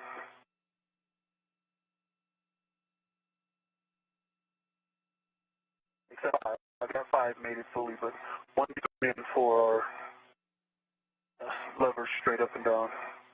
Lever center. Yeah, we copy all Ike. Drew here is suggesting to double check that they're snapping in place. Sometimes there's a little bit of tightness that you need to overcome in the very last little bit of the mate. You kind of have to push both on the jack and the plug side and just kind of get it to like click into place.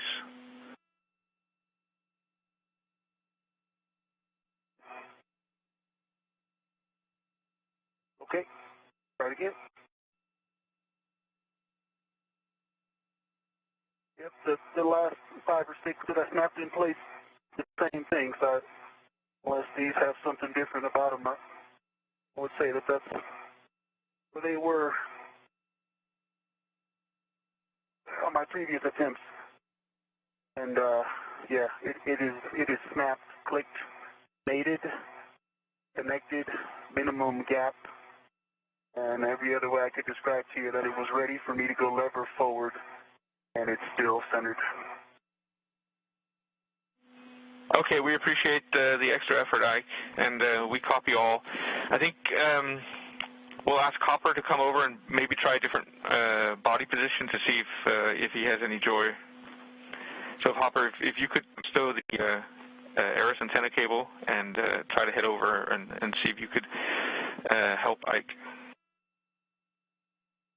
Okay. Sounds good. And Ike, let me know if you want an HGCA, if you want to try a different position at all. Copy.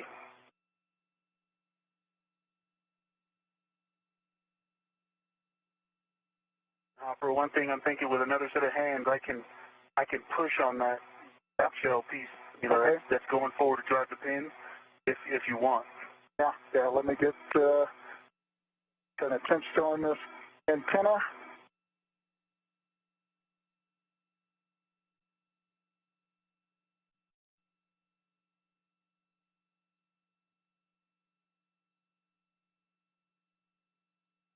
Okay, I'm on my way.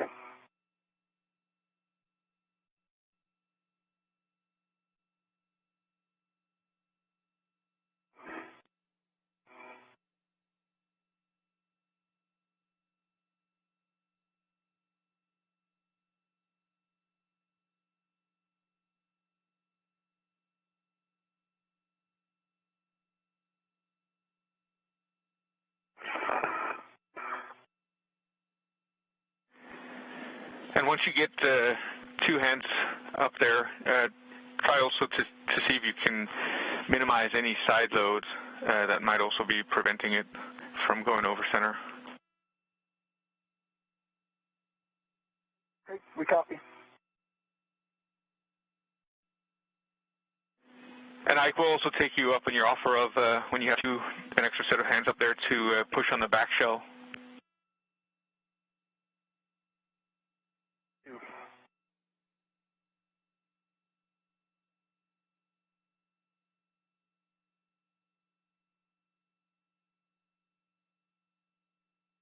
Okay, Ike, what do you think if I go to that, getting back out of the way if you want, or, I think you're, I don't know, you down here on the end cone?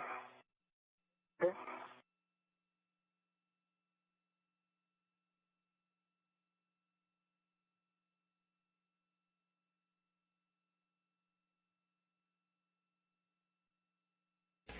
Following some difficulties ensuring a good connection during the Bartolomeo cable routing, NASA astronaut Mike Hopkins is now going to head over and offer a second set of hands to Victor Glover so they can work together to ensure proper location and leverage of the cabling as they work to complete installation.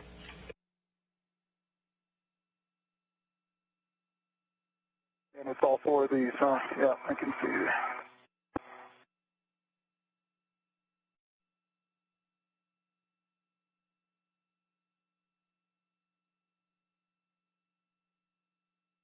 Look at where the levers are. You see they're almost identical.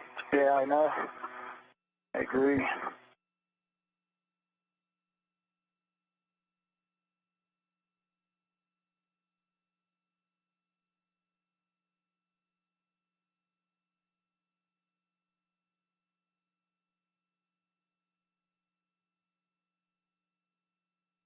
Okay.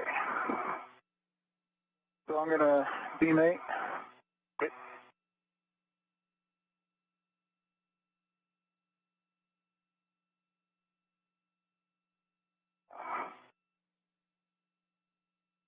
You got a good look in there. Double check, and I agree. It all looks good.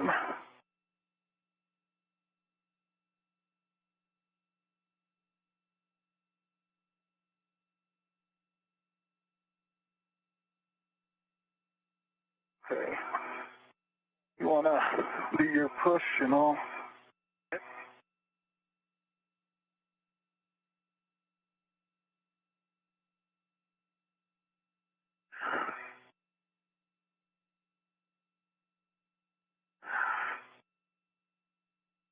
Well,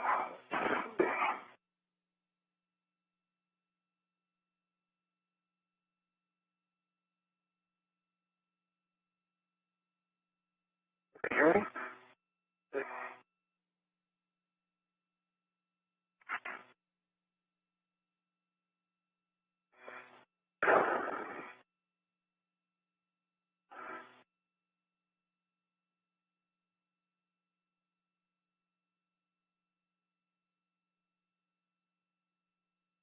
I guess it's What?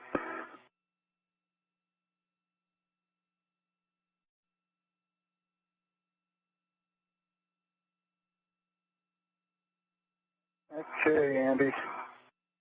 That's right, it's not.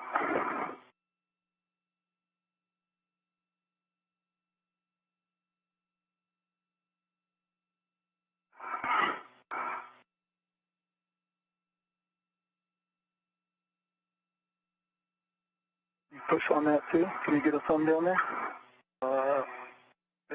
Ready? 1, 2, 3. Yeah, I don't. Oh, Andy. Yeah. You got Ike and I both pushing on that. Yeah,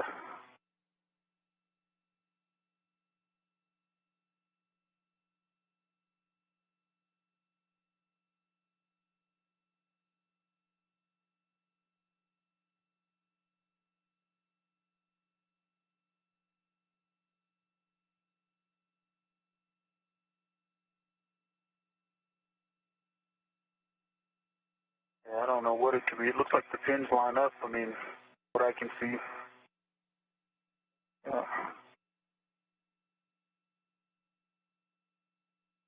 That feels like it's out of hard stuff, doesn't it? Just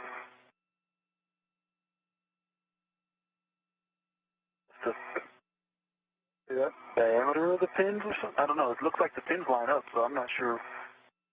Okay. Yeah, there you go.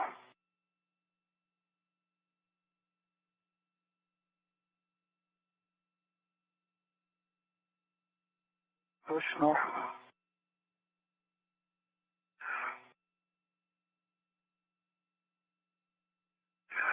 Yeah. A budget. You can see, though, how far we got to go, right? You see the gold and then the silver line? I think that's how far the back shell still needs to go.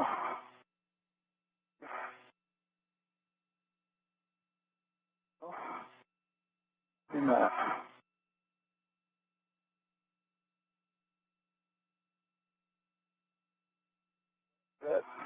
Is that lip fitting?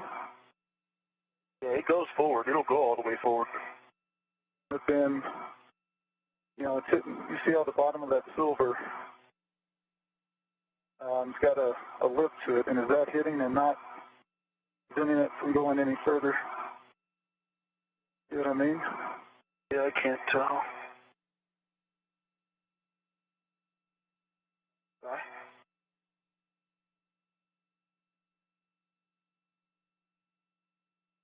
I don't think so, because if you take it off, go forward.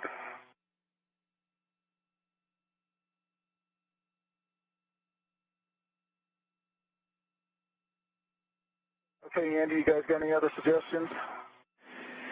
Yeah, we're still discussing down here. Give us another sec.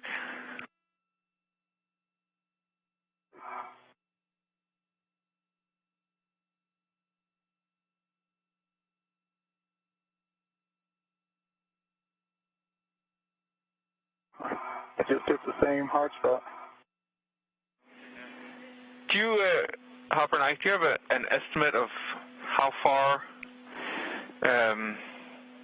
it's engaging in the back shell's engaging when you throw the lever?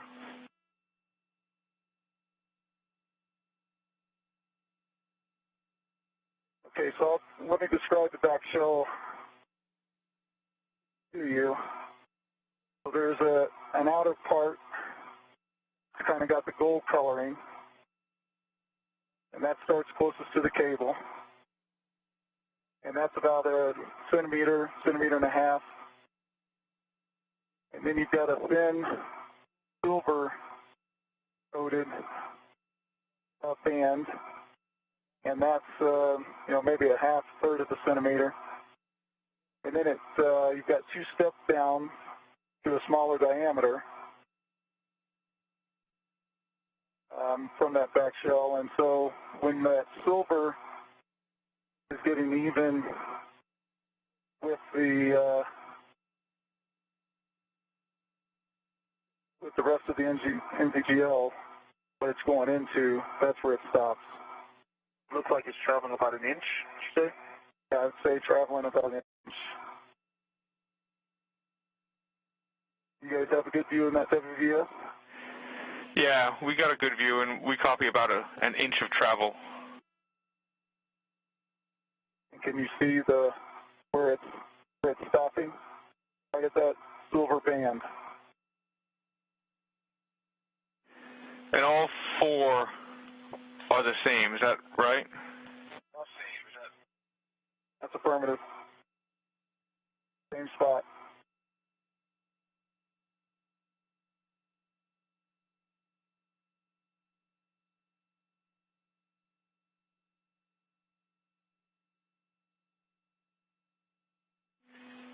All right, stand by.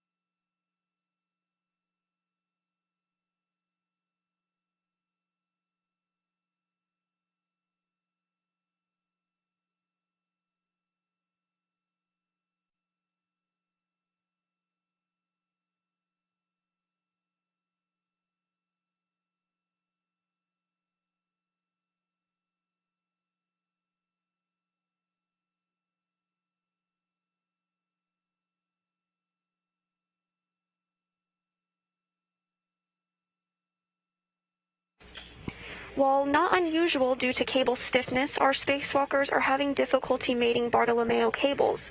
Teams on the ground are continuing to troubleshoot while NASA astronauts Mike Hopkins and Victor Glover work together on working through cable routing.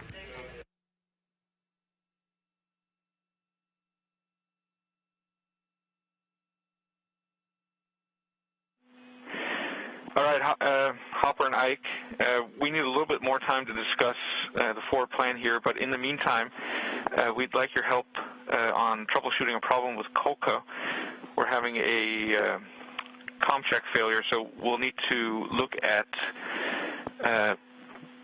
two of the cables. So if you could make, or Hopper, if you could make your way back to Kolka, we'd appreciate it. That didn't work.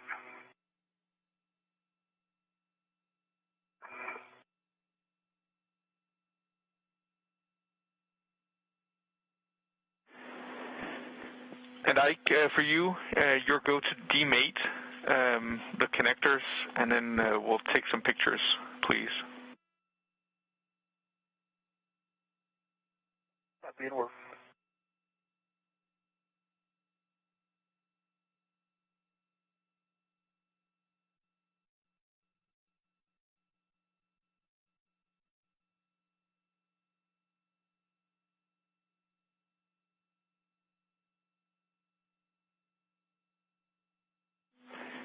And Ike, specifically, we'd love pictures of the connectors on the Columbus side. Two.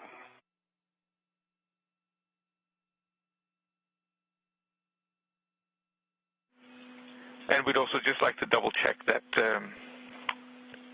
P1 was going to J1 and P2 to J2, et cetera, et cetera. That is correct.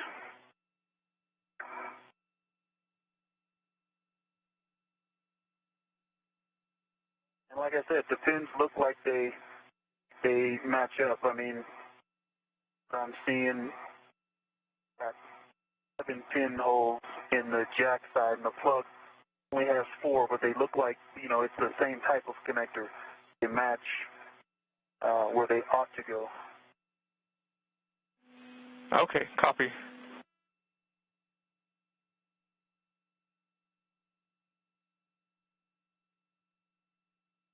Hey, Andy, I'm back at the Kolka cables.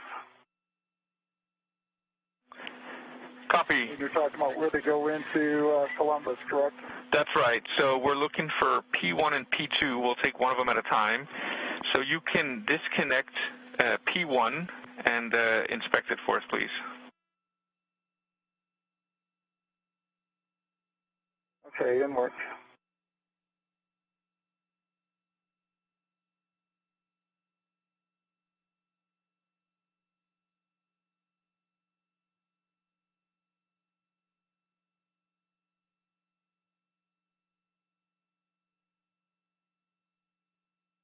Okay, on the Columbus side, no FOD. And on the Kolka side, FOD, good pins. Like a good EMI band. Copy. Sounds like everything looks good on both sides, so you can reconnect it. Didn't work.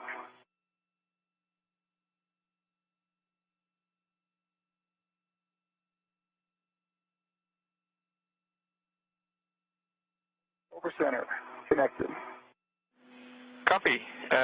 We'll repeat the same thing for P2, please. That's it.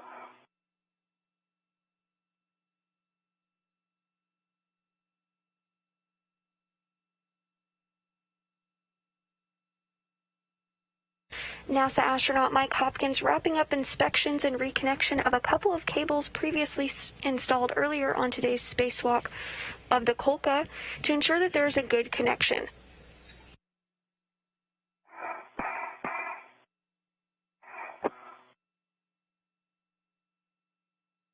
And on the Columbus side, FOD. Good pins, no FOD. Good EMI band on the Kolka side. Copy. Sounds like it's good as well, so you can reconnect that one as well, please. Didn't work.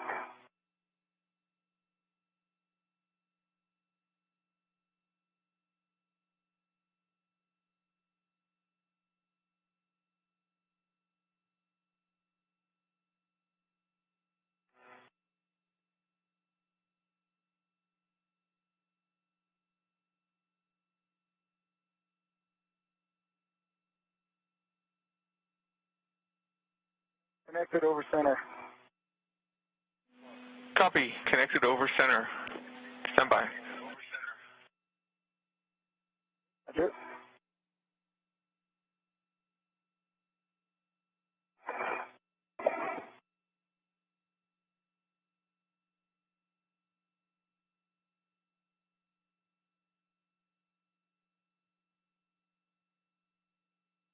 NASA astronaut Mike Hopkins just wrapping up inspections and reconnection of a couple of cables previously installed on today's spacewalk during the Kolka installation.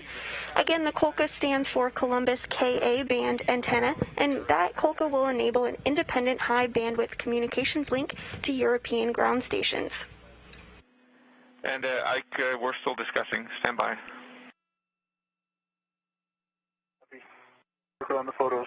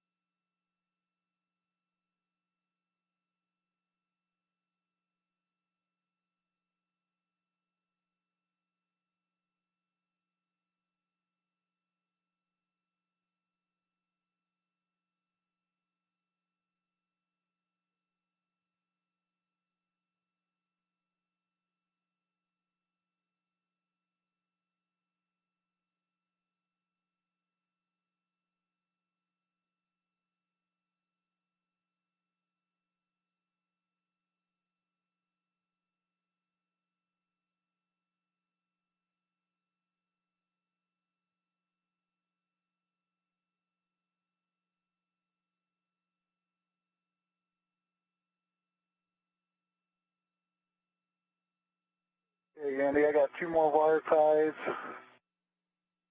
and I should be at the antenna. Copy.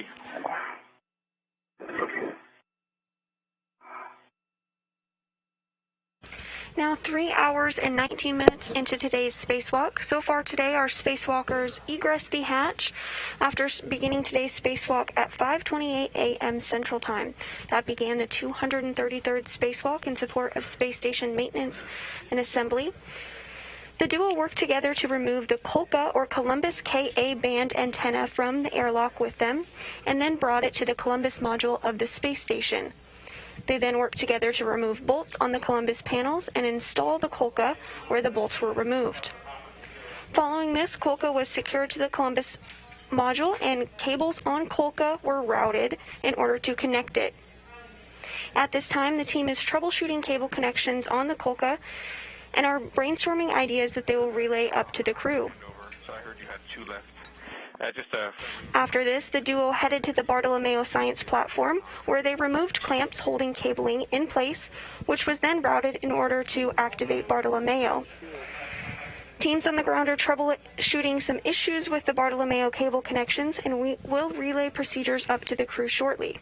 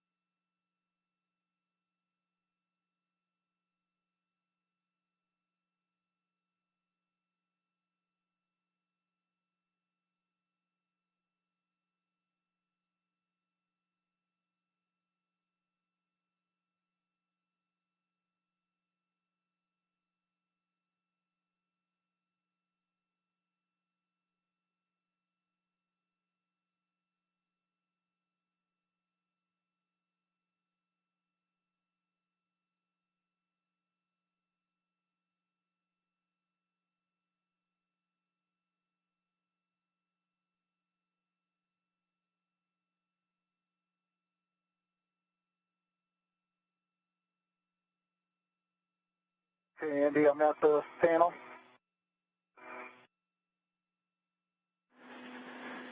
Copy. You are at the APCU connector panel, so you can disconnect the Iris cable P2 from the panel J2. Okay, P2, J2, didn't work.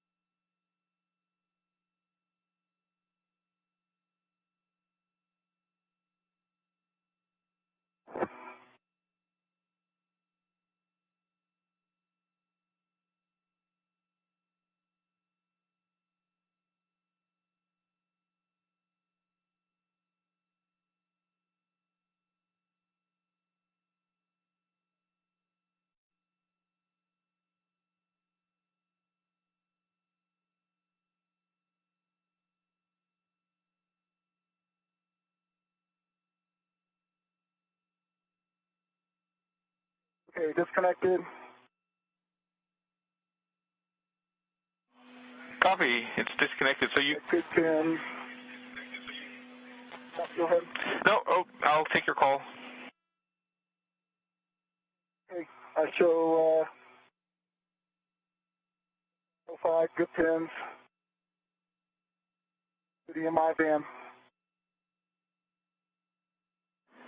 Copy, sounds good. So you can mate the antenna plug that you just routed, and you can connect that to the panel J2, which is now free. And just before you connect again, just double check your safety tether is clear.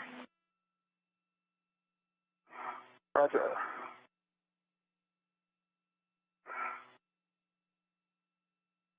And safety tether is clear. And then the antenna.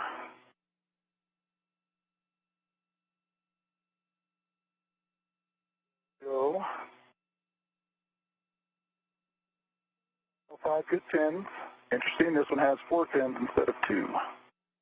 Good EMI band.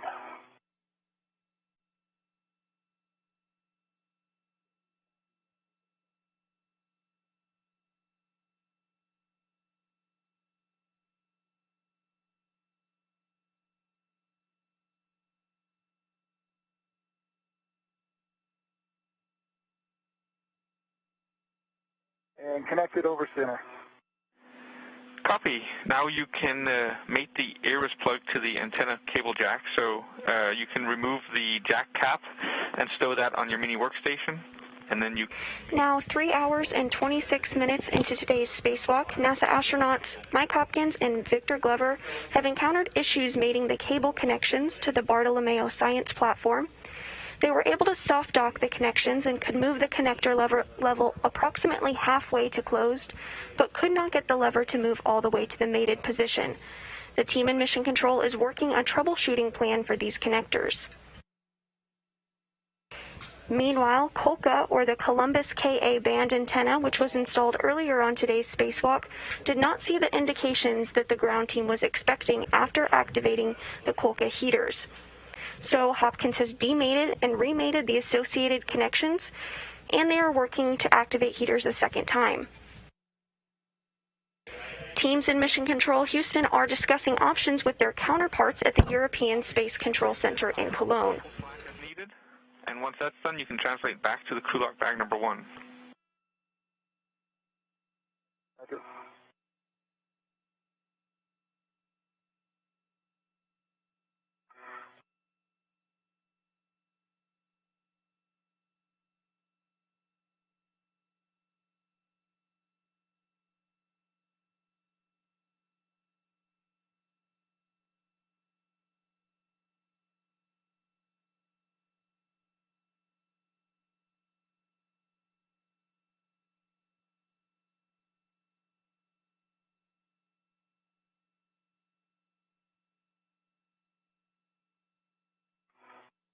How you doing, Ike?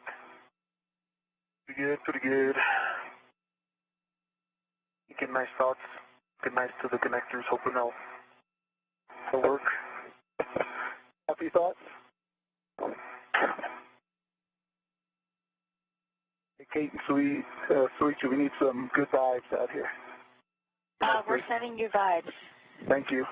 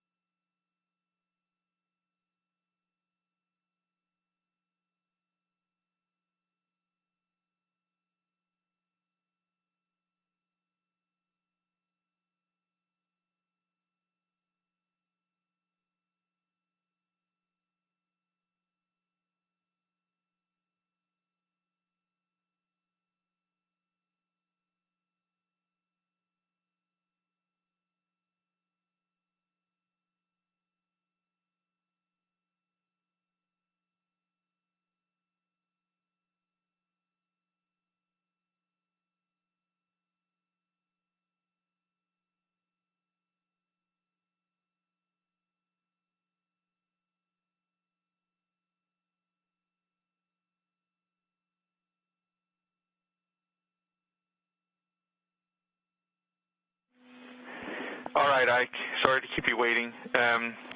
We still don't have an exact plan yet, but in the meantime, we'd like you to demate the J6 terminator, and then you can mate P6 to J6. Copy. Demating the Terminator and then mating J6, P6.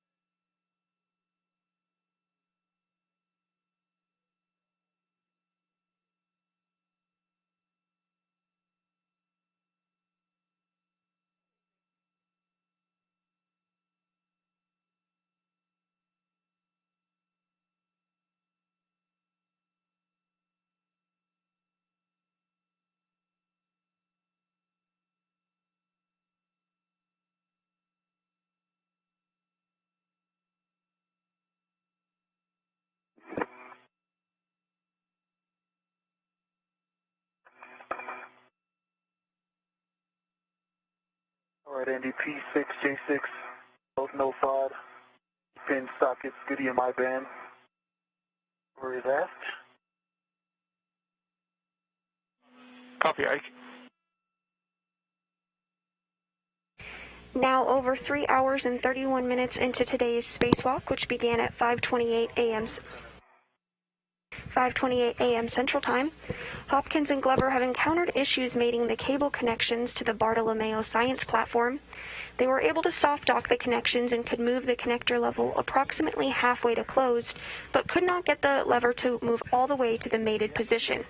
The team in Mission Control is working a troubleshooting plan for these connectors. We have got the good video from you, Ike. Meanwhile, Kolka, or the Columbus Ka band antenna, which was installed earlier on today's spacewalk, did not see the indicators they were expecting after activating the heater. The receptacle is flush with the... So Hopkins has demated and remated the associated connections, and they are working to activate heaters a second time. Teams in Mission Control are in discussion regarding options with their counterparts at the European Space Control Center in Cologne. Moving about an inch. If you look in there, you can see the pins, the base of the pins is maybe just over an inch. They each also have a little standoff around them, so that's also raised. I think we may just be bottoming out and being the rubber inside of this one to the hard plastic on the backside. Yep, that's our thinking as well. The problem is that in order to securely lock it in place, we need that lever all the way forward. So we're still discussing exactly what we can do.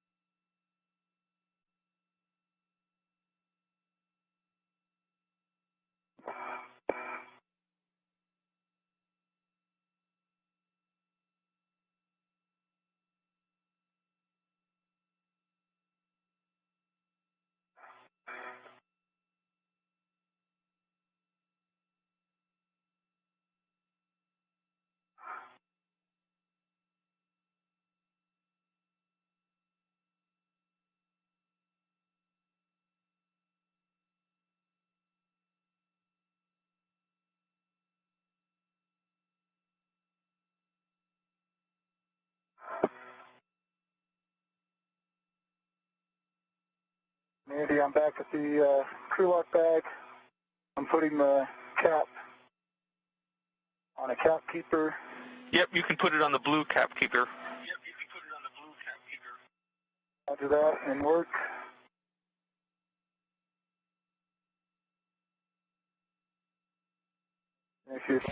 Now 3 hours and 35 minutes into today's spacewalk, which began at 5:28 a.m. Central Time. NASA astronauts Mike Hopkins and Victor Glover have encountered issues mating the cable connections to the Bartolomeo science platform. We'd like you should have two caps with you, so if you could cap two of the plugs, P1, P2, P3, and P4, because we'll leave this work site for a moment, and once you've capped two of them, Ike, then we'll send you back to Kolka, and we'll be working on the Kolka cover removal. Hopper, for you, you can remain there. We'll take a glove inspection and a hab check while you wait for Ike to get over to you. Okay, and Andy, for 1, 2, 3, and 4, talking about the jack or the plug side? Stand by.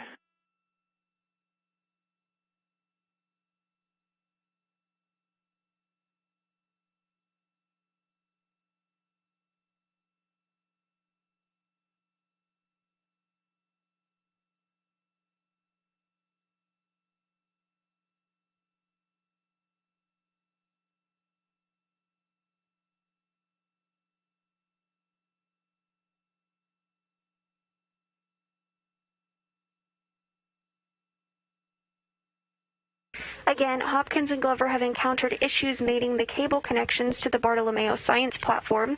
They were able to soft dock the connections and could move the connector level approximately halfway to closed, but could not get the lever to move all the way to the mated position.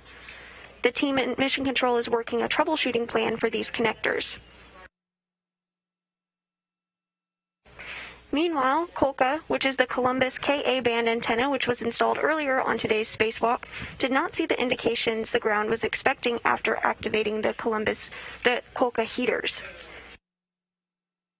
Hopkins mated and demated the associated connections in an attempt to activate the heaters a second time. Scratch my last call. Since we're going to come back, we don't need to cap anything at this point. So we're going to get you moving to the Papa's back-off position, which continues to the Kolka back-off position. So you can work with Kate and Suichi to take you to Kolka back-off. Okay, sounds good, Andy. Hopper, I'm coming that way. Roger that. Okay, Kate and Suichi, you have a go to both back-offs. All right, copy your go to both back-offs, and just to let you know, big picture, to take out your GCAs, we're going to take you station aft, station zenith, station port, and then we'll get that big yaw maneuver back in. Sounds good. Teams in Mission Control, in discussion with their counterparts at the European Space Control Center in Cologne, have recommended our spacewalkers work to remove the Kolka or Columbus Ka band antenna cover, which was installed in order to protect the antenna during installation. The cover is no longer needed and will be jettisoned following its removal.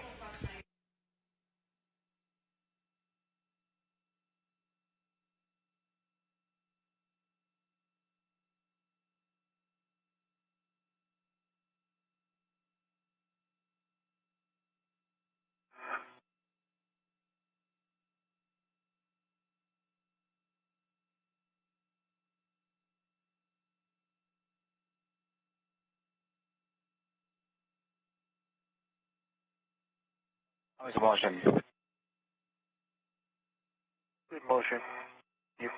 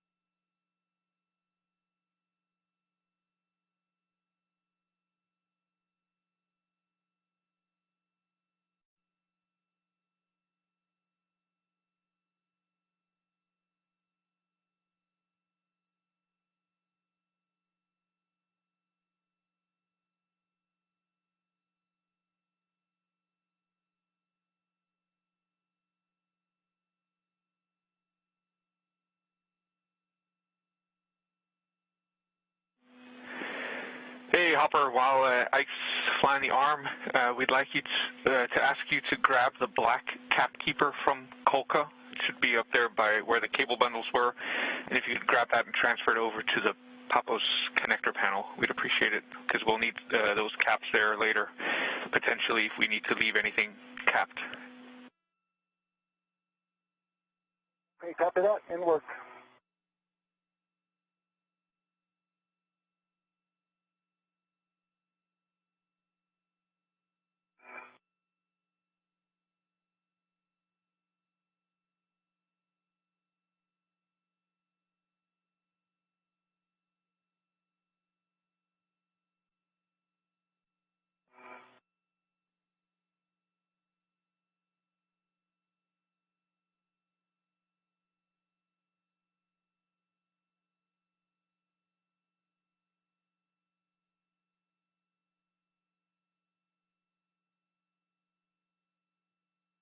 Hey, Ike, this is the Papos backward position. We can continue on to Kolka cover removal if you guys are ready. Yeah, we're ready. You have to go all the way to the cover removal position.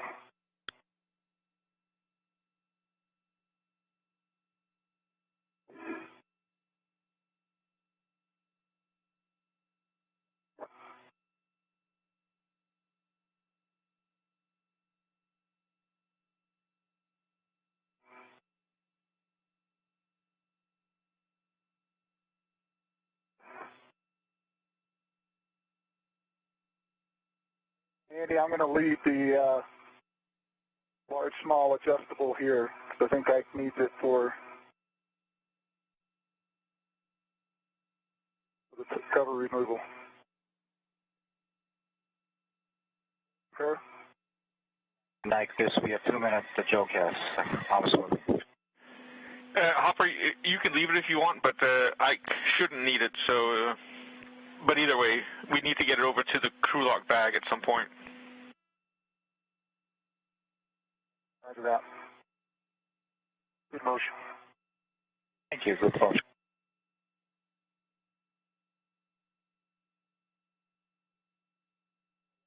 Ike, do you want me to leave it or keep it?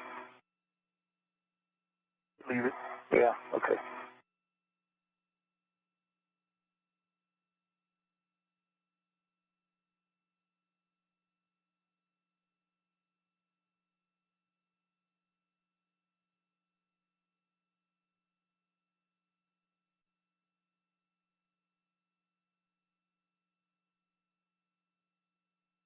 Clear underneath you?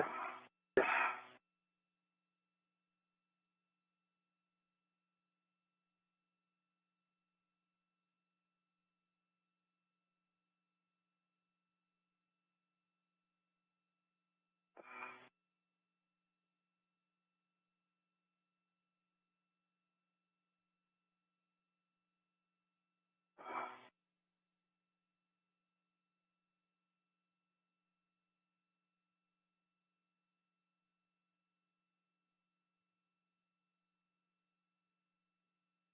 And Ike, once we get to the Kolka back off, we've got a third one to go in for the Kolka cover removal. If you're good, we'll do a little config and then take it in. Okay.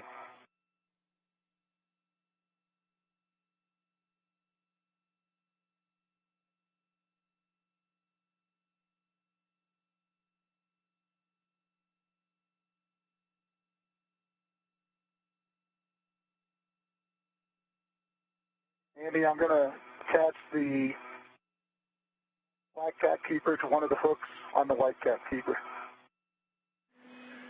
Copy.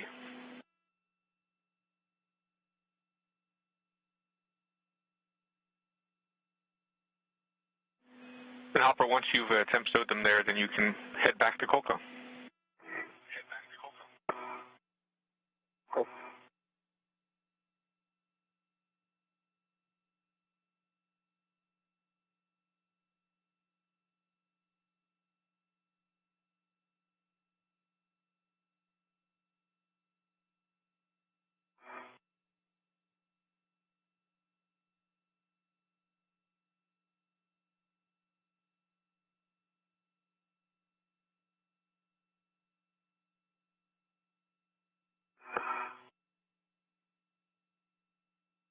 Now, 3 hours and 46 minutes into today's spacewalk, which began at 5:28 a.m. Central Time, Hopkins and Glover have encountered issues mating the cable connections to the Bartolomeo science platform. They were able to soft dock the connections and could move the connector level approximately halfway to closed, but could not get the lever to move all the way to the mated position. The team in Mission Control is working a troubleshooting plan for these connectors. Meanwhile, the Kolka or Columbus Ka band antenna, which was installed earlier on today's spacewalk, did not see the indications the ground was expecting after activating the Kolka heaters. Hopkins demated and remated the associated connections in an attempt to activate the heater. However, the heater was still not activated. In addition to continuing troubleshooting with their counterparts at the European Space Control Center in Cologne, the plan is to continue with removing the Kolka cover per the spacewalk task list.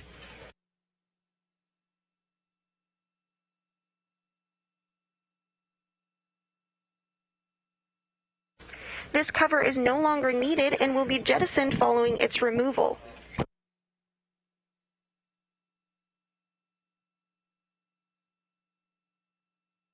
Okay, GA complete. Copy, GCA complete.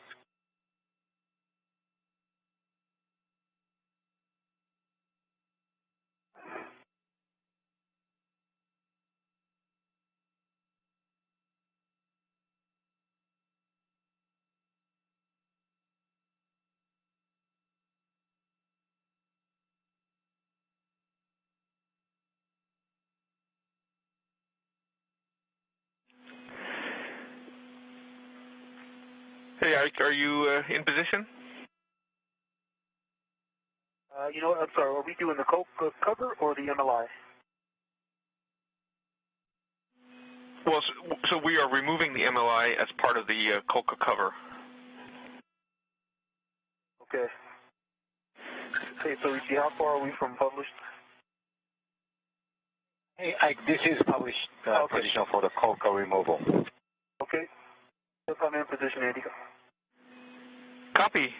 So there should be, I think, a large, small adjustable that Hopper left. It should be there on the cover handrail, so you can grab that and hand it to Hopper, and Hopper can put it in the crew lock bag.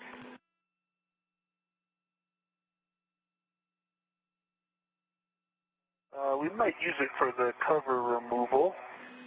Give it to him after we get the cover off? Sure, no problem. We just want to make sure we don't toss it into space. Yep. Yeah, we'll take it off. All right, Hopper, then you can remove the temporary MLI tab A. That's the one by bolt 2. And then you can pass the MLI around the nadir side to Ike, and then Ike, you can remove Bravo and Charlie. Okay, A is released. Okay, well, let me, hold on, Ike. While the team in Mission Control Houston continues to consider a forward plan on the Bartolomeo power connections, the team is moving forward with the planned Kolka or Columbus Ka band antenna cover removal as planned. The cover was placed in order to protect the antenna during installation. Because it is no longer needed, it will be jettisoned following its removal. You have a caution to avoid contact with the silver tape surfaces once we remove the temporary MLI. Easy 1, 2.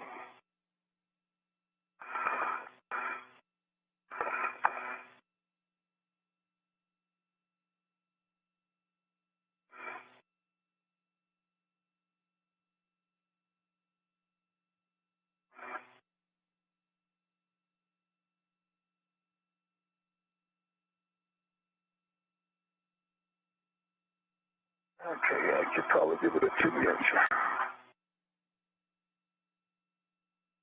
Confirm.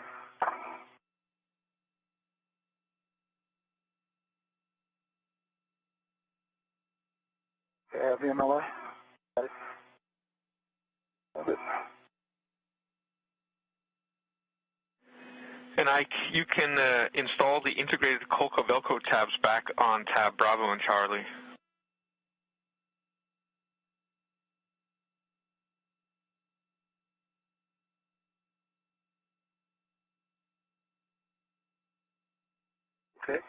Let's see.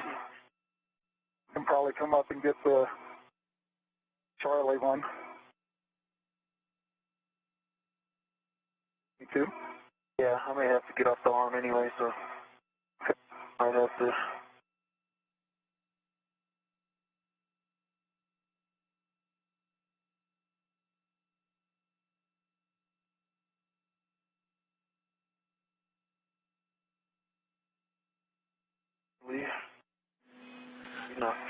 And Ike, if you... NASA astronauts Mike Hopkins and Victor Glover continuing to work together to remove the cover on the Kolka or Columbus Ka band antenna, which was installed earlier on today's spacewalk.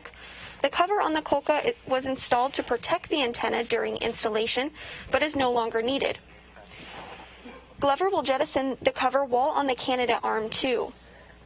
On Earth, the cover weighs about 34 pounds. Of course, in the microgravity environment of space, it weighs nothing, but still, of course, has mass.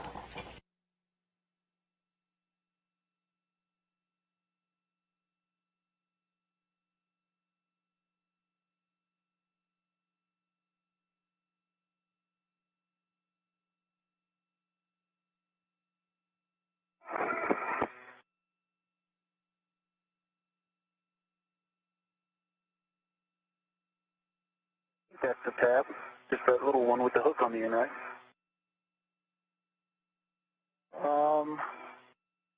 That was covering up the other tabs, right? It was over the top of them.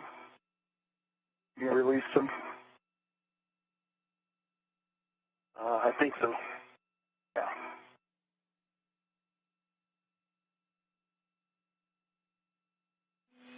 And Ike, it's just to cover up the Velcro that was exposed. Okay, yep, both tabs are back connected. Okay, Andy, all the loops are through the MLI, and the red is back to itself, which is attached to the PIC pin. Copy, looks good. And just to check, you covered the Velcro tabs as well on Alpha and Delta? Right. Alpha, Delta.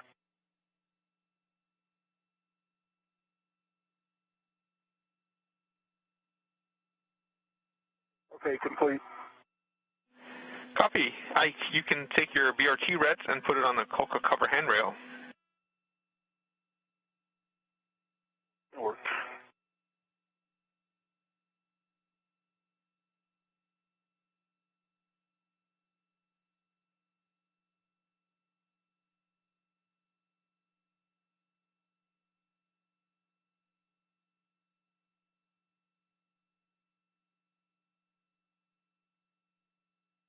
The BRT red is on the Kolka cover handrail.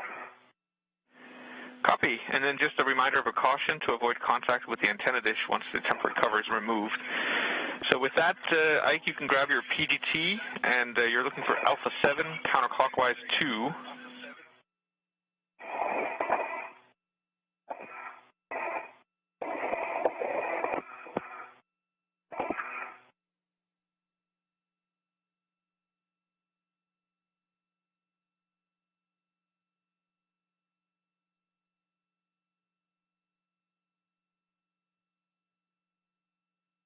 Alpha 7 counterclockwise 2 set. And stand by Ike.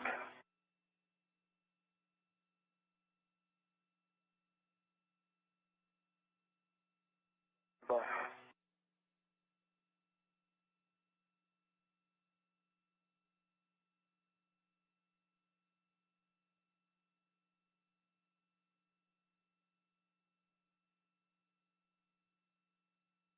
And Andy, I was trying to tighten up that MLI, and I inadvertently pulled the PIC pin. I'm reinstalling, and it's reinstalled. Copy that.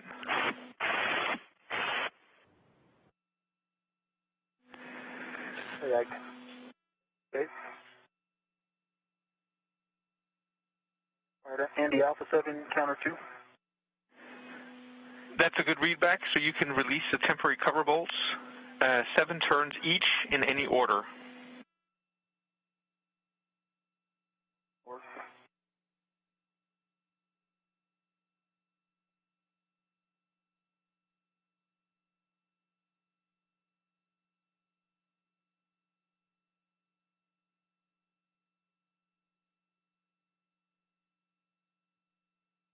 The zenith bolt is removed. Copy. Do you have a turn count? Just.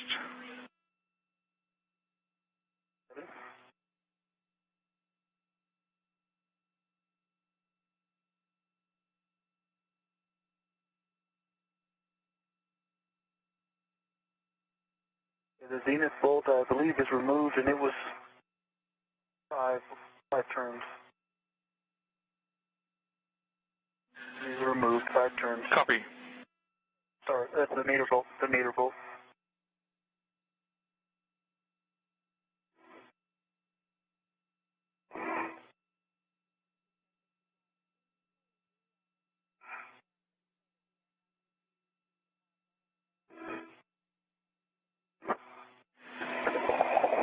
So I copy both bolts released.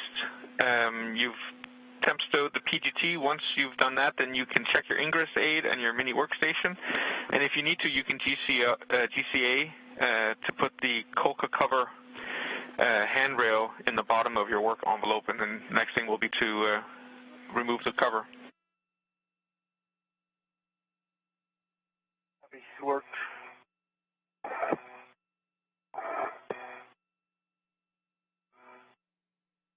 Okay, my end effector is to my Ingress aid. It's tucked in. And tools are good. PGT is sewed. I'm ready to GCA to remove the cover. Okay. I left that large, small adjustable. Roger. I'm going to use it to open it to give myself a little more work volume. Okay. And then once it's open, you think that's a good time to take it, or do you want me to get the cover all the way off? Yeah, I would say get it all the way off, and let's get away from the antenna, don't you? Okay.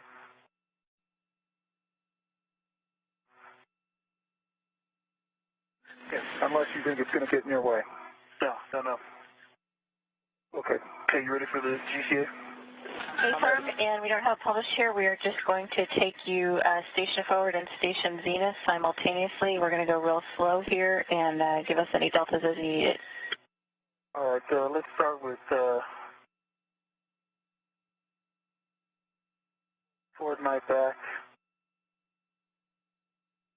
10 centimeters. I'll be 10 centimeters towards your back.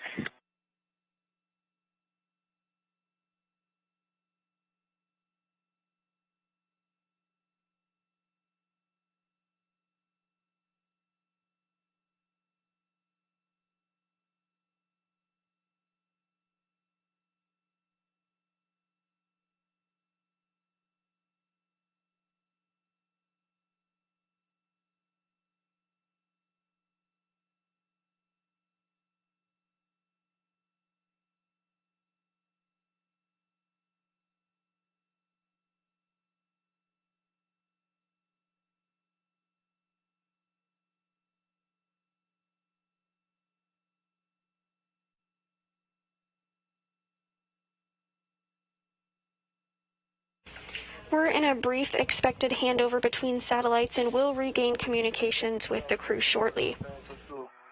Towards my head, 30 centimeters. Copy, toward your head, 30 centimeters. How was the motion? Good motion.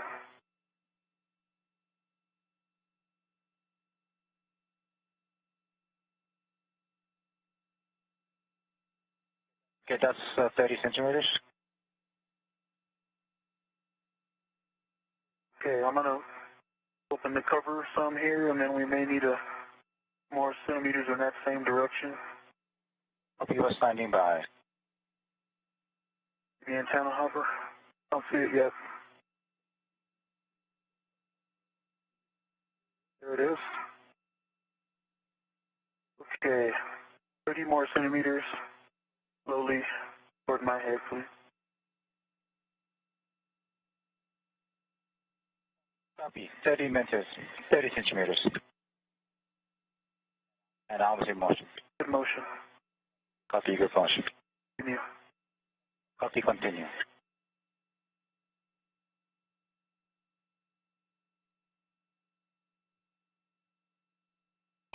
NASA astronauts Mike Hopkins and Victor Glover continuing to work together to remove the Kolka or Columbus Ka band antenna cover.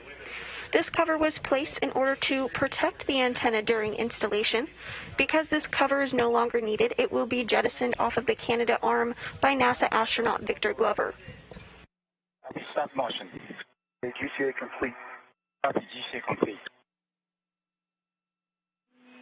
All right, when you're happy, Ike, Hopper can release the pin. All right, I have the cover on the table. You have a go to release the pin. Roger. And Ike, before you jettison the cover, you'll be retrieving the adjustable with the temporary MLI. So if at that point, you can also retrieve the large, small adjustable. If you can't hand it to Hopper, that's fine. You can just keep that on your mini workstation if you wanted to. Okay.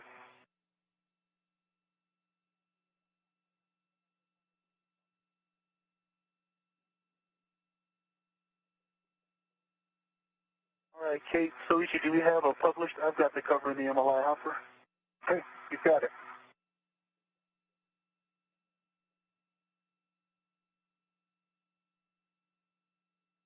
Soichi. All right, Ike, we're with you. We have a published. For Kolka backoff maneuver, confirm. Hey, you have a go to GCA to publish. GCA to publish. And Hopper, can you see the cover? I got you. Okay, you're clear. Good clearance all around.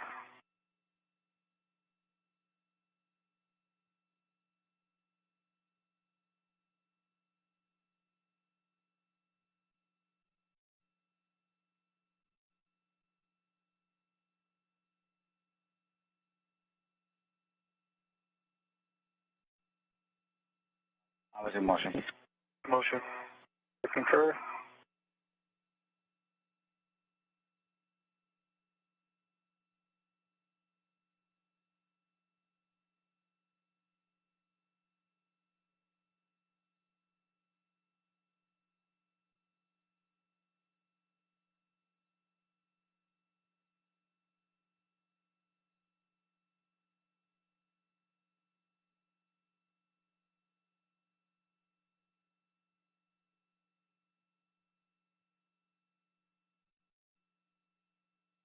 All right, I think you're well clear.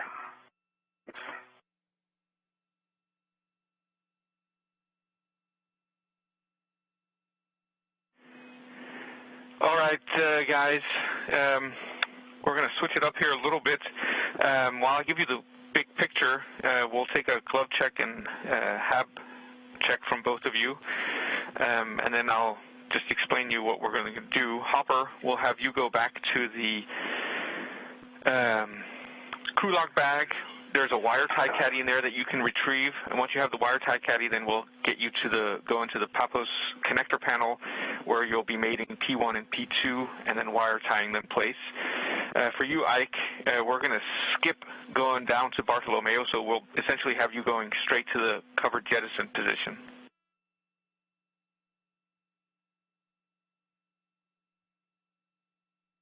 And very quick, Ike, you're in the published position. Okay, Andy, I copy. And Kate, Soichi, how copy? We copy. This is a published location. Yep. So the next thing. Okay, Andy, can you say that one more time for me? So for you, so Kate and Suichi should already have the words. Essentially, we're taking you straight to the jettison position now. Okay, now I'm not picking up any, picking up the cap keepers and things, so or just straight to jettison? Oh, that's right, never mind. Okay, all right, I'm ready. Hopper, you need to come? Do not. I'm getting the wire tie caddy out of crew lock bag 1, and then going to the Papos connector panel. Copy. Andy, are you ready? Yeah, so just for you, while you're doing the fly to the jettison position, you can retrieve the temporary MLI and the adjustable, and also the large, small adjustable, and stow both of them on your mini workstation.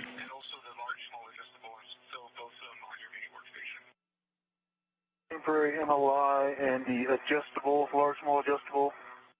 And what else? There should also be a small, small adjustable holding the temporary MLI together in a bundle. I'll do that in route. Luigi and Kate, you have a go. GCA to publish. Copy. Stand by. Getting ready for the maneuver you to the cover jettison location.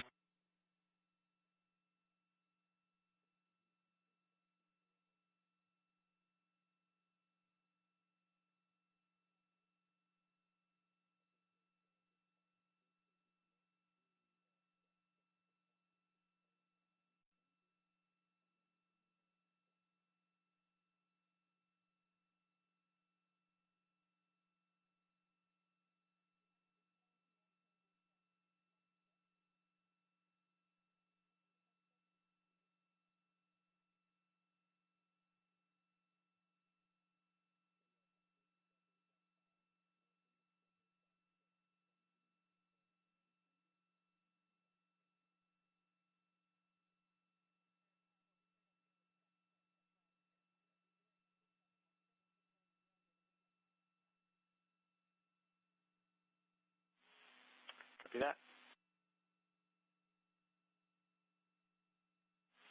And Kate verified that step 8.5 is complete.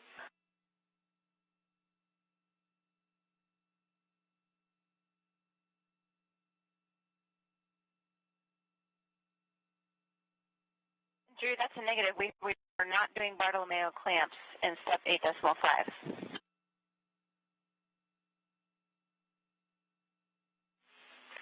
And that's affirmative, Kate, but the setup to get us into the maneuver for moving on is part of step 8.5, so we still need you to complete that.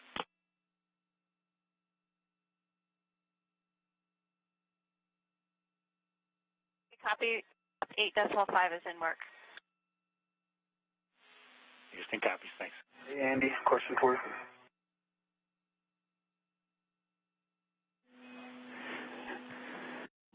Copy. And just for your awareness, in order to get to the covered jettison position, we need to take you down to the Bartolomeo position. You won't be doing anything down there. We just need to fly you there in order to get you to the covered jettison position. Yeah, that's fine. Hey, for the MLI, it's just the piece that wrapped around the bottom, right? The rest of the MLI and the cover stays on the cover? That's affirmative.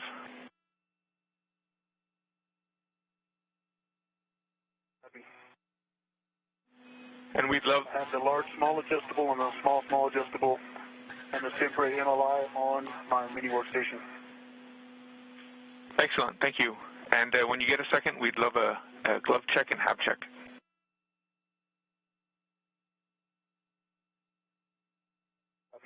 And if you want, have a dry hat, good gloves.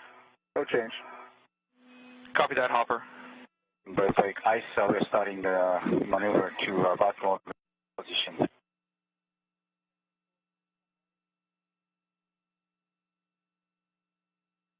What's in motion?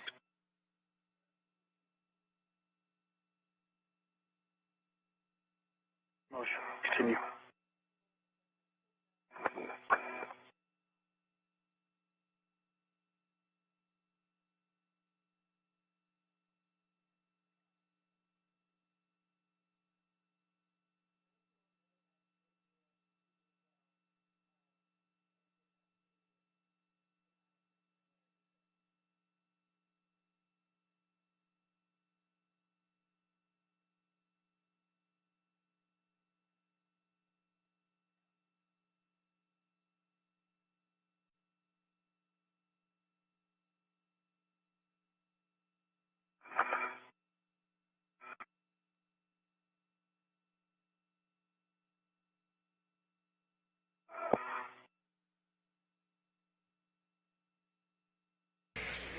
Now 4 hours and 11 minutes into today's spacewalk, which began at 5:28 a.m. Central Time, NASA astronauts Mike Hopkins and Victor Glover have encountered issues making the cable connections to the Bartolomeo science platform.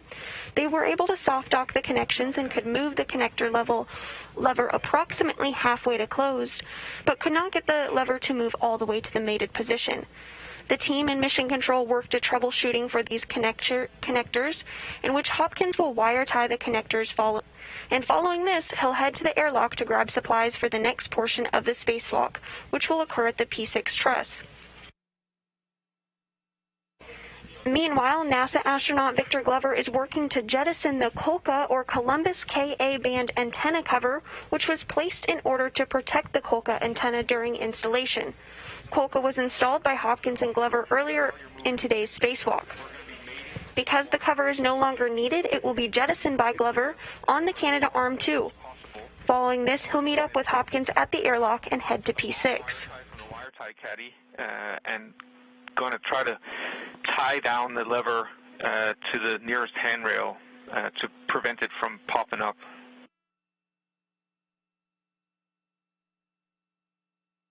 Okay, I copy.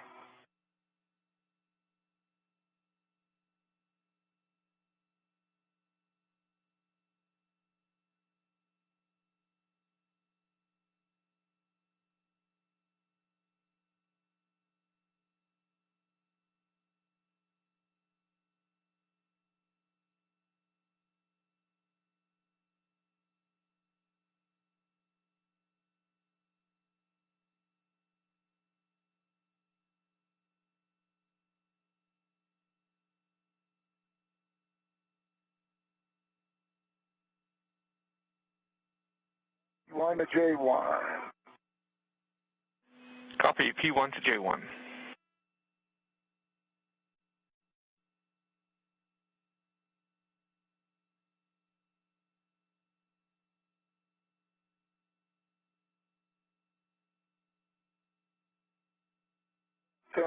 No fog. Putting in my band. Copy. Station for Robo, now on the step 9, have a pressure monitor 2. You have to go to GC to publish.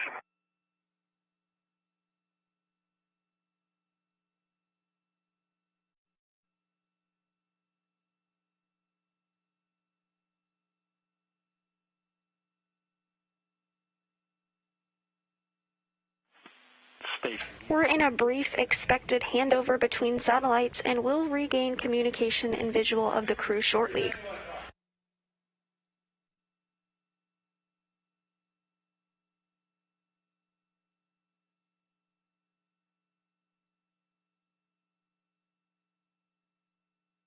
Okay, Andy, I'm working a wire tie. Copy. So is that wire tie going down to 0943? For the lab, starboard 943.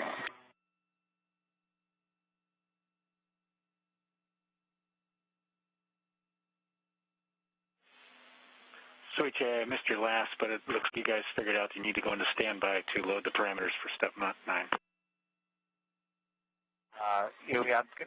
We are just talking about losing the camera parameter, but now it just got it. Thank you. On the monitor 2. Okay, copy that.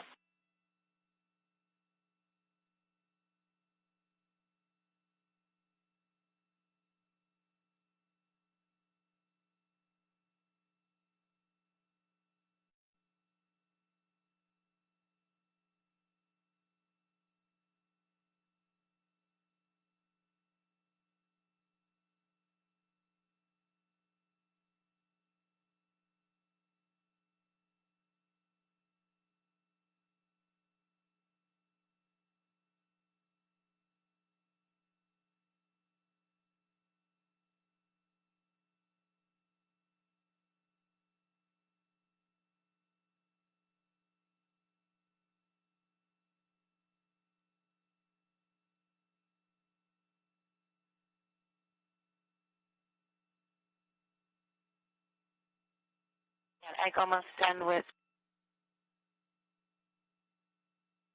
Almost done with the configuration. There was a lot of reconfig here. We're setting you up for the cover jettison. This is going to be the very long 4-minute maneuver for the big cover jettison position. Are you pretty?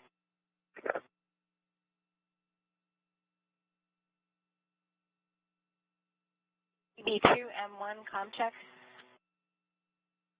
Broke up again. Didn't hear you. Okay, can you hear me now? Yes.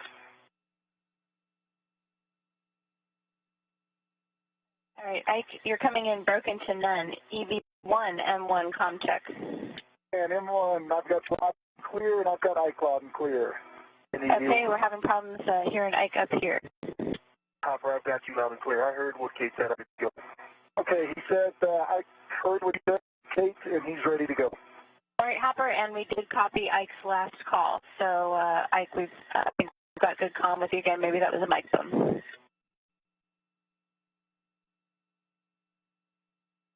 I heard that. That broke up pretty good for me. I heard it all. Okay, it broke up for me. Okay.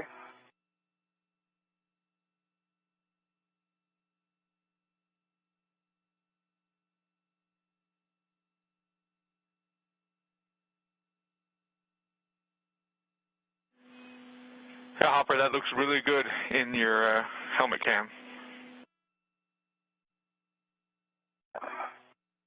That feels tight. I'll give it a little right here and see. All right, Ike, we've got everything loaded, and if you're ready, we will start motion.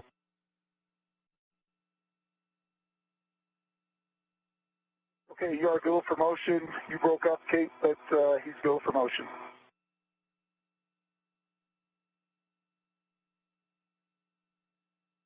And Hopper, just before we do this big Joe cast, are we all comfortable with this? I don't have active comm to Ike right now.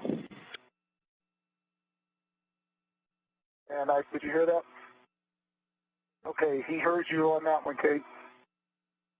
All right, Hopper, if you and the team are okay with you acting as a relay for go for motion, just want to make sure everybody's good with this on the ground.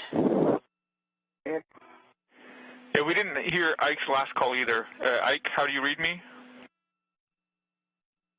Have you loud and clear? How me?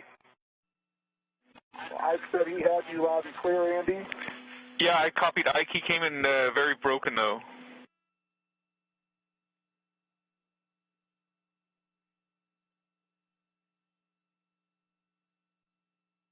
Andy, we're a little bit hesitant to bring him to the jettison position in this comm configuration. We need a clear direct communication with him.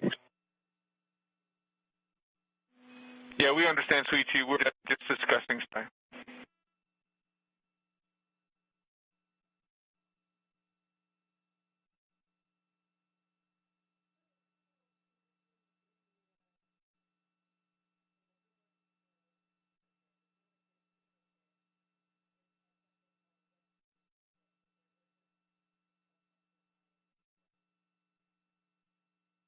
Hopper, will you ask her if there's an intermediate position or if it goes straight to the jettison location?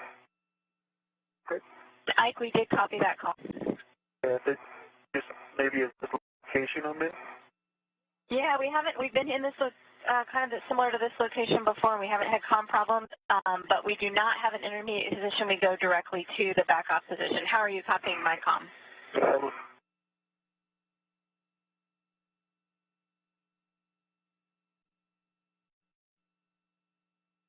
We didn't hear any call from Ike, Hopper. He said 3x5 and copy no intermediate.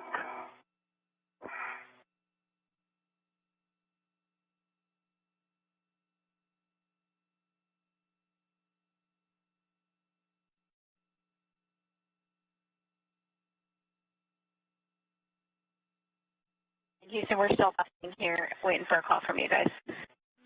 Yeah, we're looking over the data.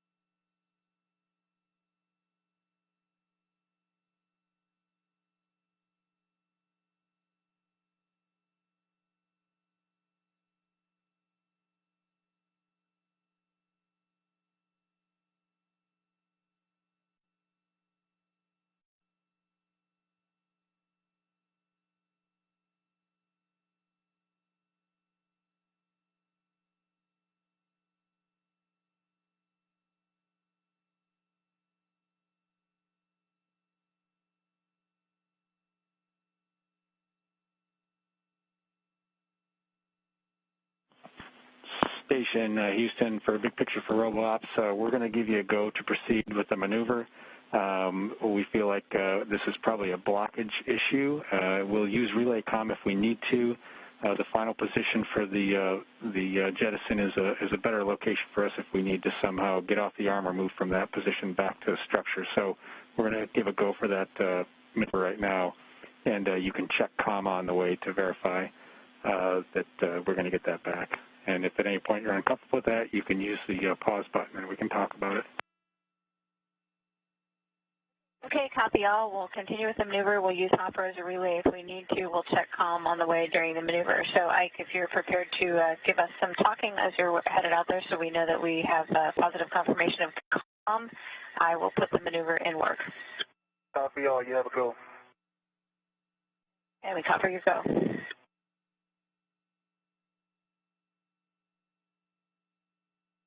And Ike arms in motion. Motion.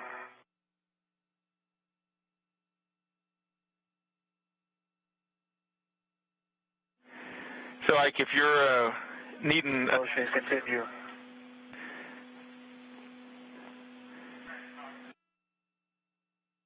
Motion, continue. And Ike, we copy. Good.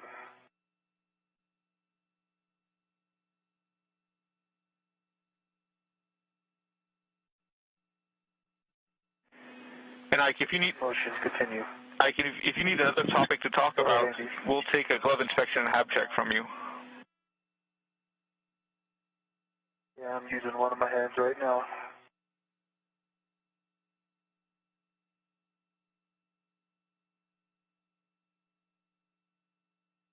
My hab is dry.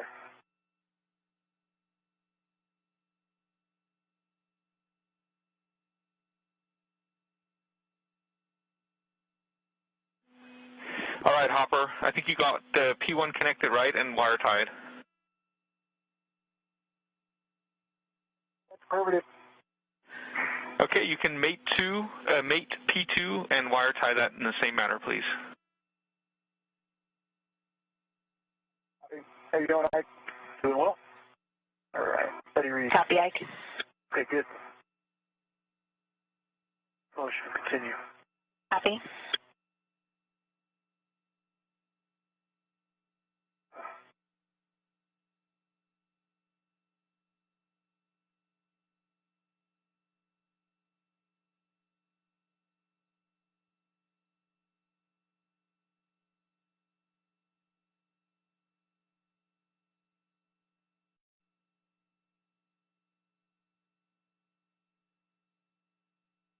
NASA astronaut Victor Glover now on the Canada Arm 2, being controlled by NASA astronaut Kate Rubins inside the space station.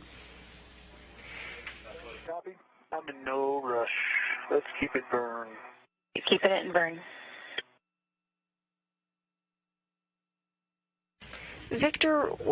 NASA astronaut Victor Glover will be on the Canada Arm 2 as he jettisons the Kolka cover. Again, the Kolka is the Columbus Ka band antenna, and it had a cover on it which was removed a short time ago.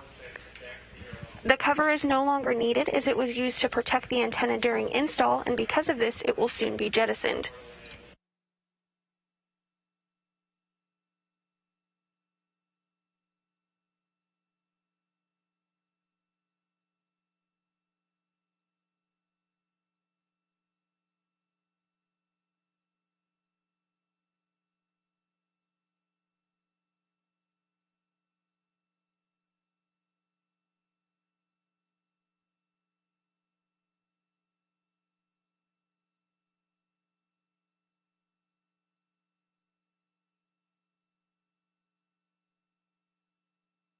Good, Ike?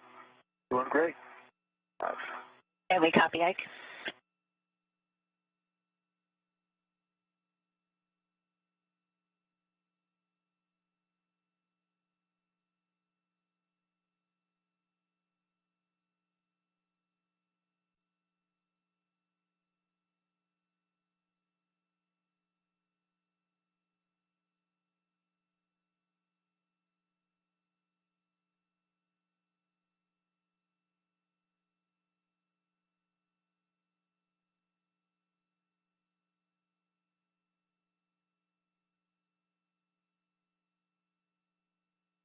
Good motion. Continue.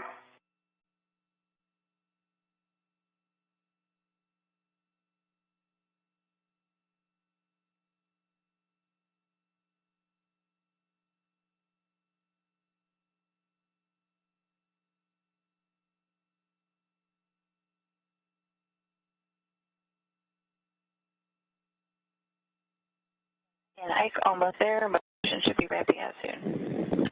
You two copy. Thanks. Let me copy your copy. I copy. Your copy is my copy. Copy, copy. Giving me a warm feeling to hear your voice.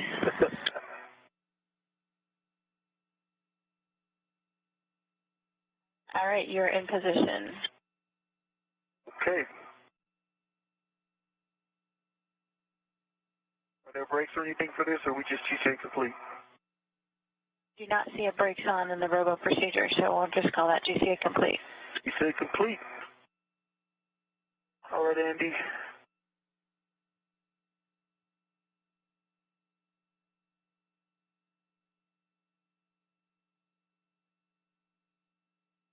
Copy, Mandy.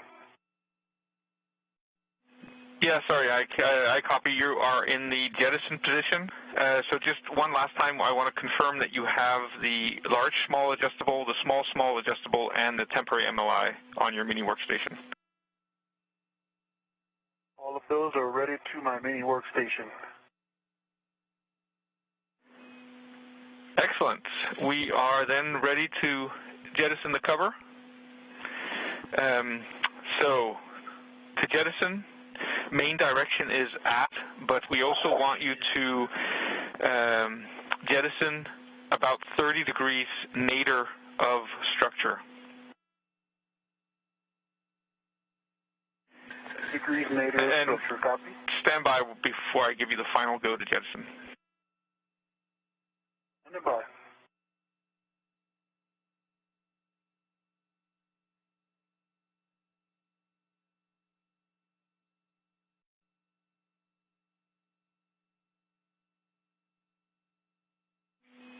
All right, Ike, you have a go, so you can release your RET from the temporary cover and then jettison in the aft and 30 degrees nadir direction.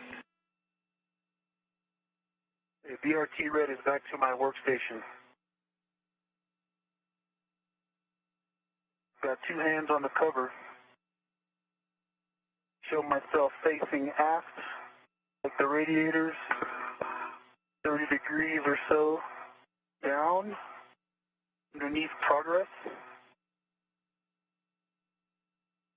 This view of NASA astronaut Victor Glover as he prepares to jettison the Kolka or Columbus Ka band antenna as it is no longer needed. Okay, here we go. Countdown. 3, 2, 1.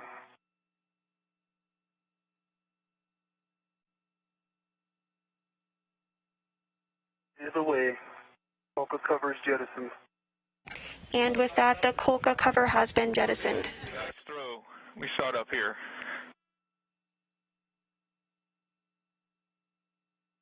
And copy on board ISS as well. So, Ike, you can work with Kate and Suichi to take you to the ESP2 back-off position. All right, and I have good gloves, no change, Andy. They still look brand new. Excellent. How's the hab?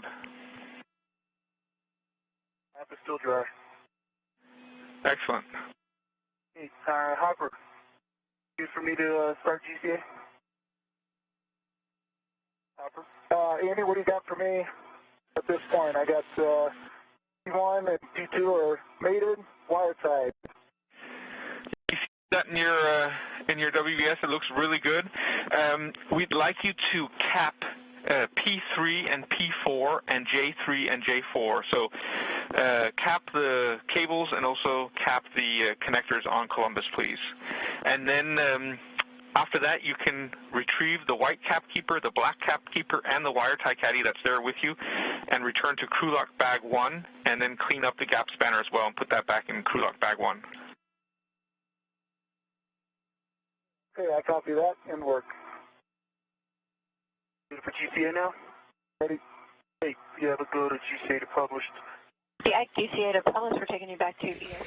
As you just saw, NASA astronaut Victor Glover jettison the Kolka or Columbus Ka band antenna cover, which was removed earlier by Hopkins and Glover. This cover was no longer needed, and with the Kolka cover removed, European Space Control counterparts in Cologne can confirm good operation of the Kolka heaters. The teams have determined that the 4 Bartolomeo connectors are achieving a good electrical mate, but are physically prevented from locking in place. Hopkins is working to mate 2 of the 4 Bartolomeo power connectors and is applying wire ties to prevent them from being able to back out.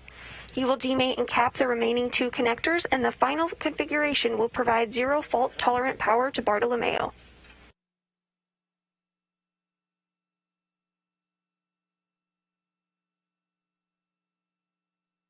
Not a whole lot of reference out here, so I'll trust you for now. I can confirm it is good motion. All right, sweet. Good motion.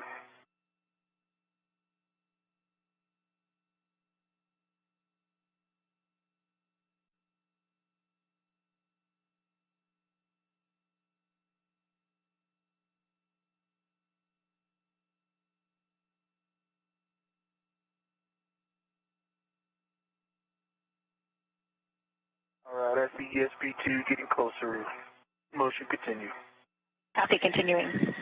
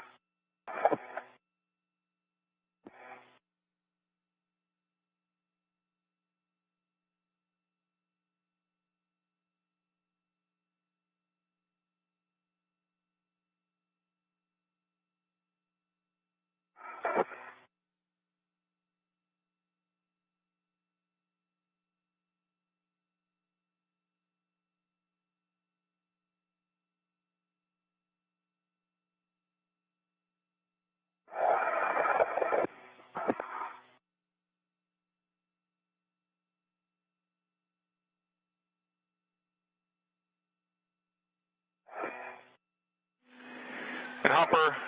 And we just received confirmation that the Kolka heater is up and running, and the heater is now in good shape following the removal of the cover. Same issue.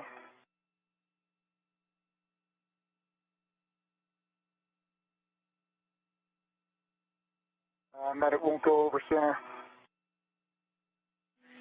Yeah, we saw that, and it leads us to believe that something's wrong with those connectors, since they were never capped before either. They came from the dummy connectors on Bartolomeo.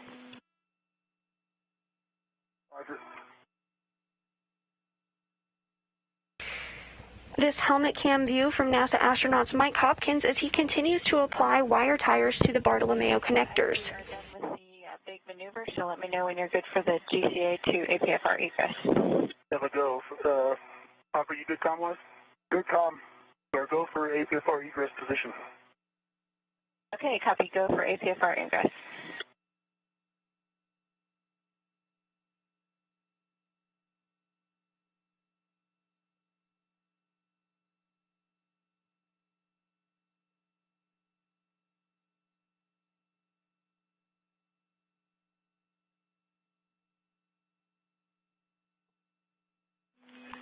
And Hopper, are those the caps from the white cap keeper? They are. Okay, just want to double check, because there's a black cap keeper there as well, but it should be the white one, the white cap keeper. Roger. Okay, got that one.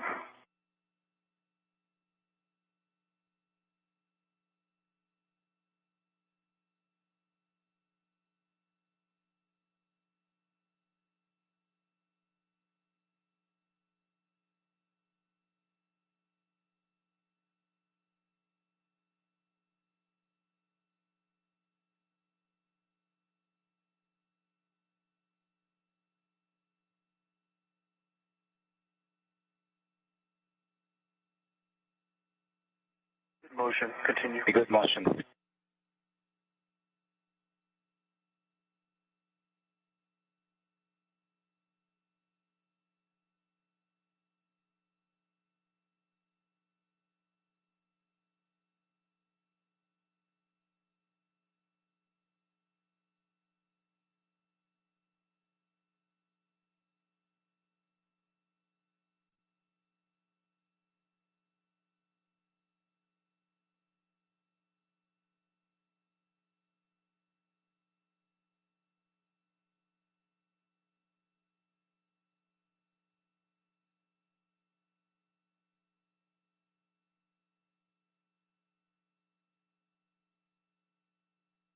And Andy, which ones do you recommend for T3 and T4? Stand by. We're just discussing. Roger.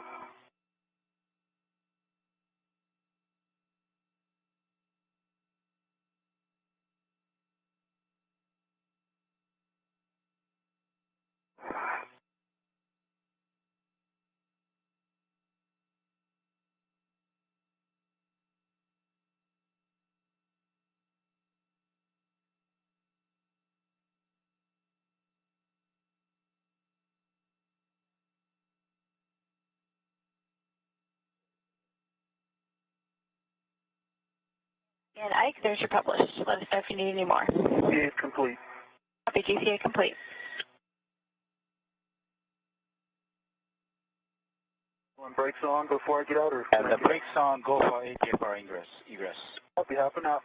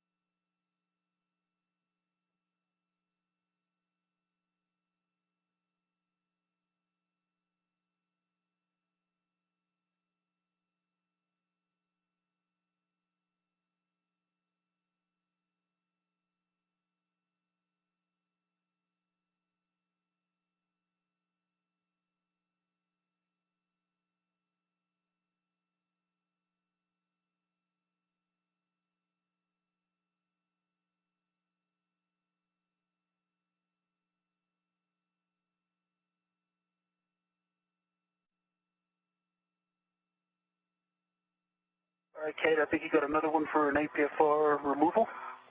Affirmative. All right. A good visual? All right, copy. Hey, Ike. There we go. Just a second. We recommend you do a safety tether swap before, if you haven't done that already. My yellow hook is a little far away, so I'd like it to be a little closer. I'm not going to take the APFR out, but my yellow hook be closer to me for the... Okay, understand. swap. Yep, no problem. Understand. Thanks. Thank you. Okay, and Ike, copy your go. Now 4 hours and 43 minutes into today's spacewalk. Again, the Kolka or Columbus KA band antenna heater is up and running, and the heater is in good shape.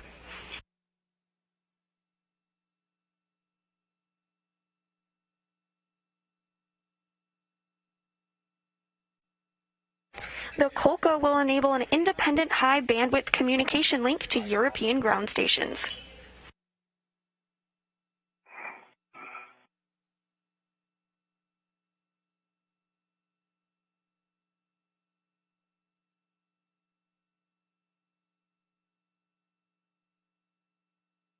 Good motion. Copy, good motion.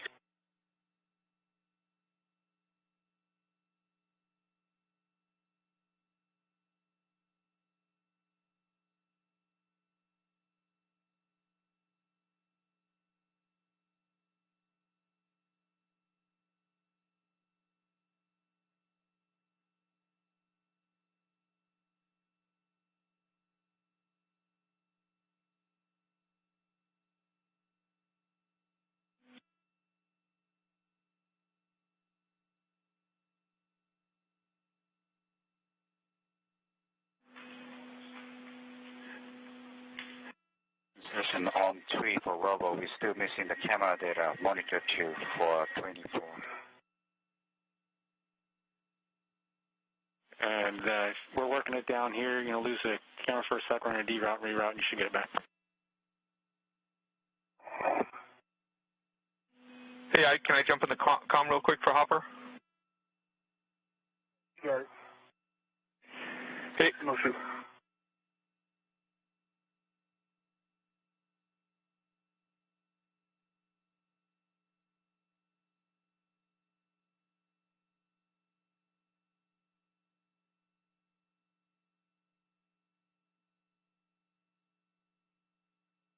Stop motion, that's good. GCA complete. Copy, GCA complete. Stand by for the brakes.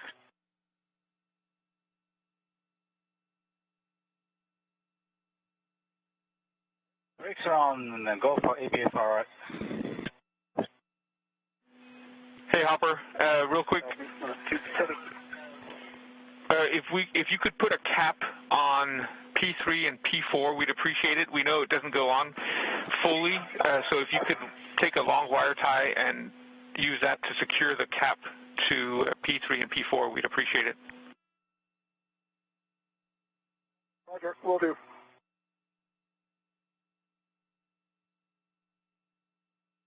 Okay, Andy, my green hook is locked. My red reel is locked. I'm now unlocking the green reel. Just a second, Ike. And Hopper, just for awareness, the 3 twists on the wire tie need to go on the lever side. Roger that. And which ones am I using, off of white or black? Hey, Ike.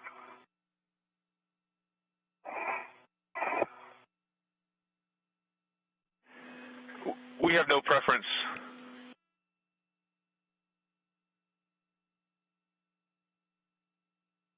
Copy. All right, I'm back with you. Ready for the safety tether swap. Yeah, it didn't work. My green hook is locked on my red reel. I've got it unlocked now, and my red is off of that. I show I have a good safety chain through my red hook load alleviating strap. My right D-ring extender, which is locked, gate closed, sliders locked back on black. So if you think that's a good config, I'm ready to take my yellow hook off the arm. Yep, that sounds good. So you can pick up your yellow hook and close and lock it on your green reel. Work. And Andy? Yeah, we see that, Hopper. Just got it over center. Anything particular happened, or any words? I have no idea. You saw what I did earlier. I had it in the closed and locked position, and was just trying to make sure there was, it was the same internal diameter size. And then I pulled it back out, and that seated normally.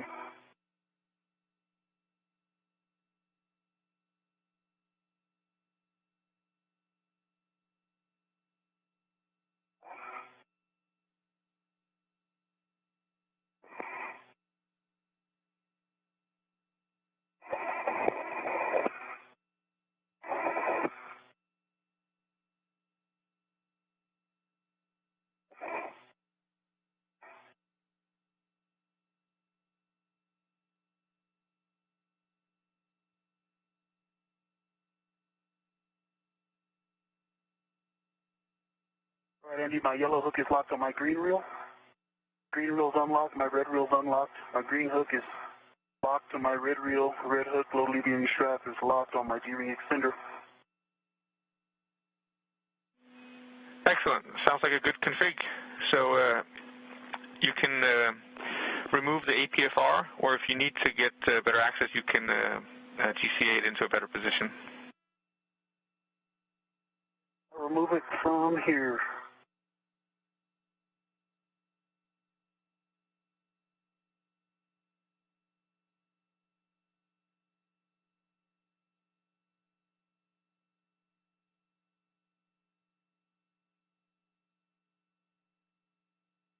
Okay, Kate, I've got the APFR out of the with adapter. You have a go to the next publish. Copy. Next publish will be a back-off position. Have a go. Okay, Andy, where's this APFR going? It's going in WIF 5, where you took it from, with a clocking of 6.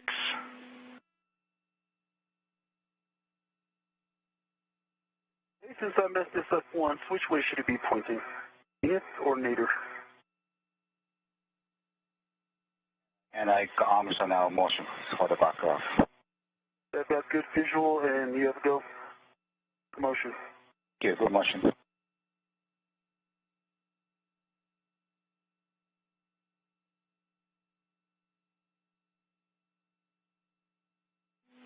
And the boot plate should be pointing zenith. Thank you.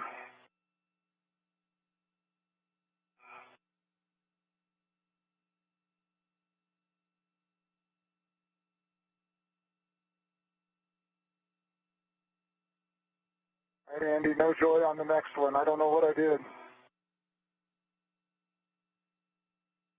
APFR installed on WIF 5. Good full twist test. It's black on black.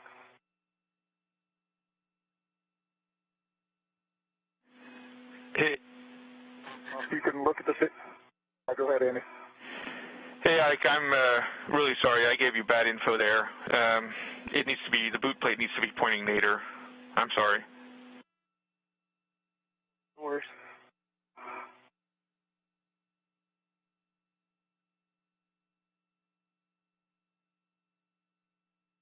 More practice for me. Got a right back on it. Andy, I don't know if you guys can go back and look at the video from 10 minutes ago and see if I did something different.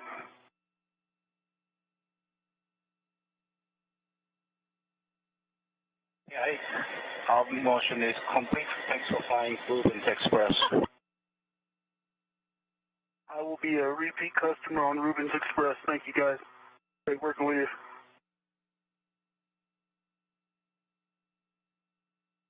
I'm going to go take some photos of you now. Full service.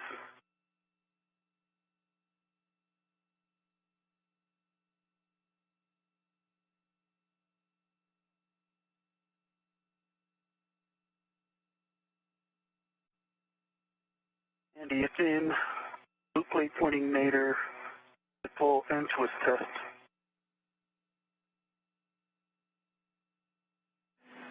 Copy.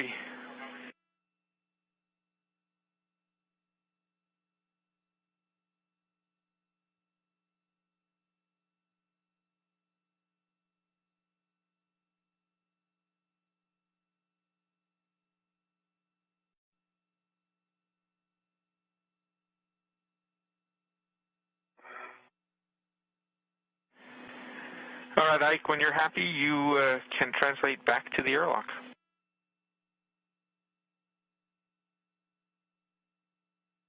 A couple things to clean up right here, but I will do that shortly. Andy, give me some big picture words here. Are we leaving Bartolomeo as it is right now? We didn't redo all those clamps or anything. Yep, that's a firm. We're going to leave Bartolomeo. So for you, we'll ask you to clean up the crew lock bag. So grab the white and black cap keepers, the wire tie caddy, stow that back in the crew lock bag, retrieve the gap spanner, stow that back in the crew lock bag, and then you can grab the crew lock bag and head back to the airlock as well. Then we'll do P6 H-fixtures, and at the very end, we may come back to the Bartolomeo platform to clean up.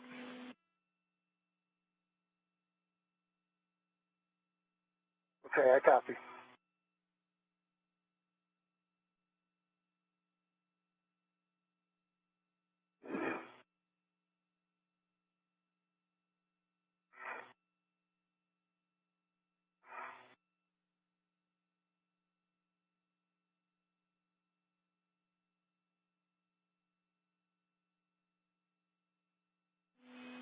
And Hopper, we see excellent job on wire tying that cap in the video. Looks good to us. Okay. I am getting the cap keepers and heading back to the crew lock bag. Okay, I've got the extra adjustables and the MLI cover. I'm going to work on my safety tether here as I head back to the airlock.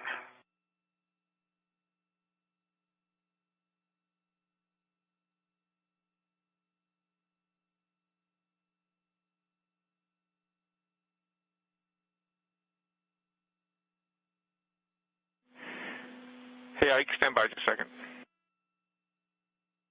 Stand by. On the port side of ESP2, excuse me, starboard side of ESP2. Yeah, copy. I just wanted to double check the APFR settings, that the other ones were good as well. I didn't change them. Papa 6. Okay, if you didn't change them, then, yep, that's perfect. If you didn't change them, Papa Fox 6 is good. Well, I changed it to get out of there. I was kind of trapped in the corner. I put it back to the way it was. Papa Fox 6. Excellent. Thank you. Continue back to the airlock? Yep, you can head back to the airlock.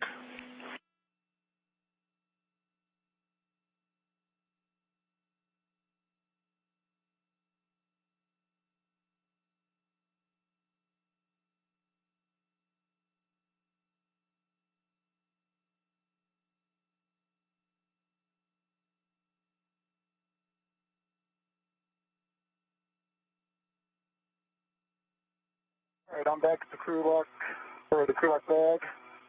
Gonna store everything. Andy, I'm back at the crew lock. Copy, Ike, you're back at the crew lock. Just a second, Hopper. If you could just take a look back towards the Papos connector panel and just have a look at the cables, if the routing looks good, if you're comfortable with everything, or if we need to tack anything down more. Okay, I'm going to go ahead and put the stuff in the crew lock bag, and then I'll go back and do that. Copy.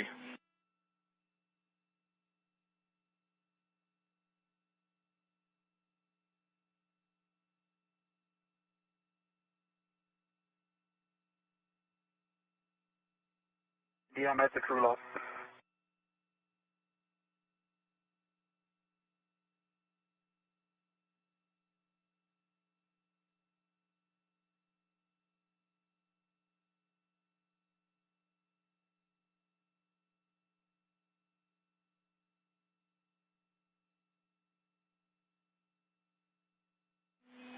And Ike, you can take a 1 or 2 minute break while we just get some words up to you. Stand by.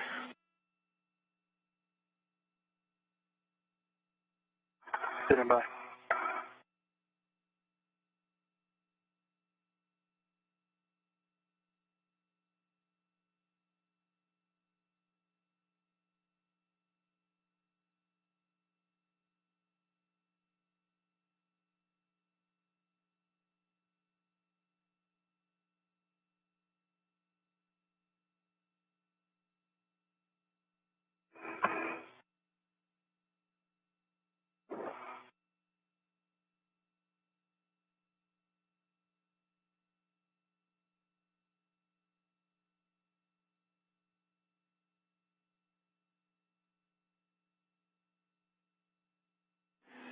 All right, Ike, you can open the thermal cover, and then you can stow the MOI and the small adjustable and the small adjustable in the crew lock, and then you can retrieve crew lock bag number 2 and crew lock bag number 3. You can temp stow number 2 outside. It goes to Hopper when he gets back.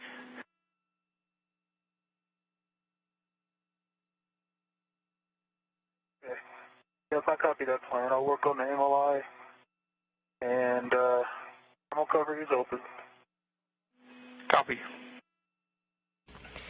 Now nearly 5 hours into today's spacewalk, which began at 5:28 a.m. Central Time, the crew first took out the Kolka or Columbus Ka band antenna from the crew lock and brought it with them to the Columbus module. There, they removed bolts on the Columbus panels in order to install the Kolka, and then Kolka was installed and secured to the Columbus module.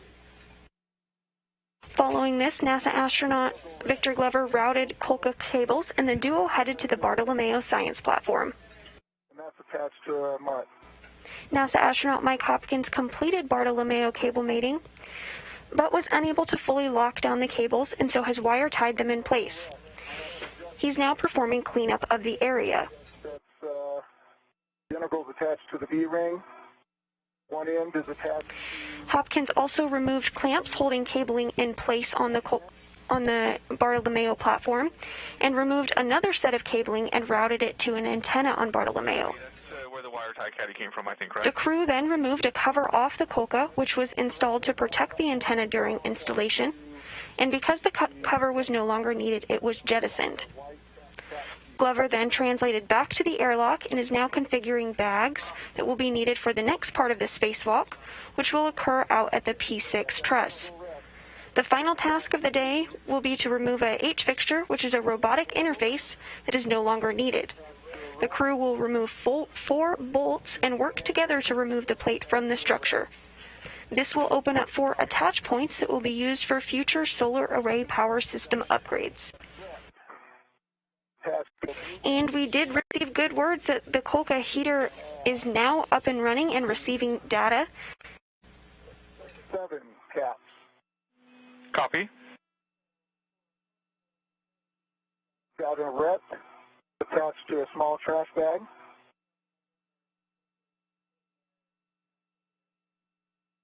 I've got a ret attached to a white cat keeper.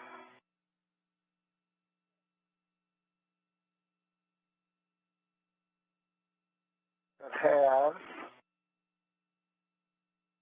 2 of the plugs and 1-2 caps. And then it's attached also to an adjustable. And that adjustable has the wire tie caddy. And then it's also attached to the black cap keeper. It has 1, 2, 3, 4. It has 4 caps on it.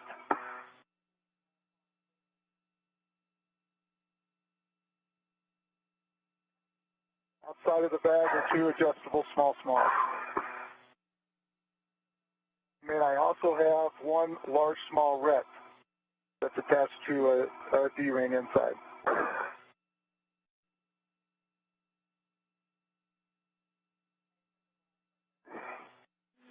Yep, I think that's everything. Sounds like a good inventory. So just the gap spanner is missing. The gap spanner is missing, and the camera is sitting on a handrail, and I'll put that on me because I'll need it for each fixture. Copy.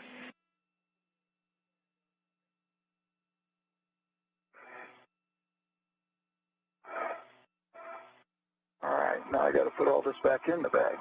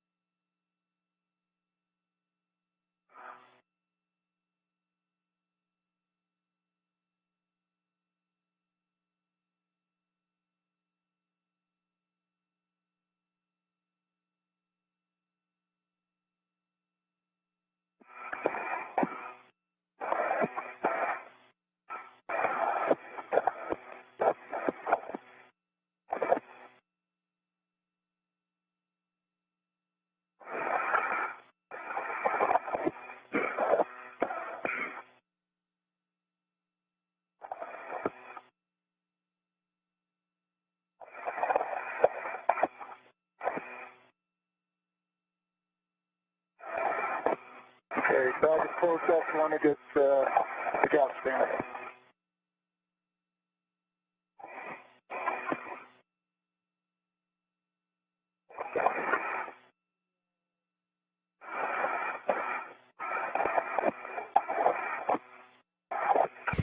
As a reminder, you can submit your questions to us today using the hashtag AskNASA, and we'll be answering them live on air.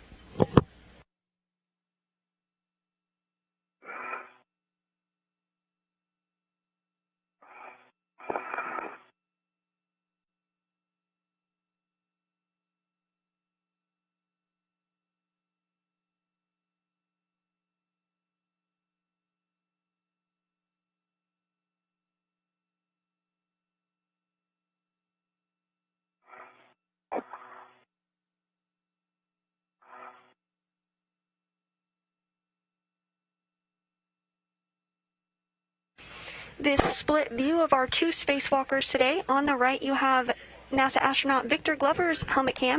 He's currently in the airlock configuring some crew lock bags for the next portion of today's spacewalk. And on the left, you have Mike Hopkins, who's working to translate and make his way back to the airlock to join Glover.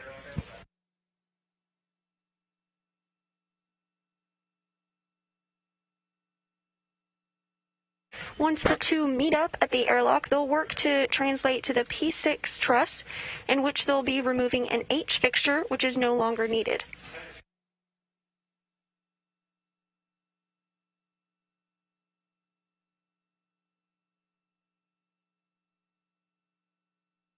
Up to your right.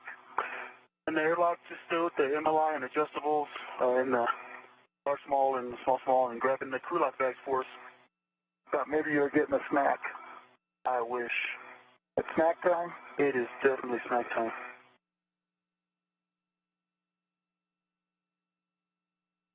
I would have thought that Air Rubens would have had snacks in the airlock. Just this kind of an event. We thought that might be mean to show you guys food from this side of the window. We have snacks for you later. Don't worry. Roger. The question is, does Reagan have bacon up here? Oh, man.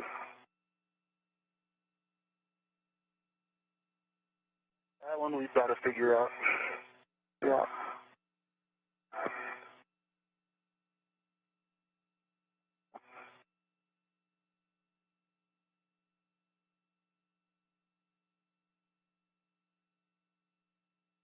You heard the crew joking about wanting bacon and snacks during this spacewalk. After nearly 5 hours in a spacewalk of grueling work, you would be hungry.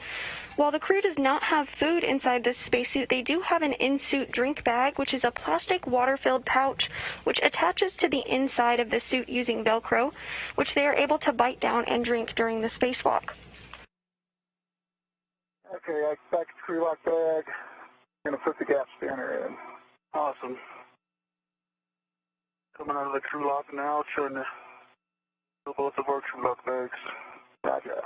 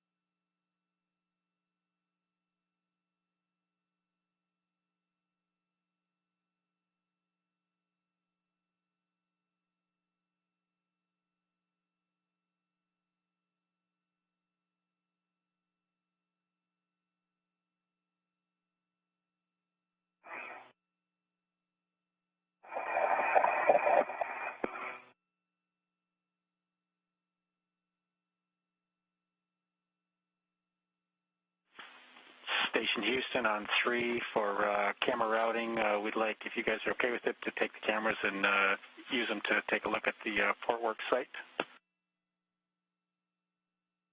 Absolutely, cameras are all yours. Houston, copy, thanks.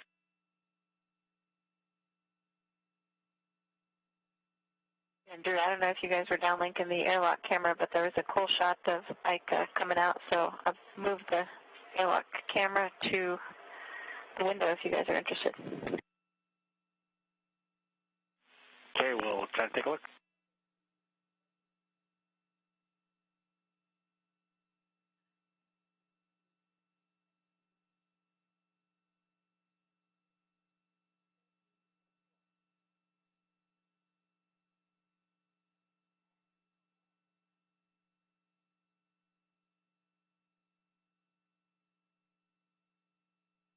And Andy, crew lock bag 1 now includes a gap spanner. Excellent.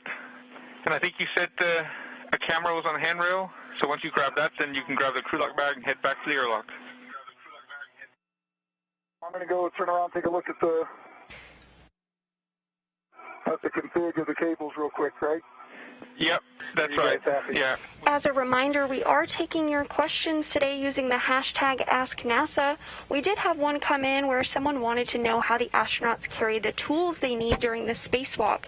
You actually just saw a great view of the mini workstation, which is kind of like a backpack that the crew members use in order to carry all their supplies. It has the tethers and all the other necessary equipment that they need during the spacewalk. Okay, camera is now attached to my swing arm and my NWS.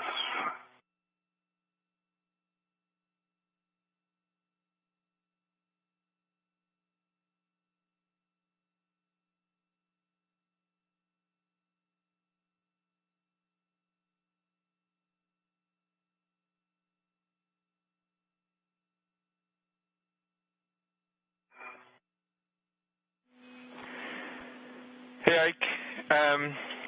We wanted to give you an offer of doing the airlock hatch pin, hip pin R&R activity, which is one of the get-aheads while you're waiting for Hopper to get back. Just wanted to know what you think about starting on that. Happy to help. Let me know what I need to do. That's crew lock bag 4, right? That's affirmed. Yep, so you can go ahead and grab crew lock bag number 4.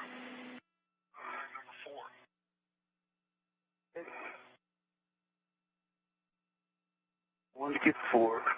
2 and 3 attempts still on the circular handrail. Copy. SC4. Okay, Andy, the only thing I could be doing here is, potentially just using that long wire tie and, kind of finishing up the cleanup here on the wire ties. But if you guys aren't worried about the big loops floating around,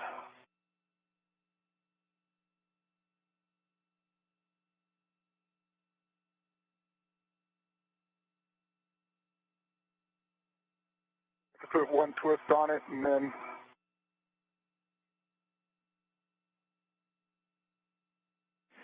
easy to get out when. Yeah, Hopper, the main worry is from Robo.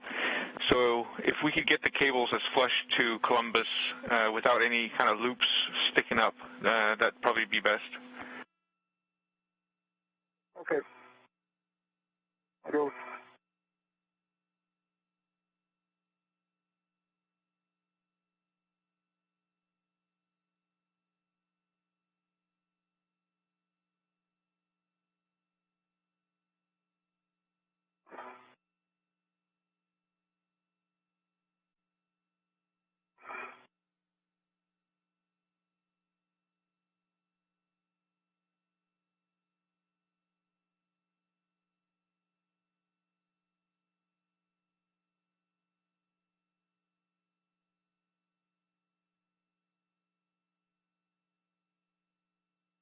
While NASA astronaut Mike Hopkins translates to the airlock, NASA astronaut Victor Glover is going to work on a get-ahead task involving an airlock hatch pip pin R&R. Essentially what he's going to do during this procedure is remove a broken pin in the airlock and replace it with a new functioning pin.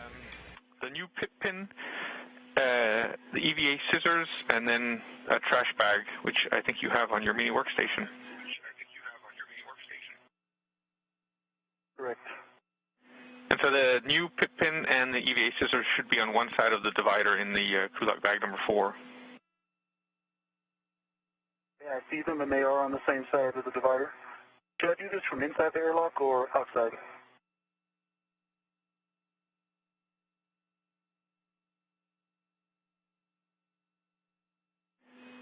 Yeah, it's sort of half in, half out, whatever you think is the best position to give you access. So the first step would be to remove the old pit pin and then to insert the new pit pin.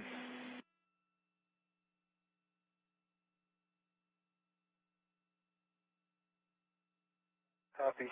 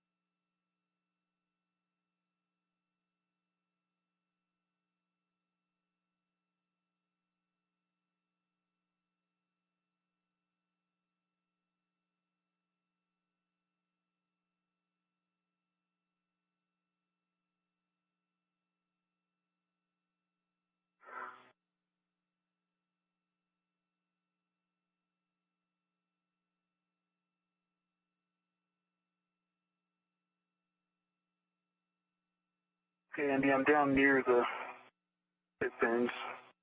You want to give me a talk on? Copy.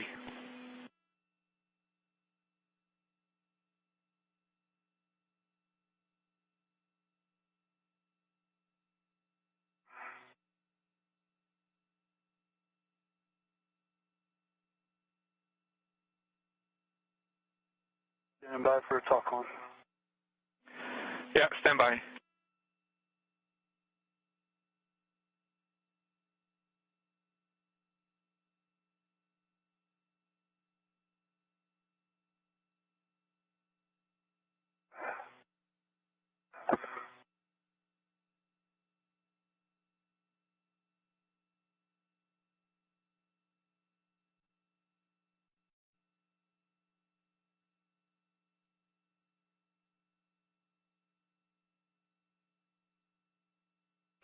And we just received word that the two cables that have been connected to the Bartolomeo External Research Science Platform appear to be providing good electrical continuity and power as the crew presses ahead toward removing the H-fixture on the P6 truss.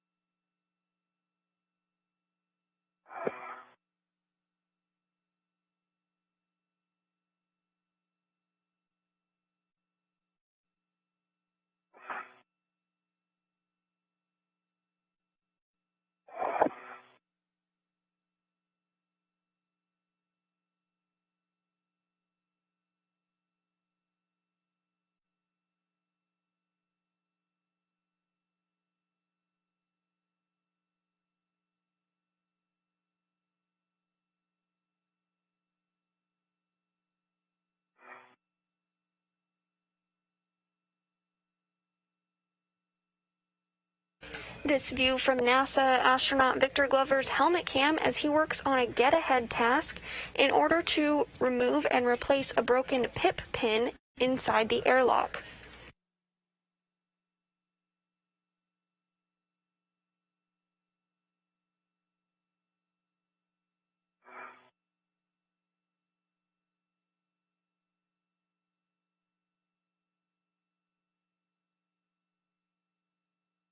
And you got one more loop.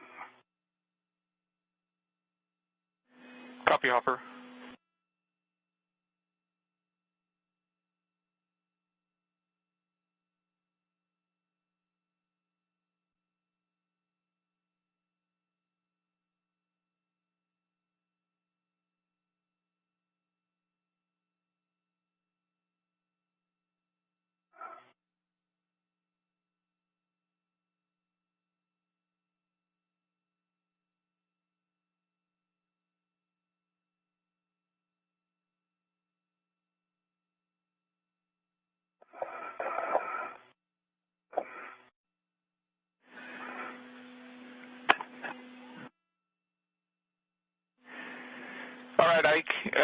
So it's the pit pin with the loose lanyard should be on the forward hinge,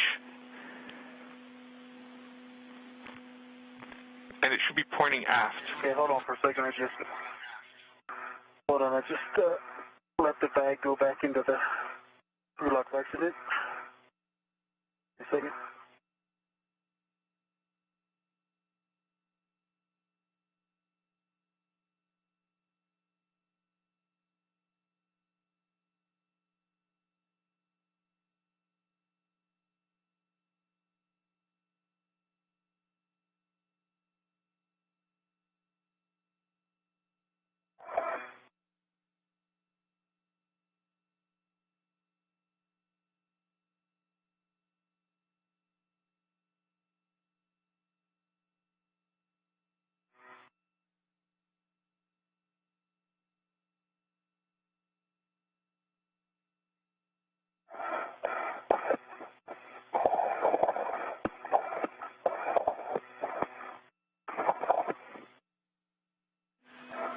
Hey, Hopper, we have an excellent camera view. That looks really good. We're happy with those cables. Okay, I got some more quick wire tie here, and I'll be moving on my way. One of them seems quite a bit longer than the others. The one on top, I don't know if that's the design or not, but seeing the views.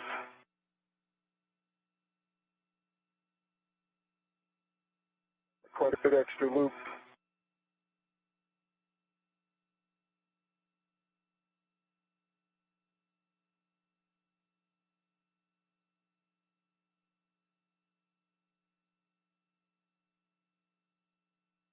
Okay, so it's going to have one loop. You okay with that? It's kind of sticking up. You want me to try and get those?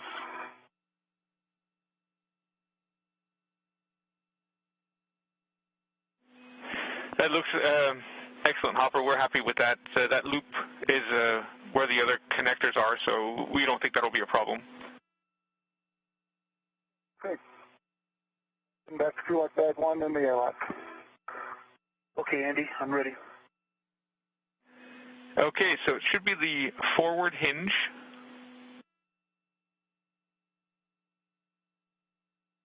Forward hinge.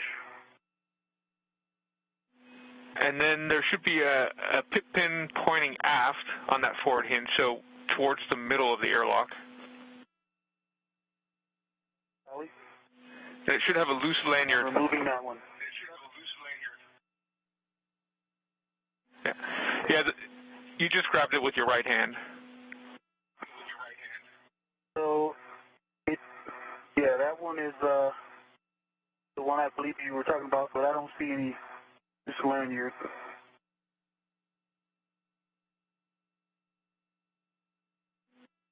The lanyard looks normal.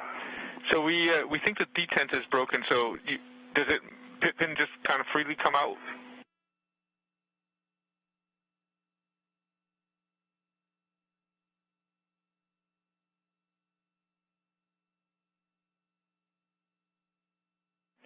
And you can try to pull on the pit pin itself.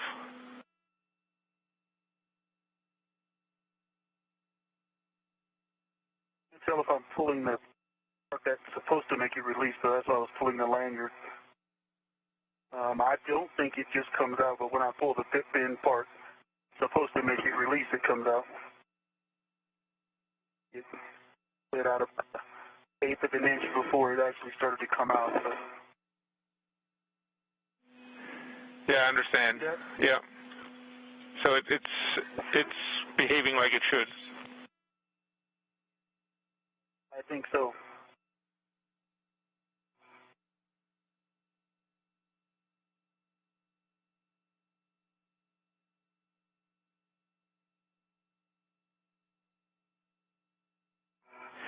Hey, Ike, will you give us an inspection of the other 3 pit pins? So there should be 4 in total. So just kind of pull on all 4 of them just to see if any of them pop out.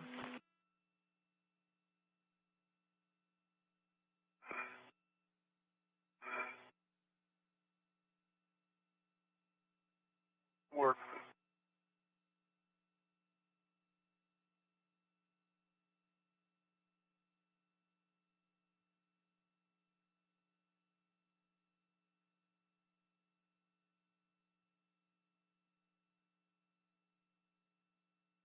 aft hinge, aft pin lanyard is kind of wrapped around the hinge, so that one I'm not able to do much with.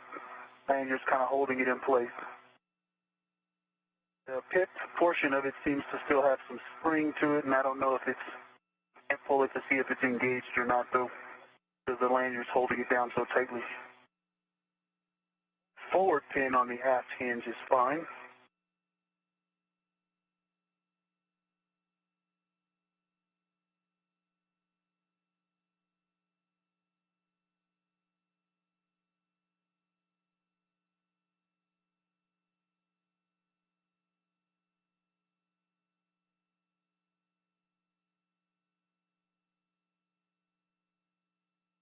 Forward pin on the forward hinge seems fine too. Copy. Sounds like we might have 4 good pip pins. Give a second to discuss. Me too.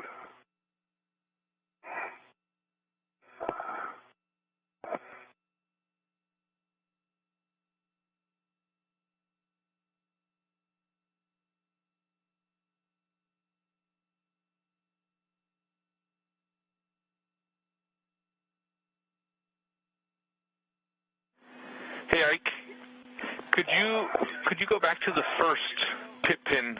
So the forward hinge pip pin pointing aft, the one that we checked initially, and just try to pull on the pip pin itself, not the lanyard. We just want to double check because that's the one that was reported broken. Okay. I just want to, so you can see, I'll make sure to emphasize this, but it's a pip pin, so there's a part of it that you pull to make it come out. And I'm trying to not pull on that part to make sure that it's staying in where it's supposed to. Right? That's not, you don't want me to just release it nominally like a pip pin. It's supposed to. Is that correct? Yeah, that's right, exactly. We don't want you to depress the little plunger on top. We just want to try to pull without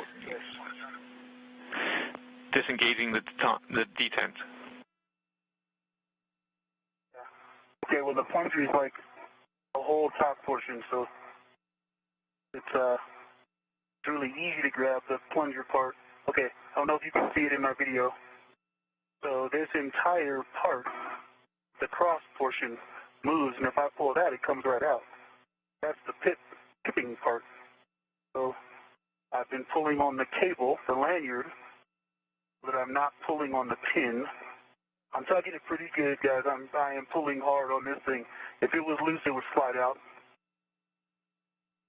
If I pull on the pip portion, it will come out. That's what I would expect to happen. Could you see that? Yeah, we see and we understand. Just a second.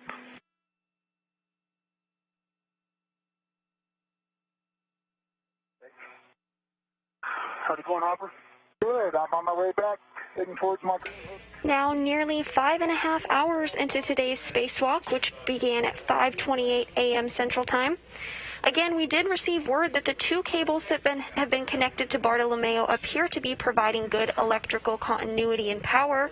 However, the 3rd cable was not yet able to be connected and is secured via wire tie and temporarily capped off.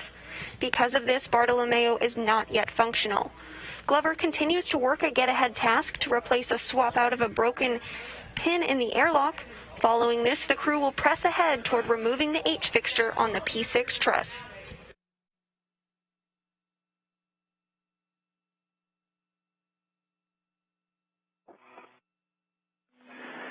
All right.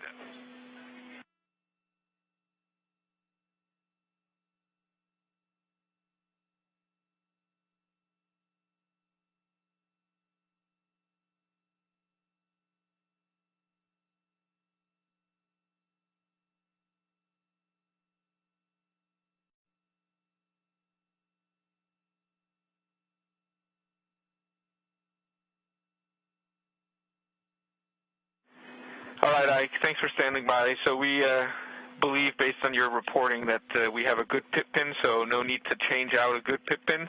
So you can stow everything back in crew lock bag 4 and stow crew lock bag 4 back in the airlock. Okay, good work. Good work, Ike. Station on Space to Ground 3. Yeah, I popped the camera card in and recorded the whole pin thing. Copy. So you guys get the view from this side as well. Okay, copy. Thanks for that, Kate. Okay.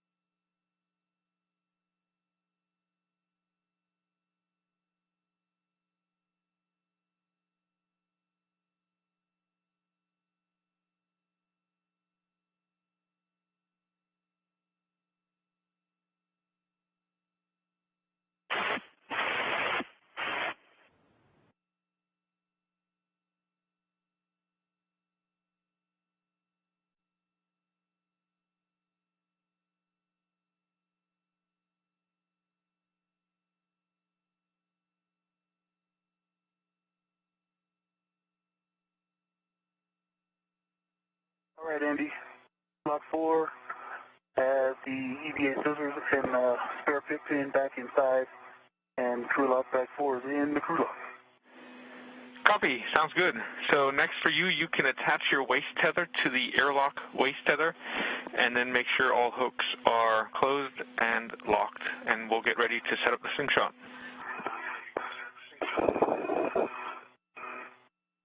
Got the waist tether going down inside the airlock.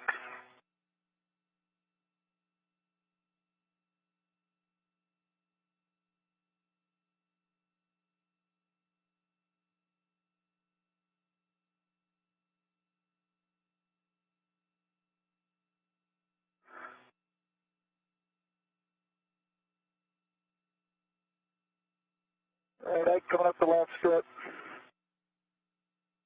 Good job.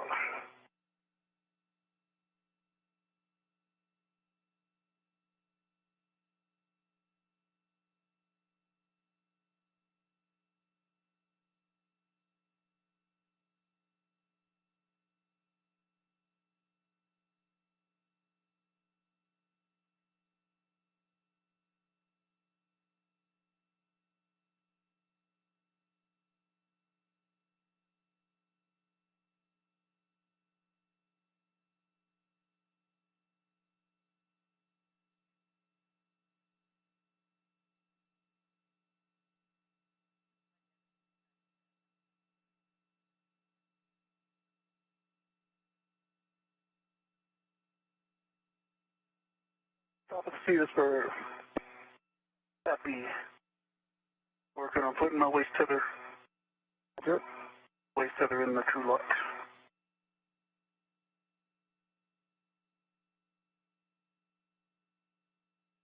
Next up for our spacewalking duo, they'll head out to the portmost section of the space station's truss.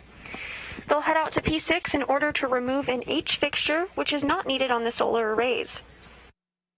The H-fixture is a robotic interface that, again, is no longer needed. This plate is secured by 4 bolts and will be released by both crew members, who will then continue working together to remove the plate from the structure. This will open up 4 attach points that will be used for future solar array power system upgrades. Have the 2 big hooks together locked, they'll close black on black with a good pull test. And that small hook from that waist tether is wrapped around my VGT.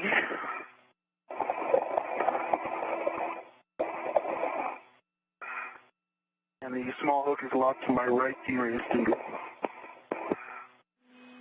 All right. That sounds like a good config. And I see Hopper's back at the airlock, so Hopper, you can set up the slingshot. Well, first of all, you can temp stow crew lock bag number 1 on the airlock circular handrail, or you can hand it into Ike and he can stow it in the airlock. I'm going to go with option 2.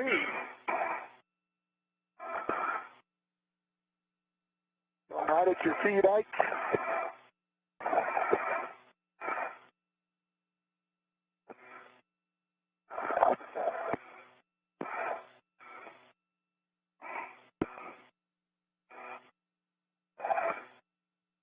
Okay, I see it.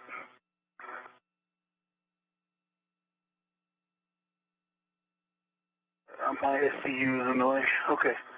Can you go in a little farther? Got it. Okay.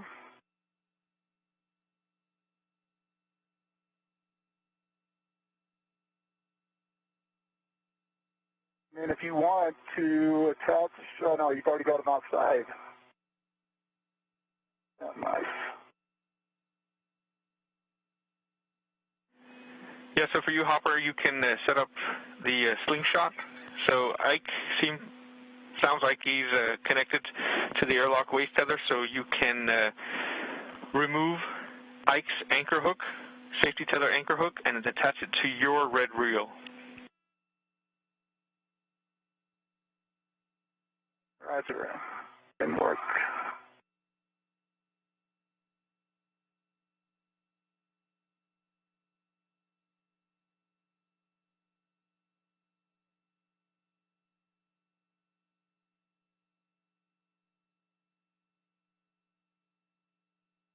Okay, crew lock 1 bag. Crew lock 1. Crew lock bag. One is connected to the airlock. Ready for your red bag? Yeah. Okay. And your BRT red is coming out. Okay. The first step in preparing to remove the H-fixture from the P6 truss involves a slingshot setup. This requires the astronauts to combine tethers because they're so far out on the space station. This technique was actually developed when the shuttle was being built, when the shuttle was building the International Space Station.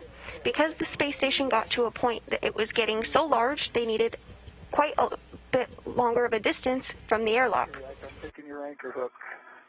Got it. Tether to the airlock waist tether. That's it.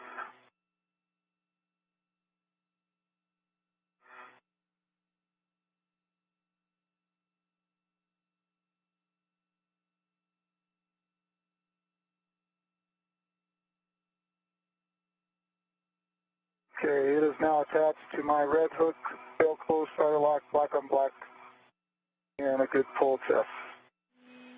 Copy. You can pick up your own safety tether anchor hook and stow it on your mini workstation. Copy. Anyway, before I do that, I'm going to go ahead and get my crew lock bag. That's all right. Yep, so you're picking up crew lock bag number 2. I believe that's the one on your side. It is. It's got that crazy too. Yeah. Could you do me a favor? I can, yeah. You see my safer handles? I see your left safer handle is down. You rotate, and the right safer handle is down. Hand controller is in. The crew continuing to work together to set up the P6 slingshot setup for the P6 H-fixture removal.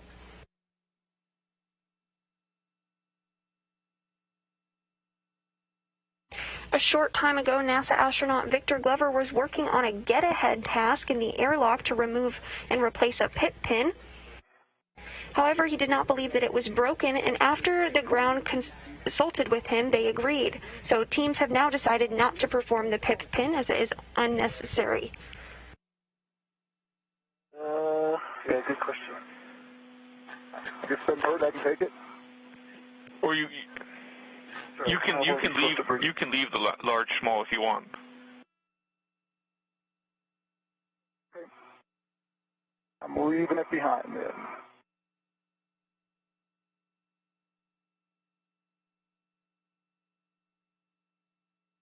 There's a large small on the airlock, the circular handrail. We just need to be able to close the thermal cover, right? Yeah.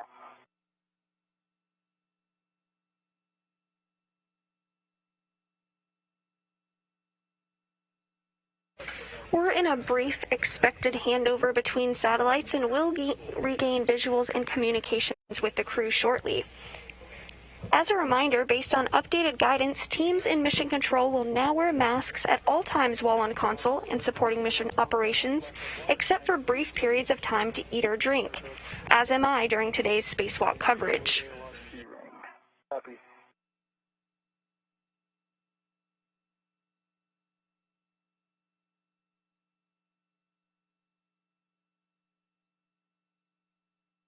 Okay, I'm ready to go. All right, you can translate to P1, mile marker 9150.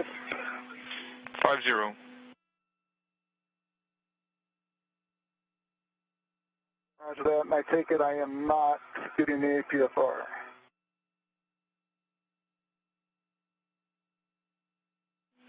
No, we're going to skip that. So you can, as long as you've got crew log bag number 2 with you, then you can translate out to mile marker 9150. You're looking for handrail 3652. Copy.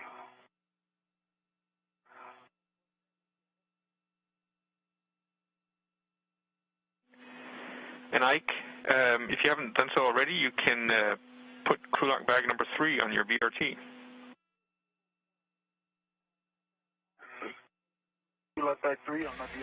This view of NASA astronaut Mike Hopkins outside of the airlock as he works to set up the slingshot. Close the thermal cover.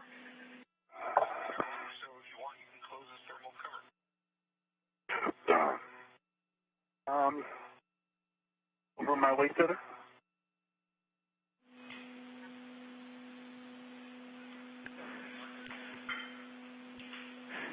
Yeah, your waist tether will be coming through, that's right. But so if you want, you can leave it open or half close it. If it's fine to close out, I'll shut it. Thermal cover's closed. Thank you.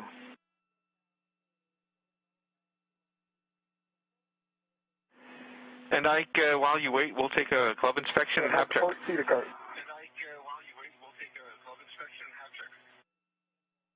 Happy, stand by. And copy, Hopper, you're at the port cedar cart.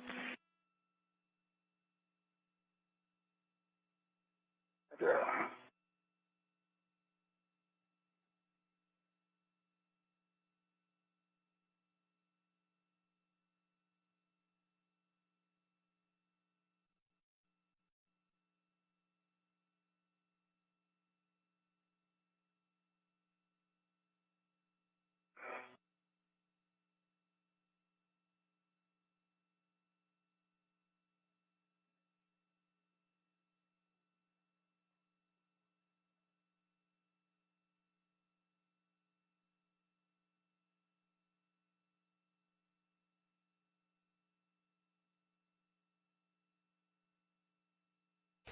You just heard the call for a glove and hap check. These checks are done regularly throughout the spacewalk. The glove check ensures that there is not any damage during the spacewalk on the gloves.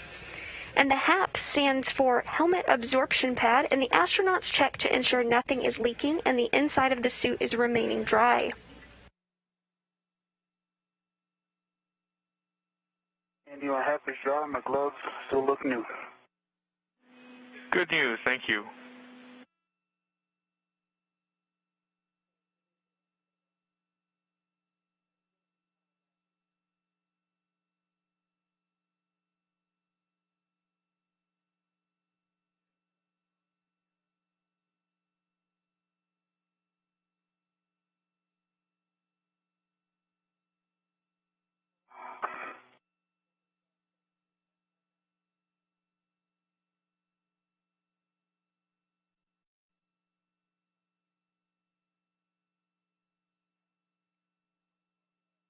Okay, Andy, I'm at passing 8970 on the mile marker. Copy. So you're heading to 9150 for handrail 3652 or 3651.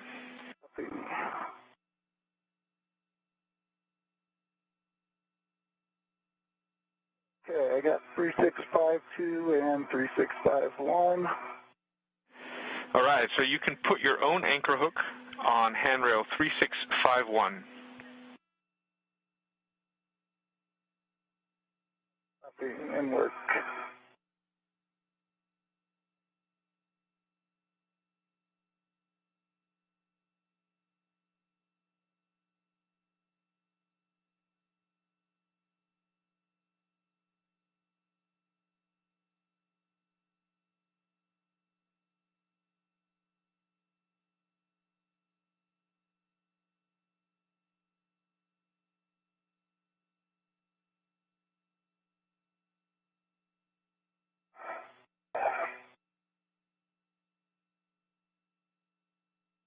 Okay, EV1 anchor hook is to 3651, bail close, auto lock, black on black, good full test.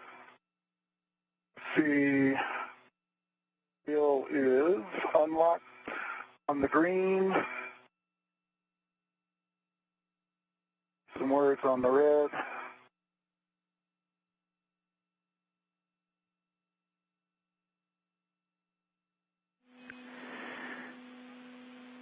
All right, sounds good. So red is unlocked, and I got a yellow hook that's excellent. That's good config. So you can tether to Ike's anchor hook via his safety tether cable, and then you can attach his anchor hook to 3652. Copy and work. There is in place.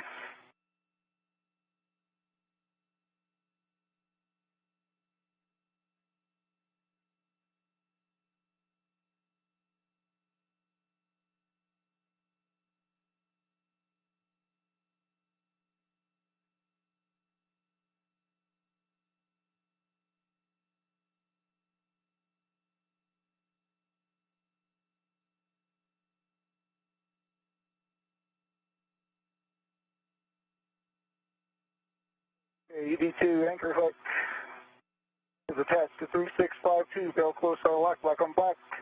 Good full test. Ike, you are go to release your waist tether. Copy. All right, Hopper. At this point, we'll take a glove inspection and have check from you, please.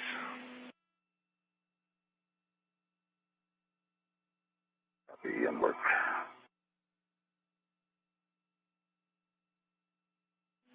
And big picture for both of you. We're going to go out to P6. No change. Go ahead with your, yep, and your hab. Yes. No change to the gloves and the dry hat. All right, sounds good. So just big picture, we're going to go out do P6 H-fixture removal, and that's probably going to be it for today. We don't see a point in going back out to Columbus or Bartolomeo. We don't think we'll have enough in case we have to do troubleshooting out there again.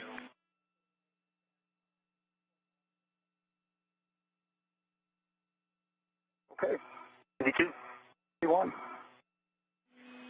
So, Hopper, you can... Okay, the waist tether is back in the airlock on the internal circular D-ring.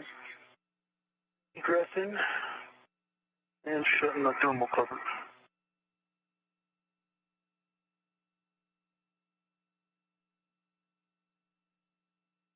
Thermal cover is closed.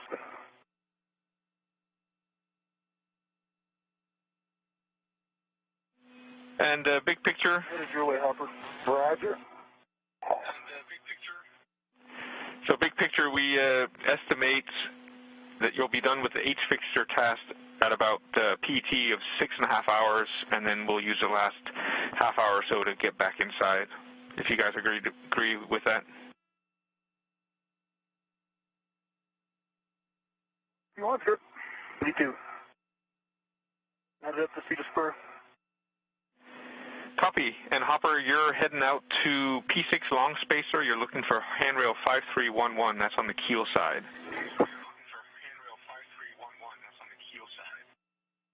5311. Okay.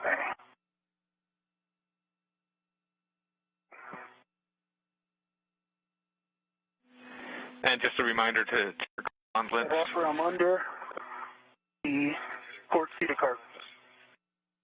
Gauntlets are good for EV1. Copy gauntlets and copy when I Ike. get out there toward the Sarge, and I'm on phase 1.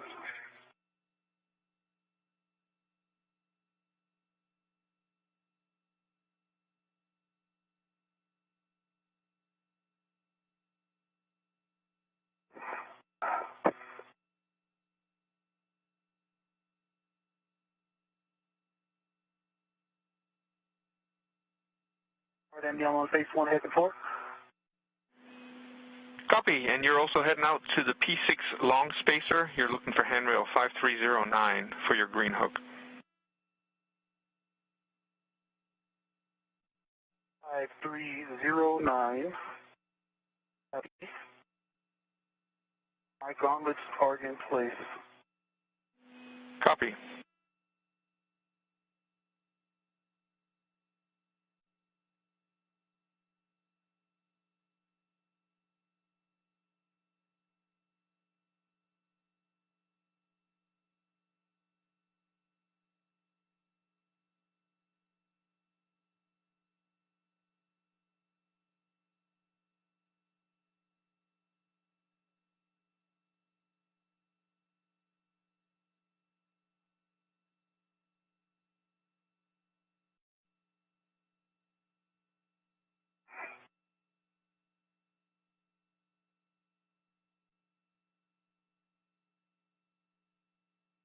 My safety tether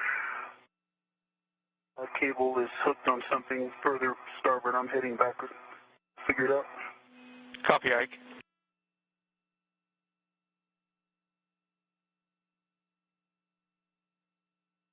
Hey, Andy, I think I'm at where I need to go to Zenith.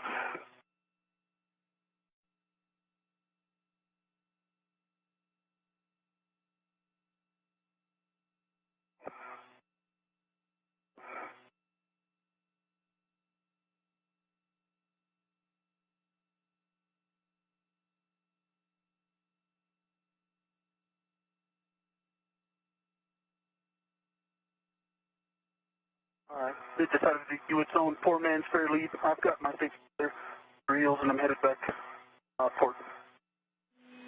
Yep. Copy all, Ike. And some more good news, the 4 out of 6 cables that we were able to mate at the Papa's connector panel, they all seem to be good. So at least we got partially connected to Bartolomeo. That is good. Hey. Awesome, awesome. Did I just touch Hopper? Yeah.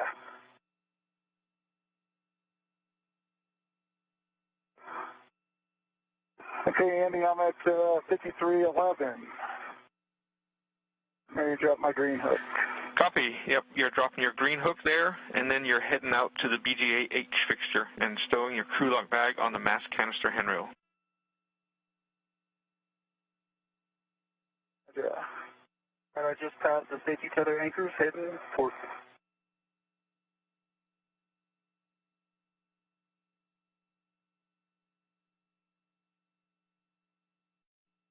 What handrail is yours on, Hopper?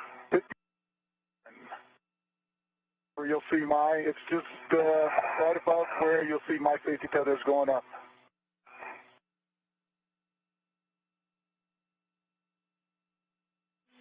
Yeah, Ike, you're looking for 5309. Copy 5309.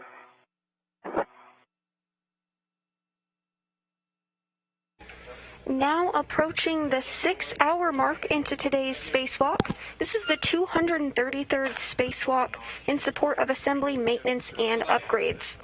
So far today, NASA astronauts Mike Hopkins and Victor Glover have worked together to remove the Kolka or Columbus Ka band antenna from the airlock and work together to bring it to the Columbus module of the space station. They then removed bolts on the Columbus panels and installed Kolka. They then worked together to secure the Kolka to the Columbus module. Following that, Glover routed Kolka cables, and we have received word that Kolka is up and running and working as it should be. The duo then headed to the Bartolomeo external science payload platform and worked to route cables to Bartolomeo.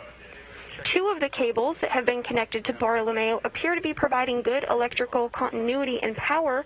However, the 3rd cable was not able to be connected and is currently secured via wire tie and temporarily capped off. Because of this, Bartolomeo is not yet functional. However, the current configuration of Bartolomeo is in a safe configuration, and the teams will continue to troubleshoot after today's spacewalk. The crew then removed a cover off of the Kolka, which was installed to protect the antenna during installation. Because the cover was no longer needed, it was then jettisoned. The final task of the day is to remove an H-fixture from the P6 truss. The H-fixture is a robotic interface that is no longer needed. The crew is currently heading out to the P6 truss, where they will remove 4 bolts and will work together to remove the plate from the structure. Doing so will open up 4 attach points that will be used for future solar array power system upgrades. And for me, D1, I'm good, thanks. V2's good. And I'm at 5309. Confirm that's where it's at. Green Hook, Andy? That's affirm. North. And Andy, I'm at 4 Bravo. Copy. So you can stow your crew lock bag on the edge. mass canister handrail. Roger.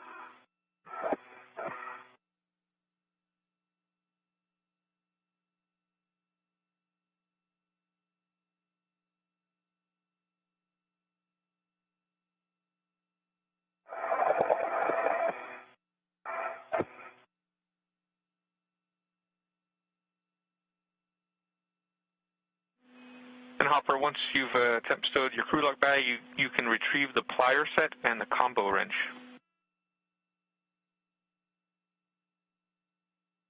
Roger.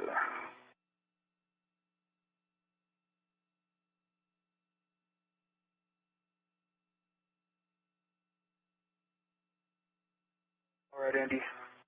Board station to 5309, green hook, and my green reel is unlocked. Copy. You can head out to the H-fixture worksite and stow your crew lock bag on the mass canister handrail.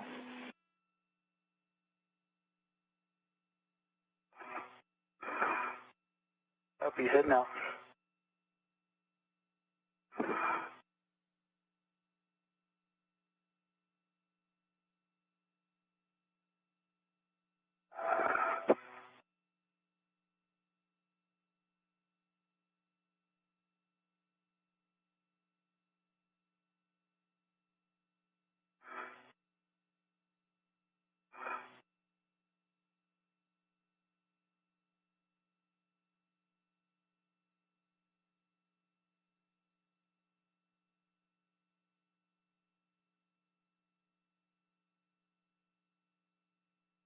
There's the H-fixture. Hey-ho.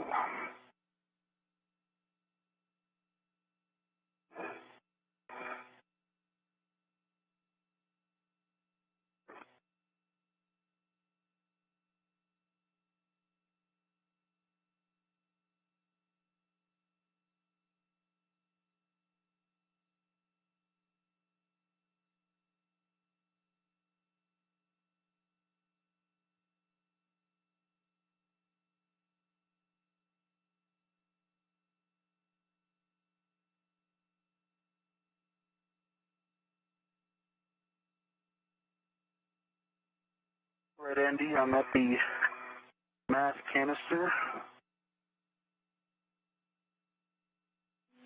All right. You can stow your... Is mine more inboard or outboard? I think mine is outboard.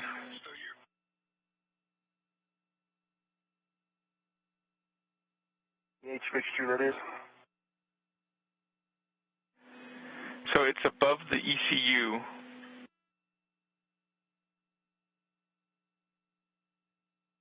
Yes, thanks for that reminder.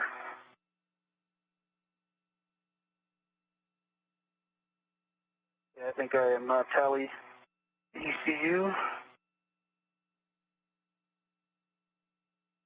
Okay.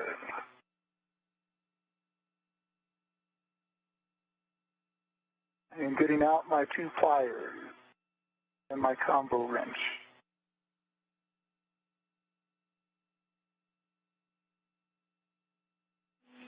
Yep, so once you have the plier set and the combo wrench, then you can attach an adjustable equipment tether hook to the H-fixture. Gotcha. This view from NASA astronaut Mike Hopkins' helmet cam as he gets some tools out of the mini workstation that will be required for the H6 removal.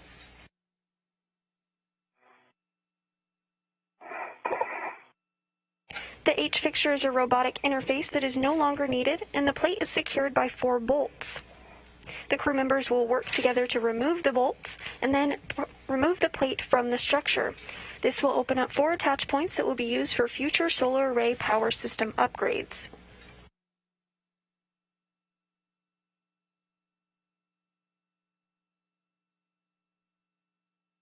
All right, I see the fixture.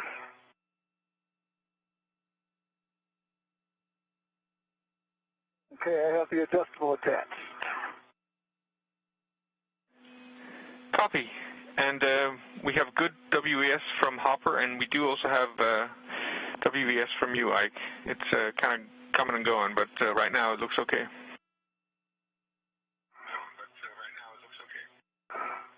Awesome. And I'm ready for PGT settings. All right, just want to make sure you also have a small trash bag ready, just in case of bolt failure. And then PGT settings are Bravo 7, counterclockwise 1.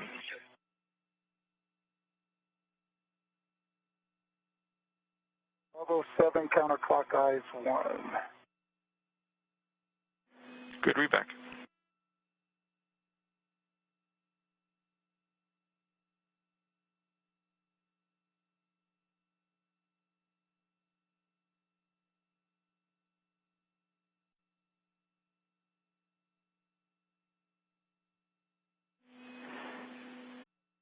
In work.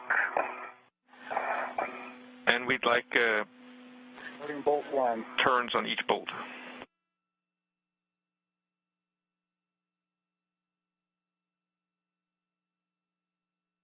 Hopkins now using his PGT or pistol grip tool in order to remove bolts from the H-fixture.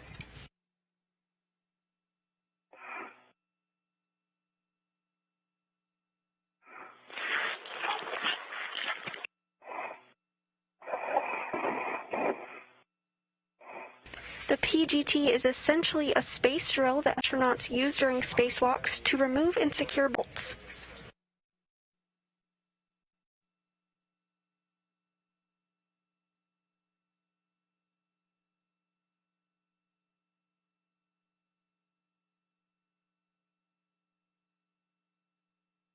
Bolt 4, 2 turns. Did you say bolt 4, 2 turns? Okay, Andy, I'm ready for those settings as well. That's affirmative. Ike, that's Bravo 7, counterclockwise 1.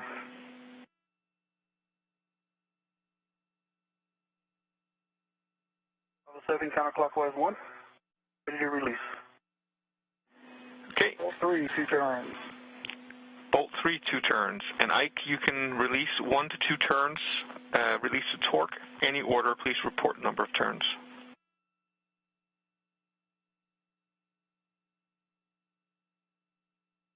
Copy, releasing bolt 1. And bolt 2, 2 turns. Copy, bolt 2, 2 turns.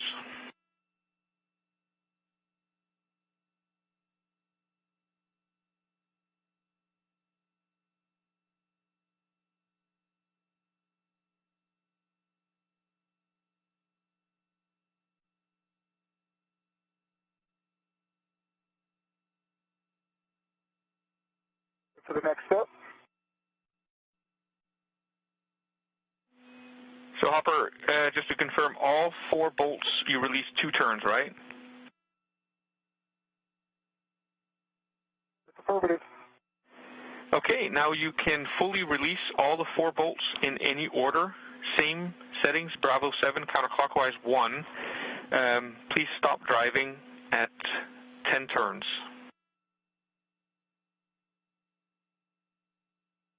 Total or Newton? Yeah, 12 total, so I did the math for you, 10.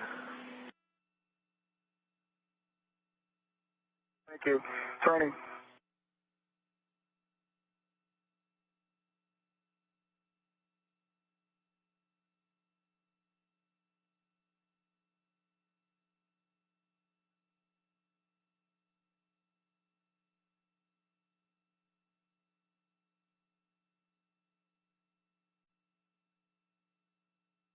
Okay, Andy, I got a little overzealous. I got 4 turns on 1, but I got 2 turns on 2, 3, and 4.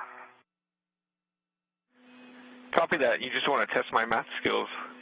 So you can fully release all 4 bolts, same settings, Bravo 7, counterclockwise 1, bolt 1, please no more than 8 turns, and then 2, 3, and 4, no more than 10 turns. Work.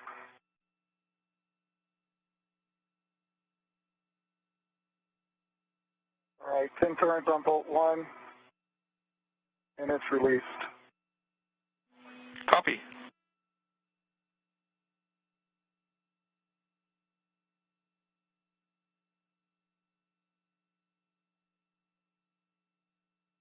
We just heard confirmation that the first bolt on the H-fixture has been released. There are 3 bolts remaining.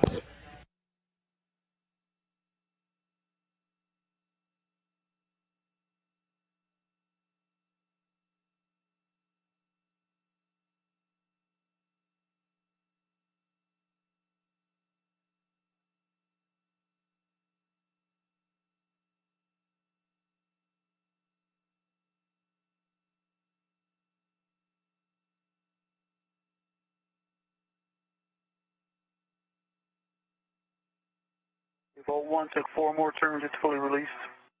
Bolt 2 took 7 more turns, it's fully released. Copy. And bolt 3. Bolt 4 is fully released. Copy.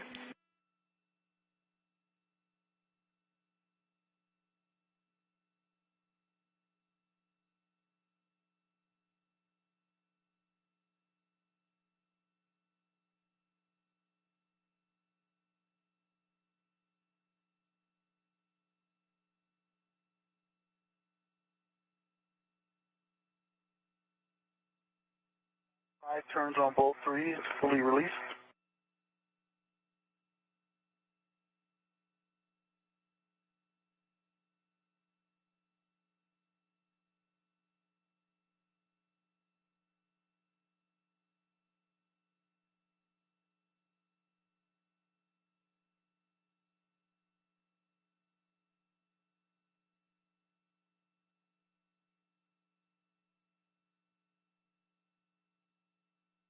Bolt 3, fully released. Copy.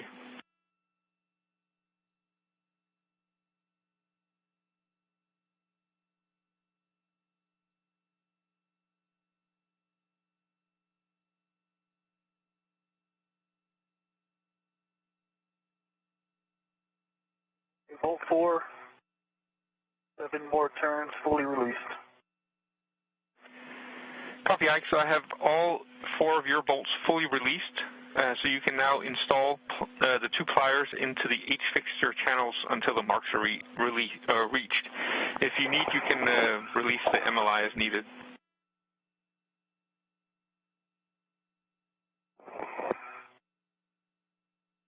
Copy. And with that, we just heard confirmation that all 4 bolts on the H-fixture have been released. Next up, a special pair of pliers will be installed in order to help remove the H-fixture from the plate.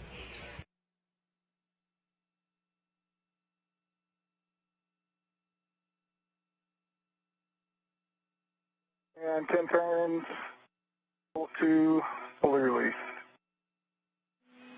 Copy that, Hopper. So you can also install the pliers into the H-fixture channels.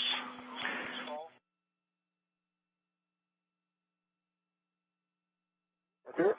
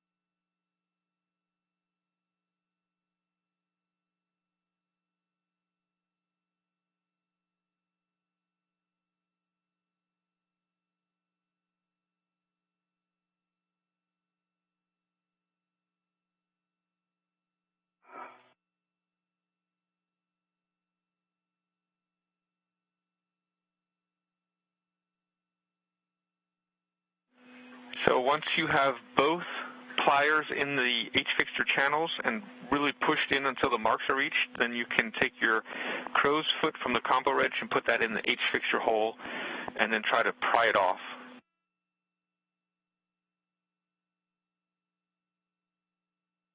Okay, we copy.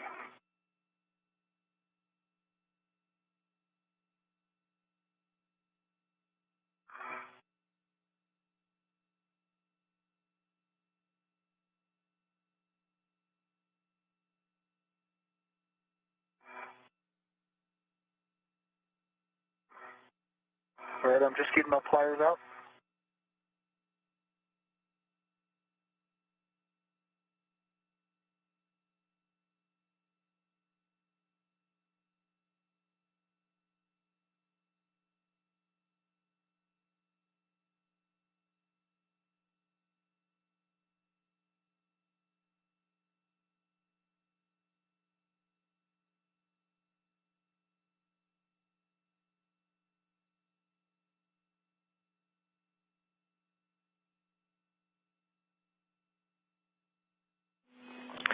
And just a reminder to have a tether on the H-fixture for both of you. There should be an adjustable going to the H-fixture before you pry it off.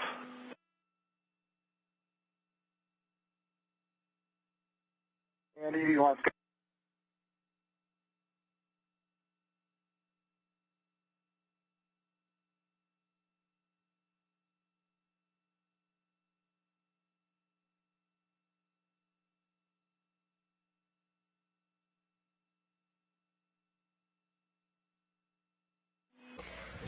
We're in a brief expected handover between satellites and will regain communications with our spacewalkers here shortly. To the H-fixture tether. We just had a handover. I think I copied you, said you have a tether to the H-fixture. Affirm.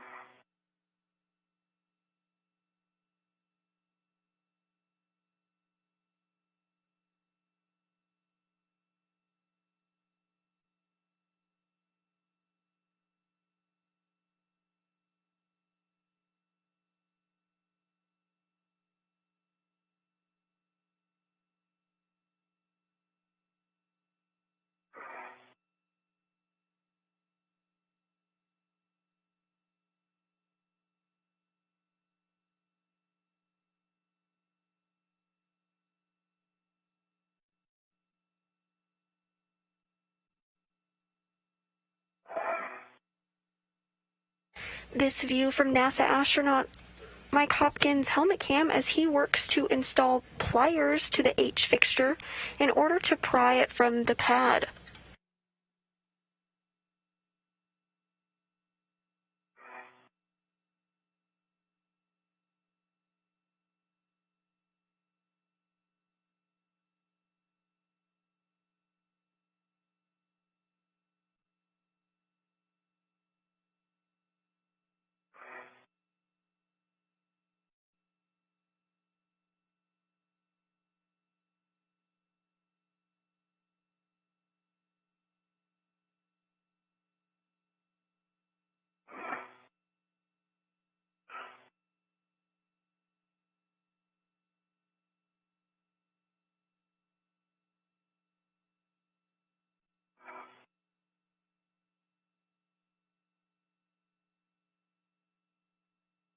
Sure not as easy as hooked in those No, cables.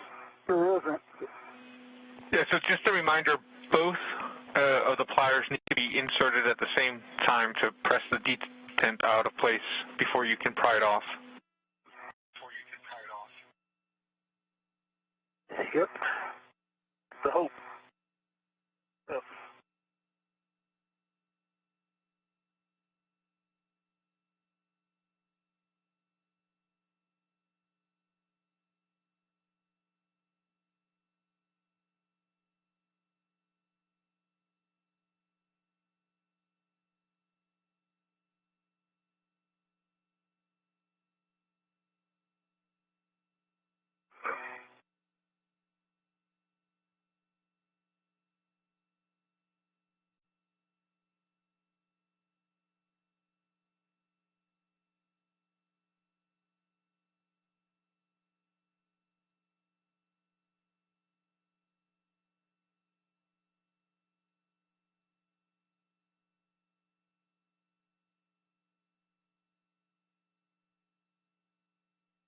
Well, I think you just want to rotate.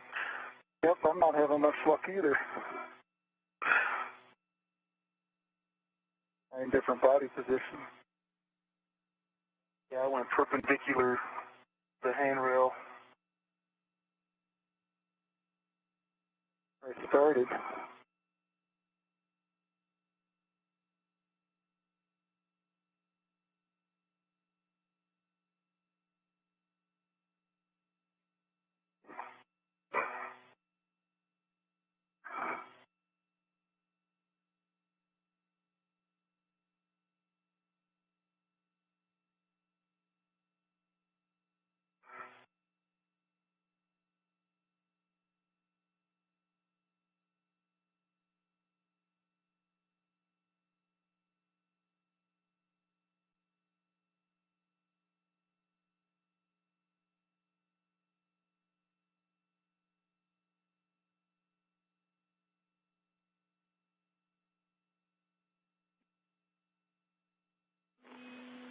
So if you're having trouble with the pliers, we can try the wedge assemblies.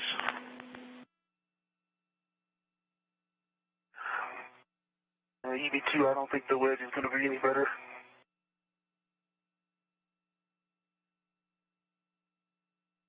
They're going slowly.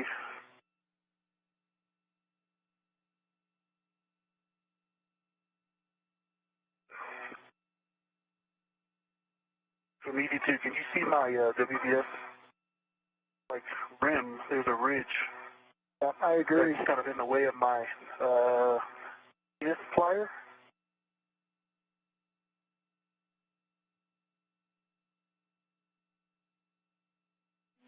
So you said there's a ridge kind of blocking you from rotating the plier, is that right?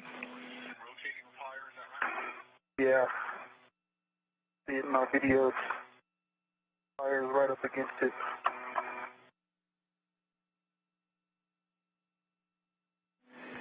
Yeah, I think we see it, so that's why you can't rotate the plier, right?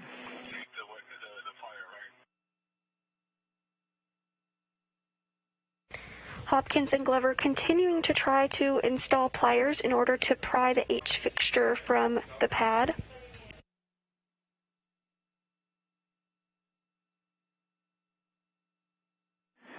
So Ike, it looks like yours might be in. Do you want to give it a go with the combo wrench?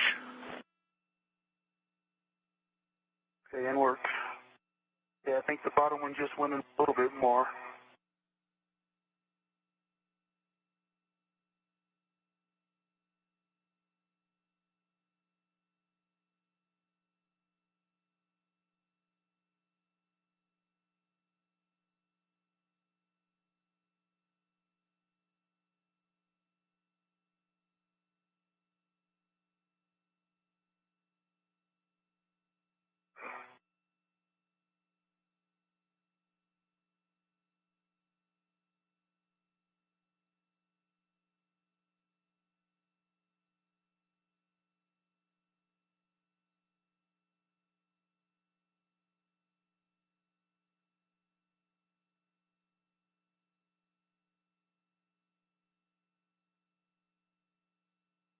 off. Nice. Good job, Ike. Didn't feel like they were all the way CDSO hoppers, but they were, just the Kapton tape piece was just a little bit behind the gold. Yeah. I think you might be able to just pop that thing off. Well, I'm not even close right now.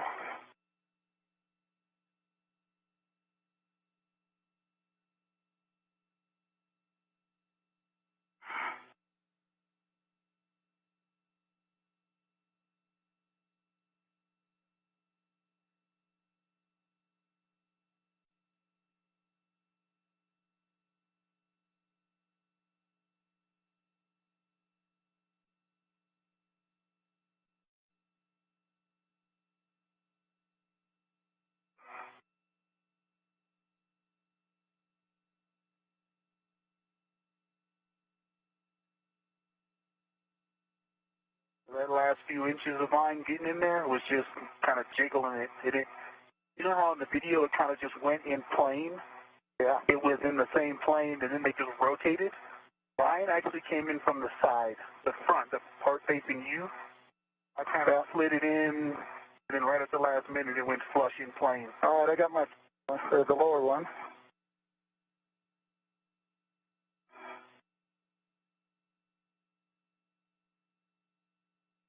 We received word that Glover was able to get his H-fixture removed from the plate. Hopkins still working to remove his. All right, we see you there working, Hopper. We'll give it another minute or two.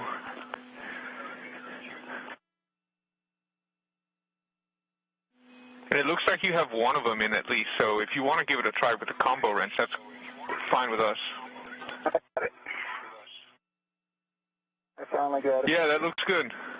We see that.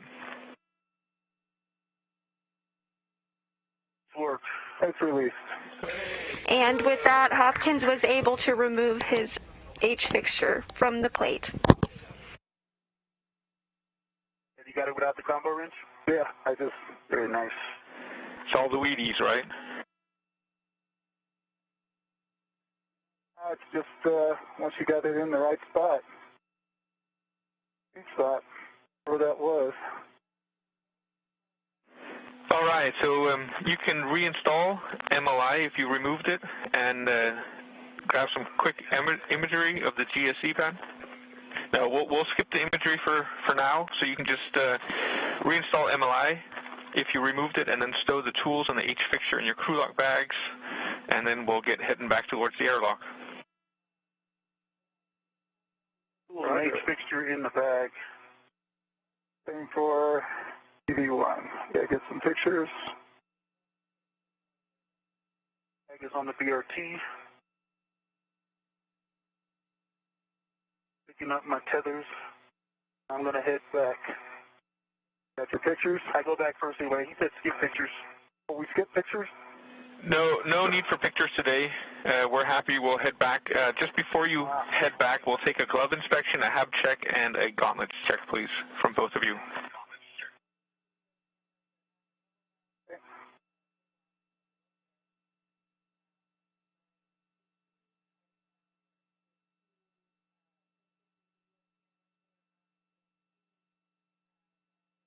Okay, crew lock bag is on my BRT.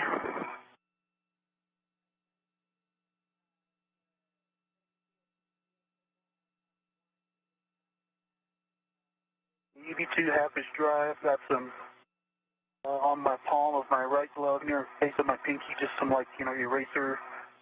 I have the RTV all intact and it's all still attached. No grease on my thumb, other than that they look new. Copy. Then just check your gauntlets and you can head back. Okay, EB1 is I have left glove, looks good. Right glove, there's a little damage to the And with the successful removal of both H-fixtures, a slot is opened up that will be used for future solar power array systems upgrades. The crew is now performing a glove and hat check and will then head back to the airlock to begin ingress procedures. You put the MLI back in place if you removed it, right? I didn't remove any. Mine back.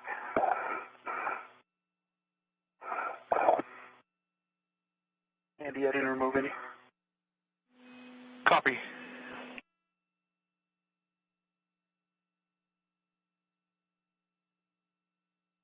I'm heading back. I'm leading back to the airlock, right? You got it. Okay. Sir, just before you guys head back, I'm sorry, we're going to need a picture after all, just to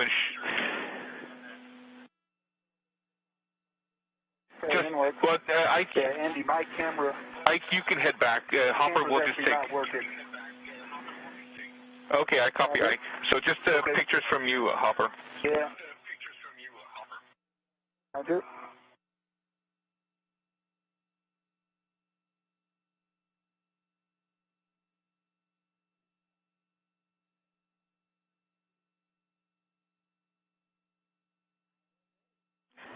And Ike, you've picked up, or you're going to pick up a green hook from 5309, right? 5309, I'm on the way there. All right, I got some pictures.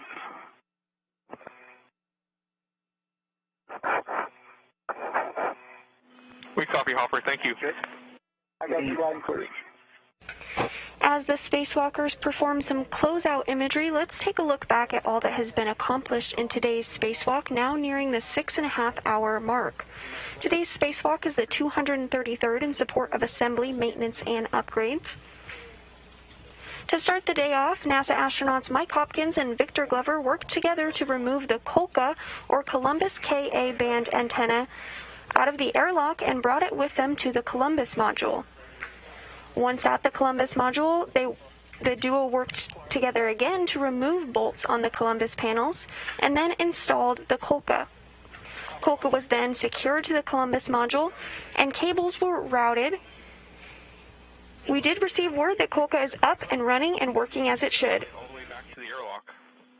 Following this, the duo headed to the Bartolomeo science platform and worked to route cables to Bartolomeo. 4 out of the 6 cables that have been connected to Bartolomeo appear to be providing good electrical continuity and power.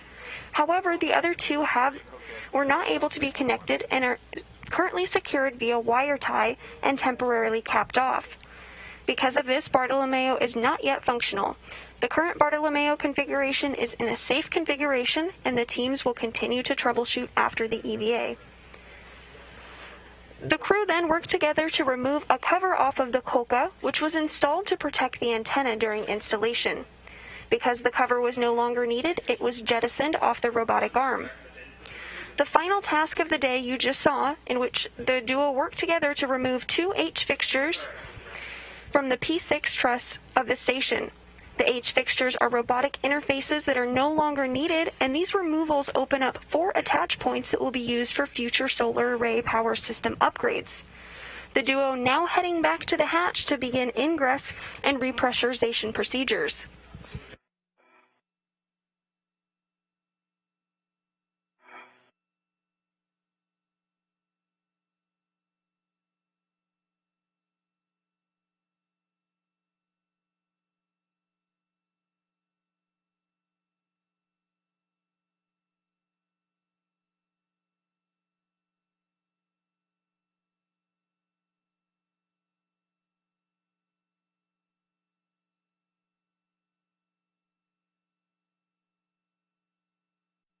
Right. Howdy. Right, Andy, my green hook is to my red reel.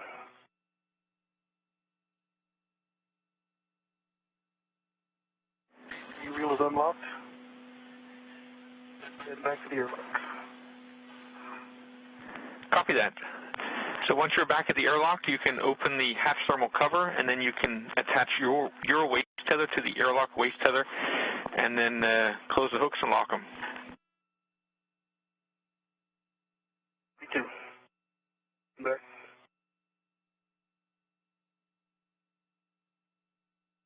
You want to get back there, right? Say again? Get the key warm for me. I don't know if I told you earlier, Andy, my gauntlets are in place. Copy, thank you. And EV1 as well. Copy, thank you.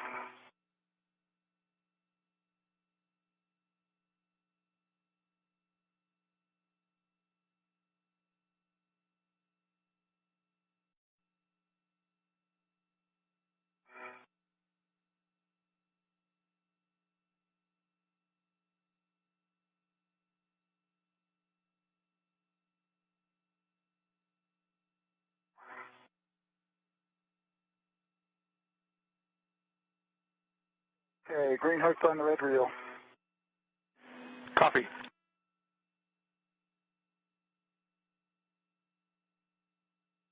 EV2 is across the Sarge, heading inboard. Okay.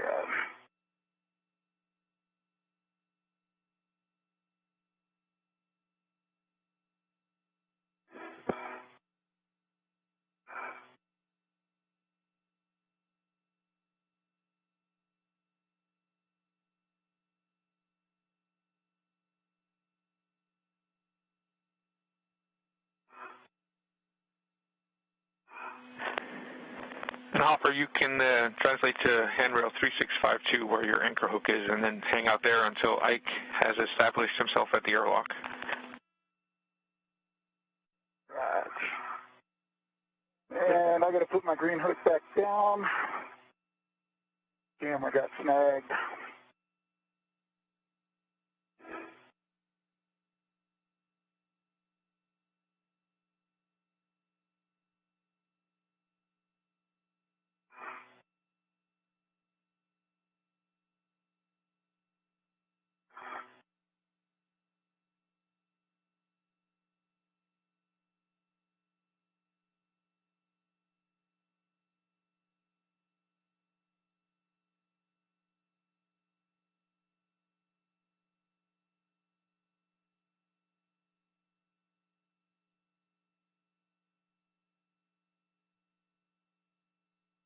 All right, I'm across the lab, Hopper. Roger.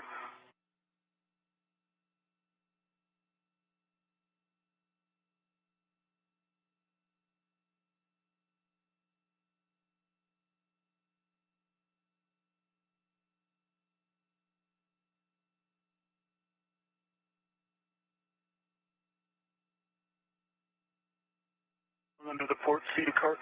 Roger. Getting my green hook for the second time. Copy all.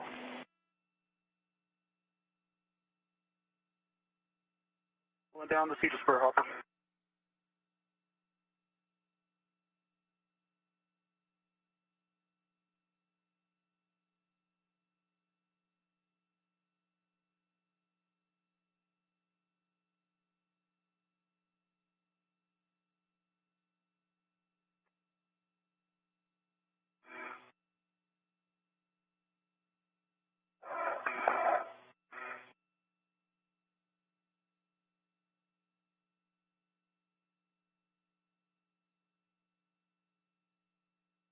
All right, I'm back at the hatch.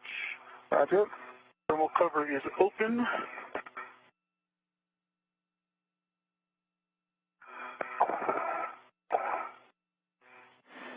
Copy all. So you can attach your waist tether to the airlock waist tether.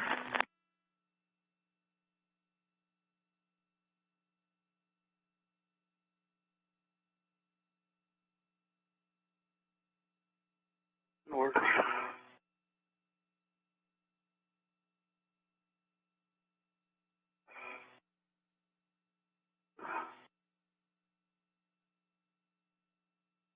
How about the airlock D-ring extender?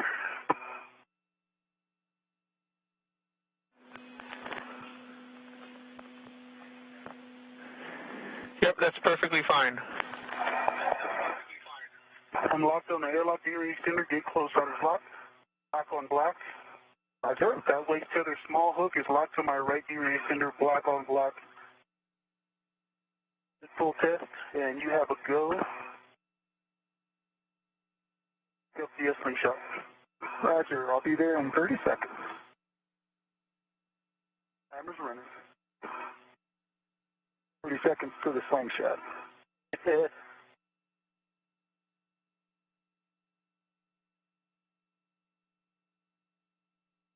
All right, I'm at the slingshot. All right, so you can tether to Ike's safety tether cable, and then you can release his anchor hook and attach it to your red reel. Go.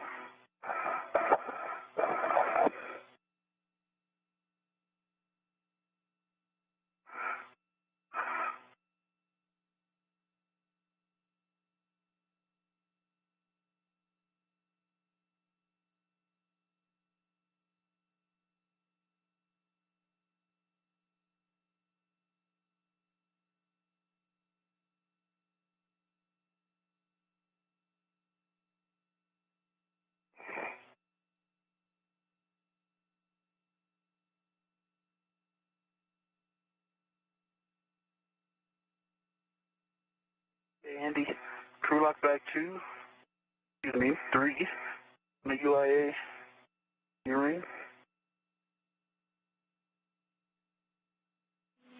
Copy. And I'm going out to get those 2 large small wrecks. Copy.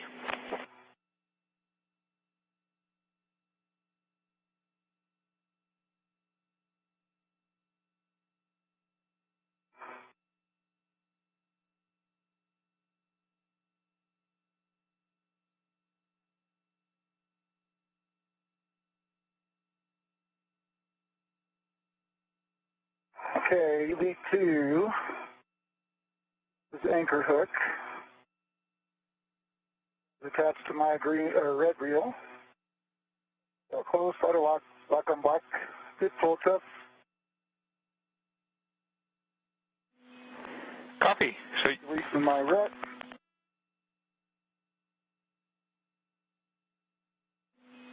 And you can retrieve your own anchor hook and stow it on your mini workstation. And work.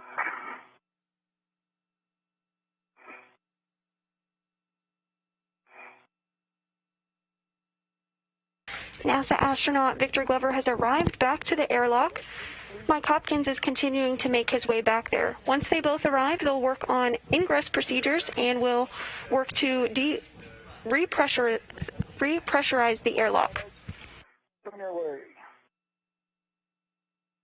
Good job. Copy you on your way back to the airlock, Hopper. When you pass the port CETA cart, please press the brake release 2 times. Good job.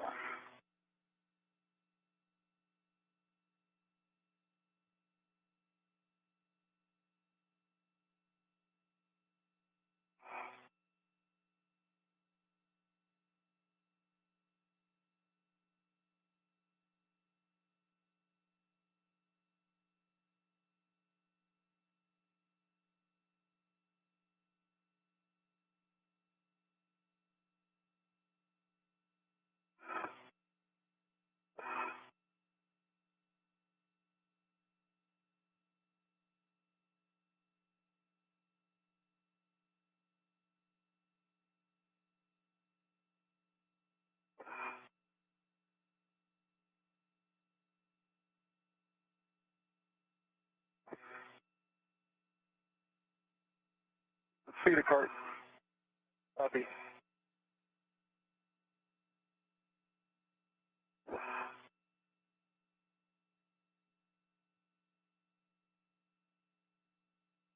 Yeah. See me? Little feet. All right. I see a brake. And Andy, both of those large smalls are on the airlock D-ring extender. And released from the circular handrail on the exterior. Copy that, Ike. And Andy, I have to put you on the left brake of the port CETA cart. Yep, we saw that. Thank you. Yeah.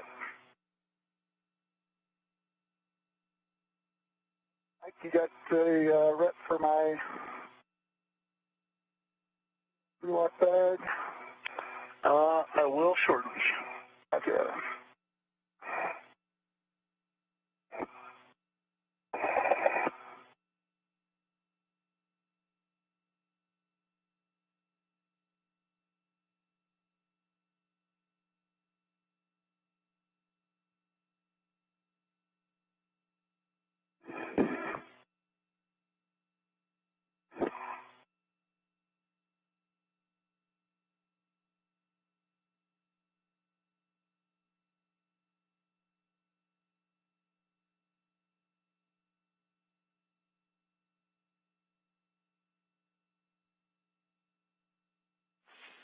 Station Houston, space to ground 3.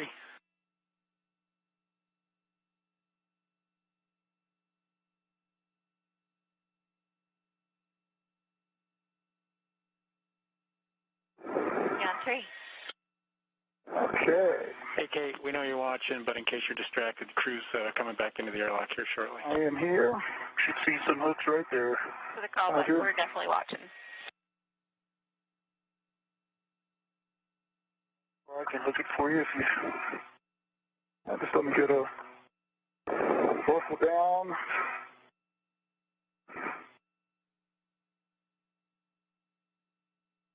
Go.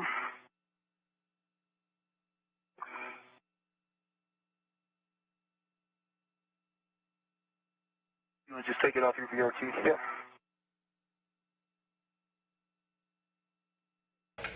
Now 6 hours and 43 minutes into today's spacewalk as NASA astronaut Mike Hopkins works to join fellow NASA astronaut Victor Glover in the airlock. Once in, they'll close the hatch and begin repressurization procedures.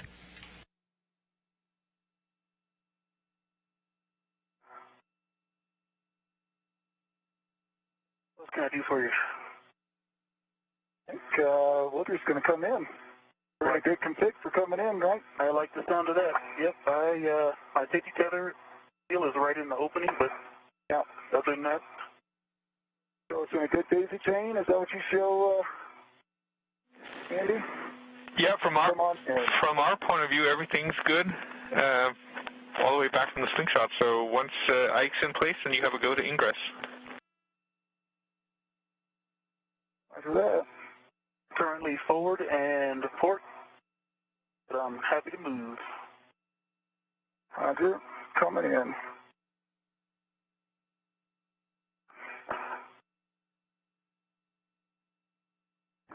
And thermal cover.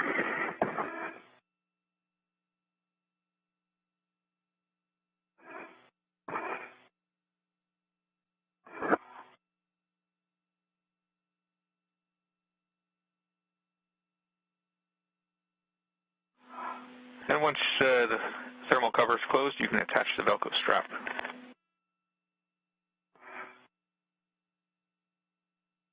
Velcro strap. Clear copy. Hopkins now working to attach the thermal hatch cover. And as the astronauts enter the crew lock portion of the Quest airlock, Ingress begins the end of the spacewalk for the day. However, the spacewalk timer will continue to run until repressurization begins, at which point the clock will stop. Velcro strap is attached. All right, you can both. Roomy in here now, Ike? Oh, so roomy, palatial. All right, then you can remove SCU from the pouch, remove the DCM cover, and Velcro to the DCM, and then connect the SCU to the DCM. Roger, and work. You too.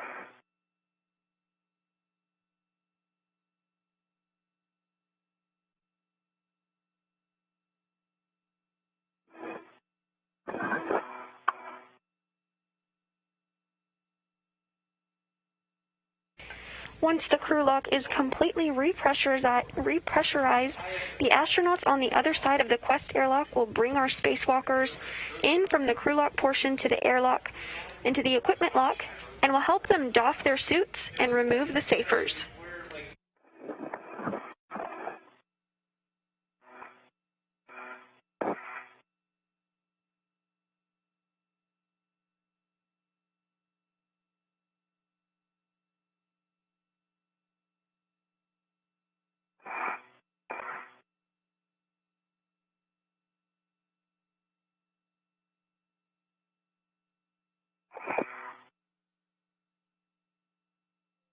and EV1, that's a use test. 2 in work. Copy, and just double check that the SCU is locked in place. Locked. EV1 locked. E2 locked. Copy. A note here, TCV setting of 8, which is max cold, will minimize the time for SCU cooling. All right, so now you can switch your water to off, OFF, and you can expect an H2O is off message. EV1 off, OFF. EV2 OFF water.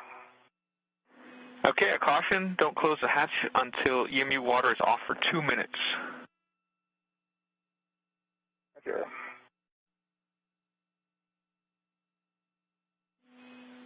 So you can verify that outer hatch is clear of hardware and verify the hatch handle position is per the hatch decal.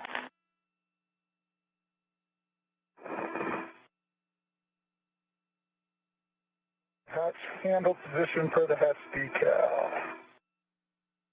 It's in the unlatched position and unlocked.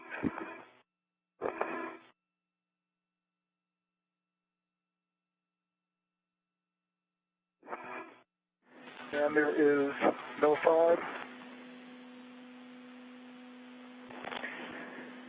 Copy, and we're just waiting for the water timer to expire. Okay.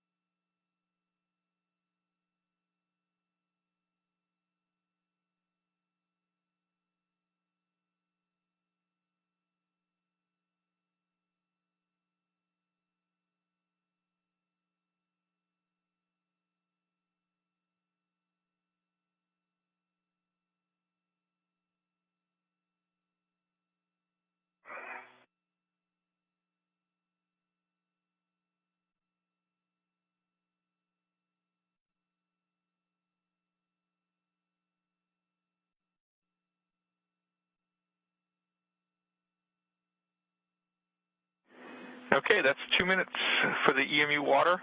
You can close and lock the EV hatch hopper. Roger, inward.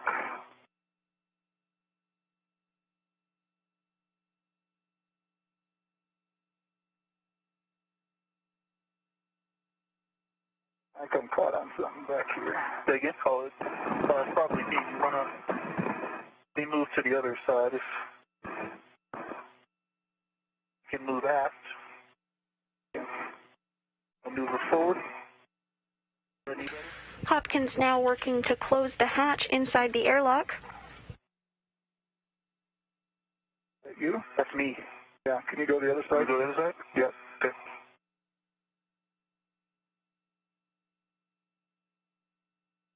Okay.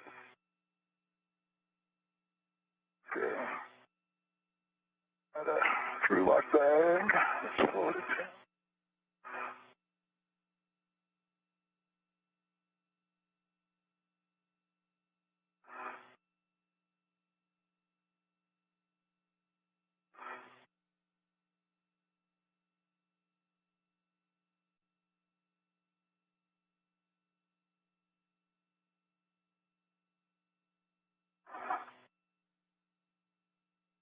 All right, let's do this one more time.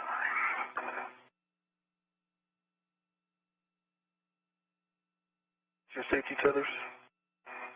Does it look? You got them on your low right side. Okay, tally ho.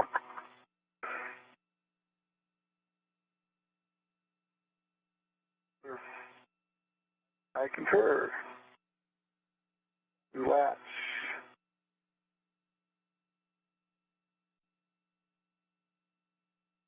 And showing in the latch position.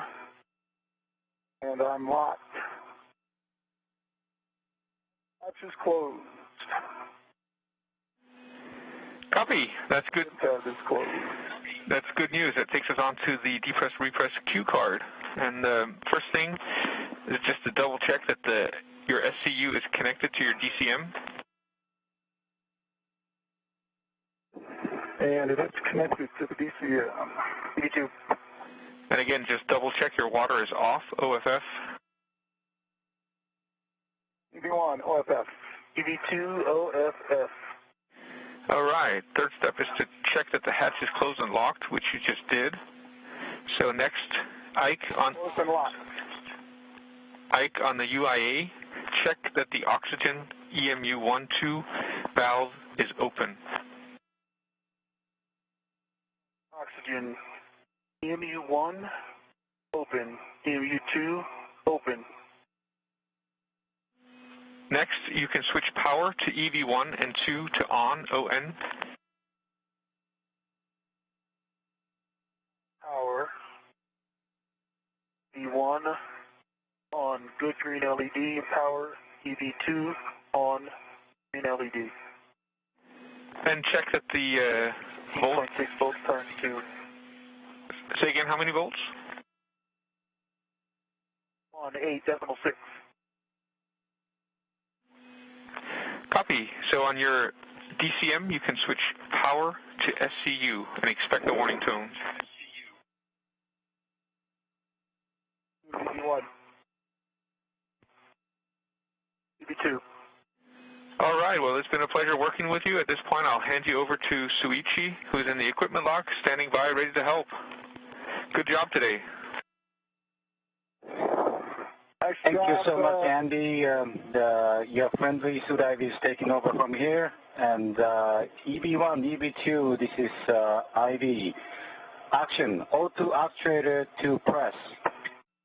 O2 actuator to press.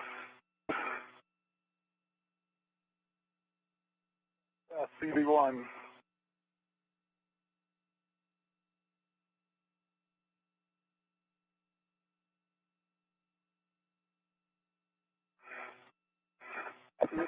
Stand by.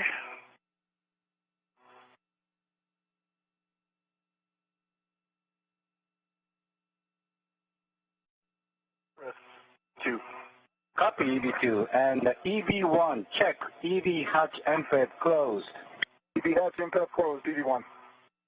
Copy. Okay, next time, okay, I will start repressing and the throttle off to no, but we will go very, very slow. So if you're ready, I'll start repressing.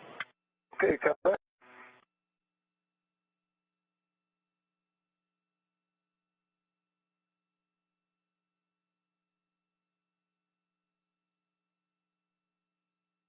And you started repressing. Time is 0626.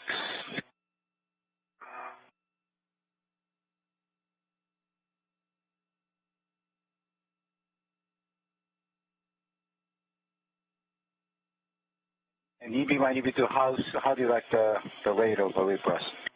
Feels good right now. EV1. EV2 is good. And EV2. And we're still hot mic, correct, Richie? This is still hot mic. Okay.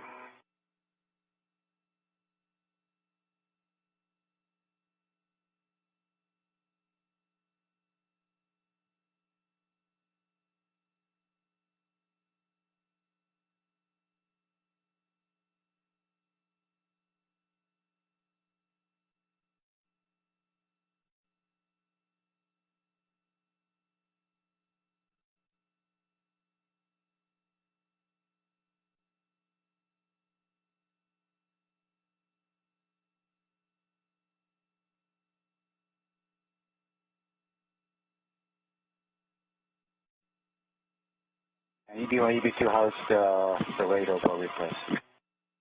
Yeah, you could probably go a little faster. Are you okay with that, Ike? EV2 is good. Yeah, a little bit the bump up.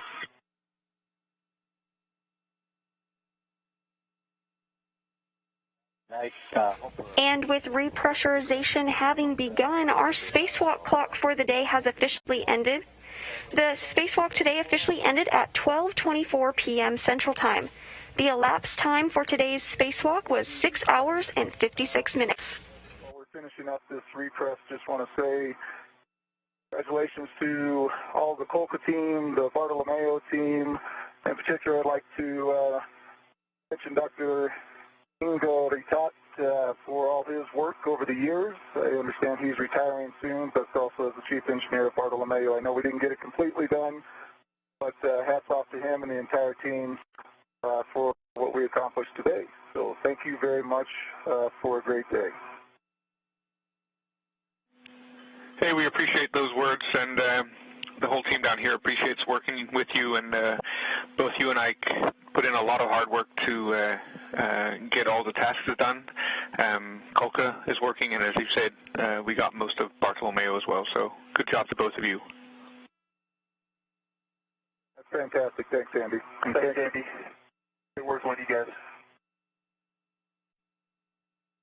Some thoughtful words from astronaut Mike Hopkins and ground IV Andy Mogensen, reflecting on the hard work of those on the ground who support and help made this spacewalk possible. If you increase the rate, let me know if you guys hear Hopkins. One's still good. Me too, good.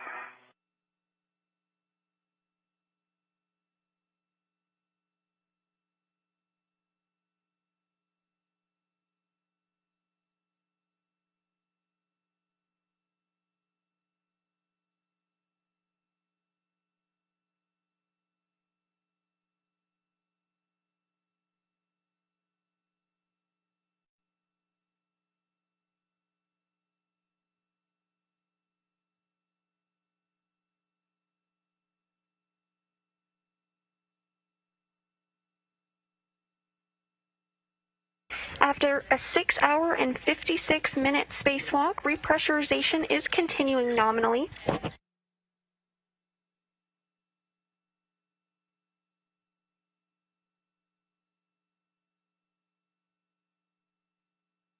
Just like during depressurization earlier this morning, there is a pause at 5 pounds per square inch of pressure as the astronauts conduct leak checks on their suits. We're currently approaching 2 pounds per square inch of pressure inside the airlock.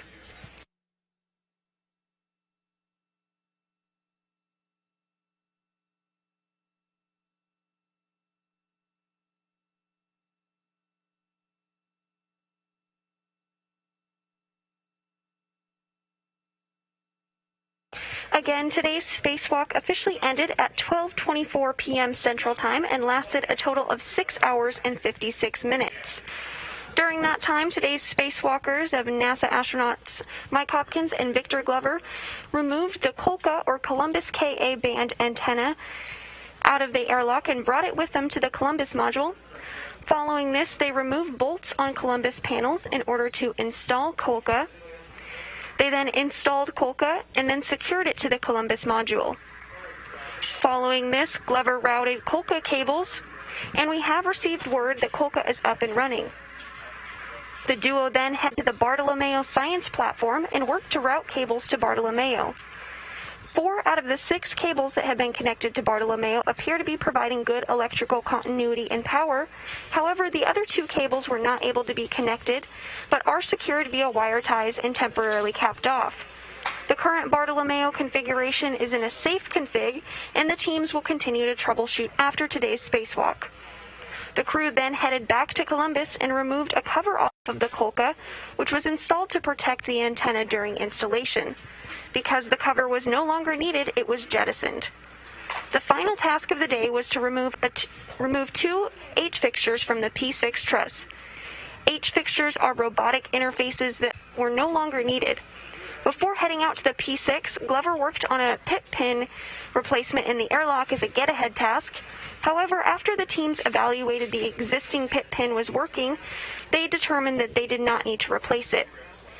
Following this, the duo headed out to the P6 truss where they removed 4 bolts and worked to remove the H-fixture from the plate on the truss. This now opens up attach points that will be used for future power system upgrades.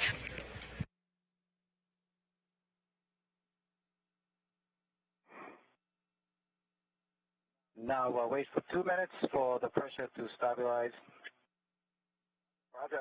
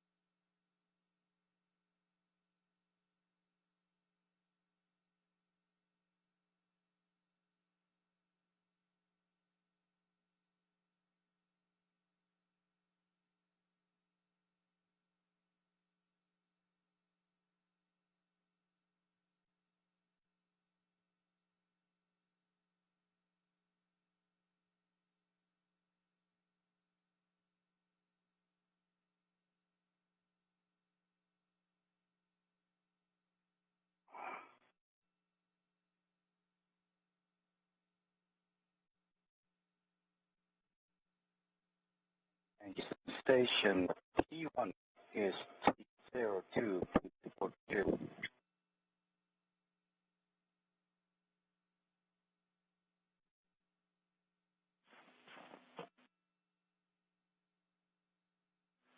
Copy all station, that's good config.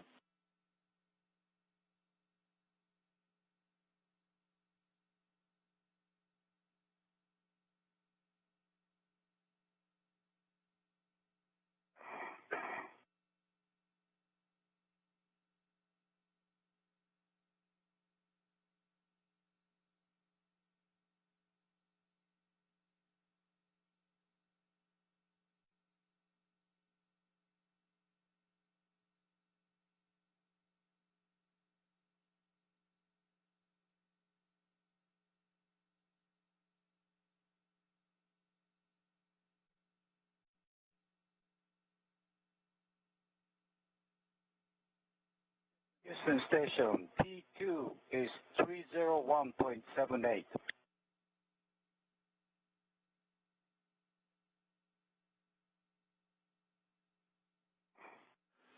Station Houston copies the pressures. That's a good leak check. You are go to continue. Continue. Okay, EB1, EB2, check switch glove heaters OFF. EB1, OFF. EB2, OFF. Check gloves for contamination. Report to Houston if there's contamination. EB1, no contamination. EB2, done. Copy. And there's a warning, any cost check applies, and I believe today's none. So next action, EB1, EB2, O2 actuator to IV. In work.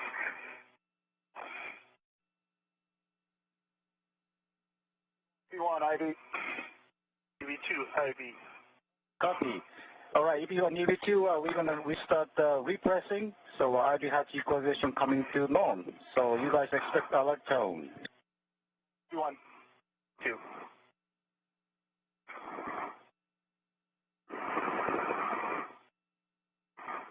Repress started.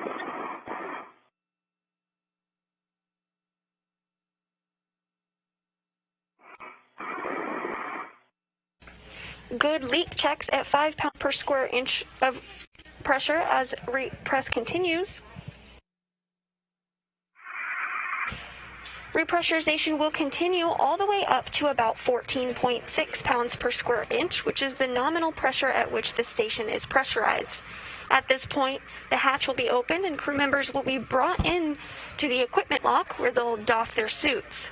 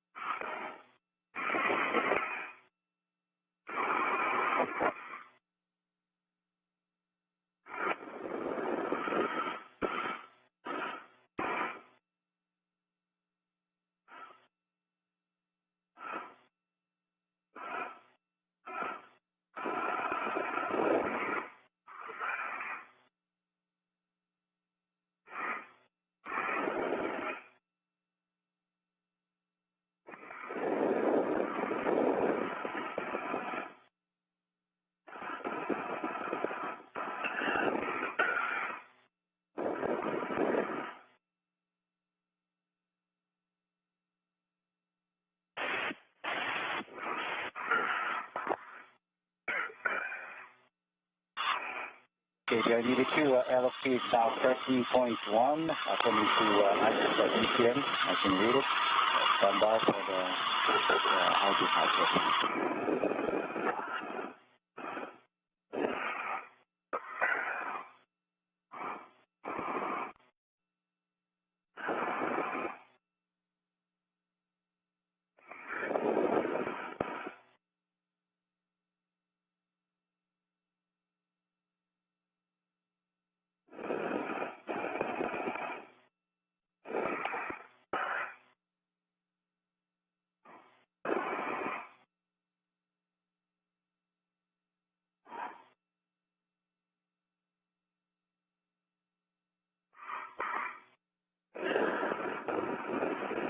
Station, now the DPDP is almost zero. We see ourselves out of a repress Q car moving on to the post-EVA.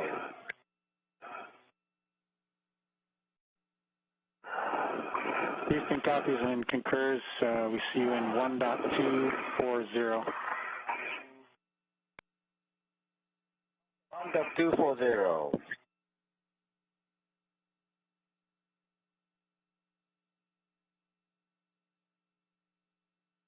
And EP2, now we are in the 1.240 post-EVA. We're going to open the ID hatch per decal, so stand by. EP2.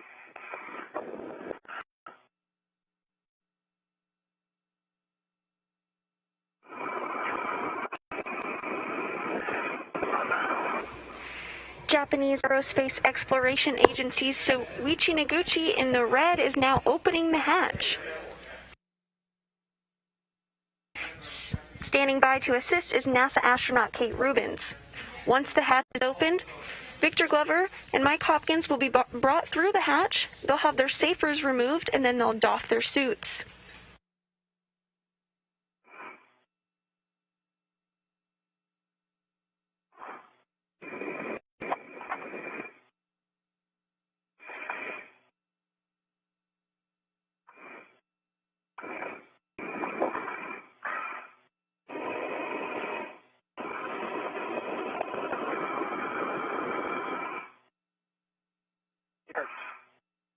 Hey, it's open.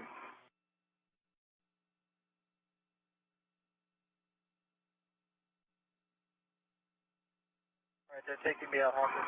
We are in EV2. We're starting the safer doffing and starting EV2. So Hopper, stand by.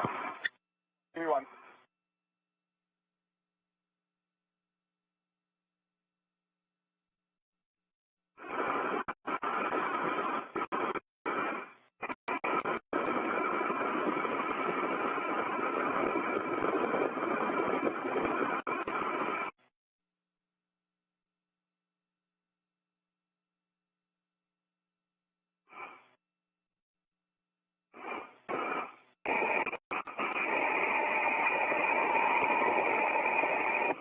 Coming through the hatch first today, NASA astronaut Victor Glover.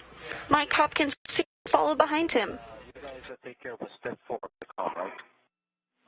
Station Houston, step 4 is in work. Stand by.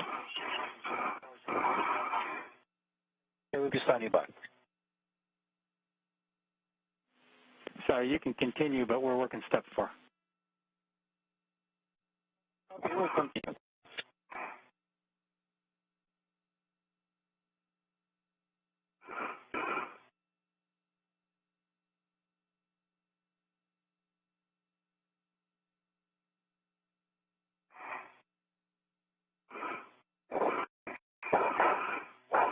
With the completion of today's spacewalk, we have some updated statistics. This was the 233rd spacewalk in support of ISS assembly, maintenance, and upgrades.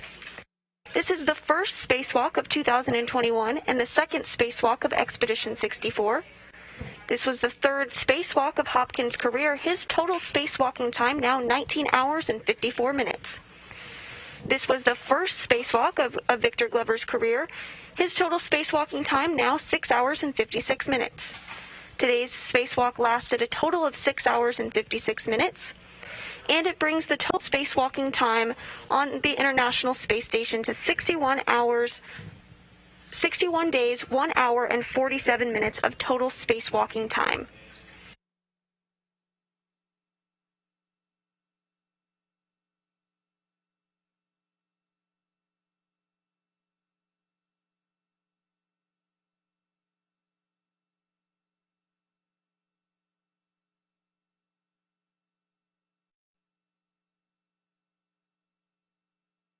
Space to Ground 1, Station Houston, Space to Ground 1, Step 4 complete, crew is no longer hot mic. Glover's SAFER has now been removed. As a reminder, SAFER stands for Simplified Aid for EVA Rescue. This is essentially a space jetpack that the crew member would use in an emergency situation if they were to become detached from the space station. The last is that the crew is no longer hot mic. All right, copy, thank you.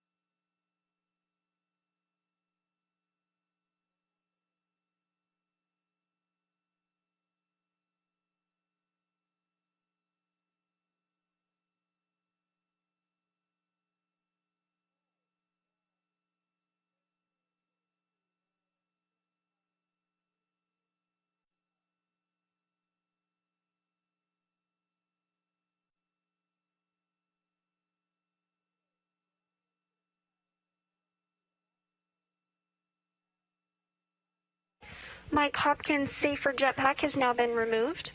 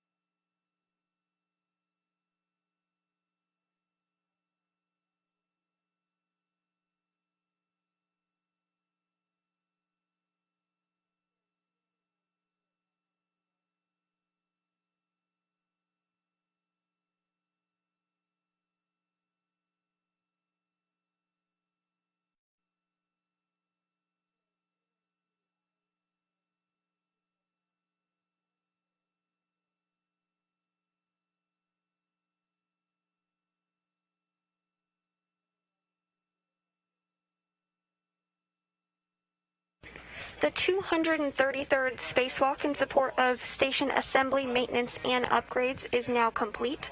The spacewalk lasted a total of 6 hours and 56 minutes. During today's spacewalk, NASA astronauts Mike Hopkins and Victor Glover took the Kolka or Columbus Ka band antenna out of the airlock and brought it with them to the Columbus module. Following this, bolts on the Columbus module panels were removed in order to install the Kolka. Kolka was then installed and secured to the Columbus module. Following this, Glover worked to route Kolka cables, and we did receive word that Kolka is up and running. The duo then headed to the Bartolomeo science platform and worked to route cables to Bartolomeo. 4 out of the 6 cables have been connected to Bartolomeo and appear to be working in good electrical order. However, the other 2 cables were not able to be connected, but are secured via wire ties and are temporarily capped off. The current Bartolomeo configuration is in a safe configuration, and the teams will continue to troubleshoot after today's spacewalk. Following this, the crew headed back to Columbus and removed a cover off of the Kolka, which was installed to protect the antenna during installation. Because the cover was no longer needed, it was then jettisoned. The final task of the day was to remove 2 H-fixtures from the P6 truss. H-fixtures are robotic interfaces that are no longer needed. Before heading out to P6, Glover worked on a pip pin replacement in the airlock as a get-ahead task. However, after the team evaluated the existing pin and determined it was in working condition, they decided that the get-ahead task was no longer needed and the pin did not need to be replaced. Following this, the duo headed out to the P6 truss, where they each removed 4 bolts and worked to remove the H-fixtures from their plates on the truss. This now opens up 4 attach points that will be used for future solar array power system upgrades.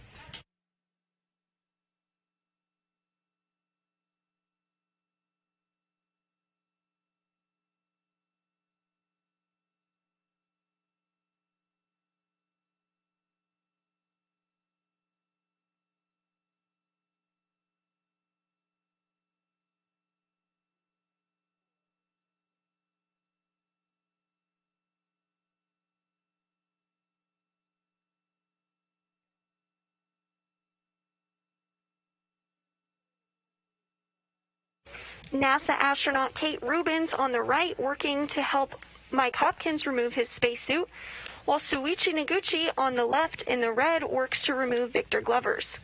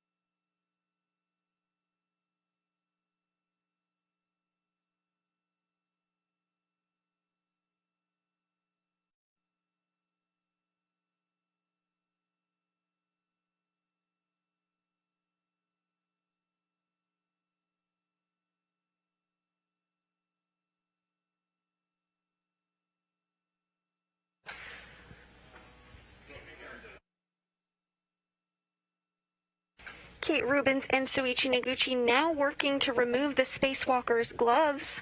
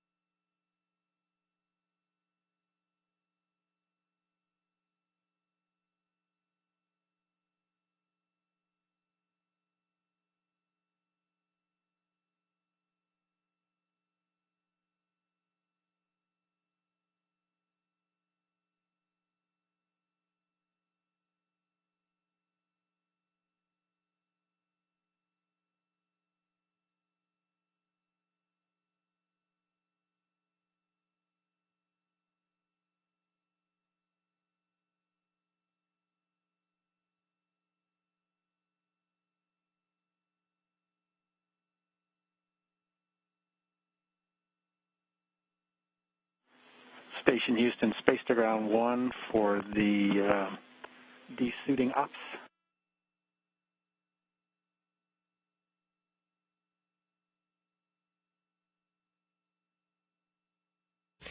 Both spacewalkers now have their gloves removed. Next up, we'll look to have their helmets removed. Just request that when you get down to step 36, in particular for Hopper or Ike's ComCap, if you guys could please inspect the embeds and also potentially take pictures of the embeds, just because he had started having that loss of hearing in the one of the sides of the ComCap. So if you could check that out for us, do an inspection, maybe take a photo, that'd be appreciated. Step 36, you would take a close-up photo, especially for EV1, maybe 2.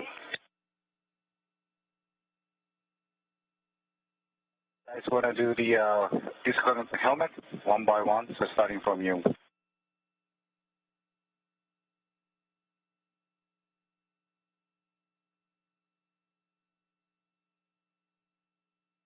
Today's 6-hour and 56-minute spacewalk is now complete. This was the first spacewalk of 2021 and the second of Expedition 64. This was again the first spacewalk for Victor Glover and the third for Mike Hopkins. The duo will head back outside the station's hatch on Monday to complete additional upgrades to the space station.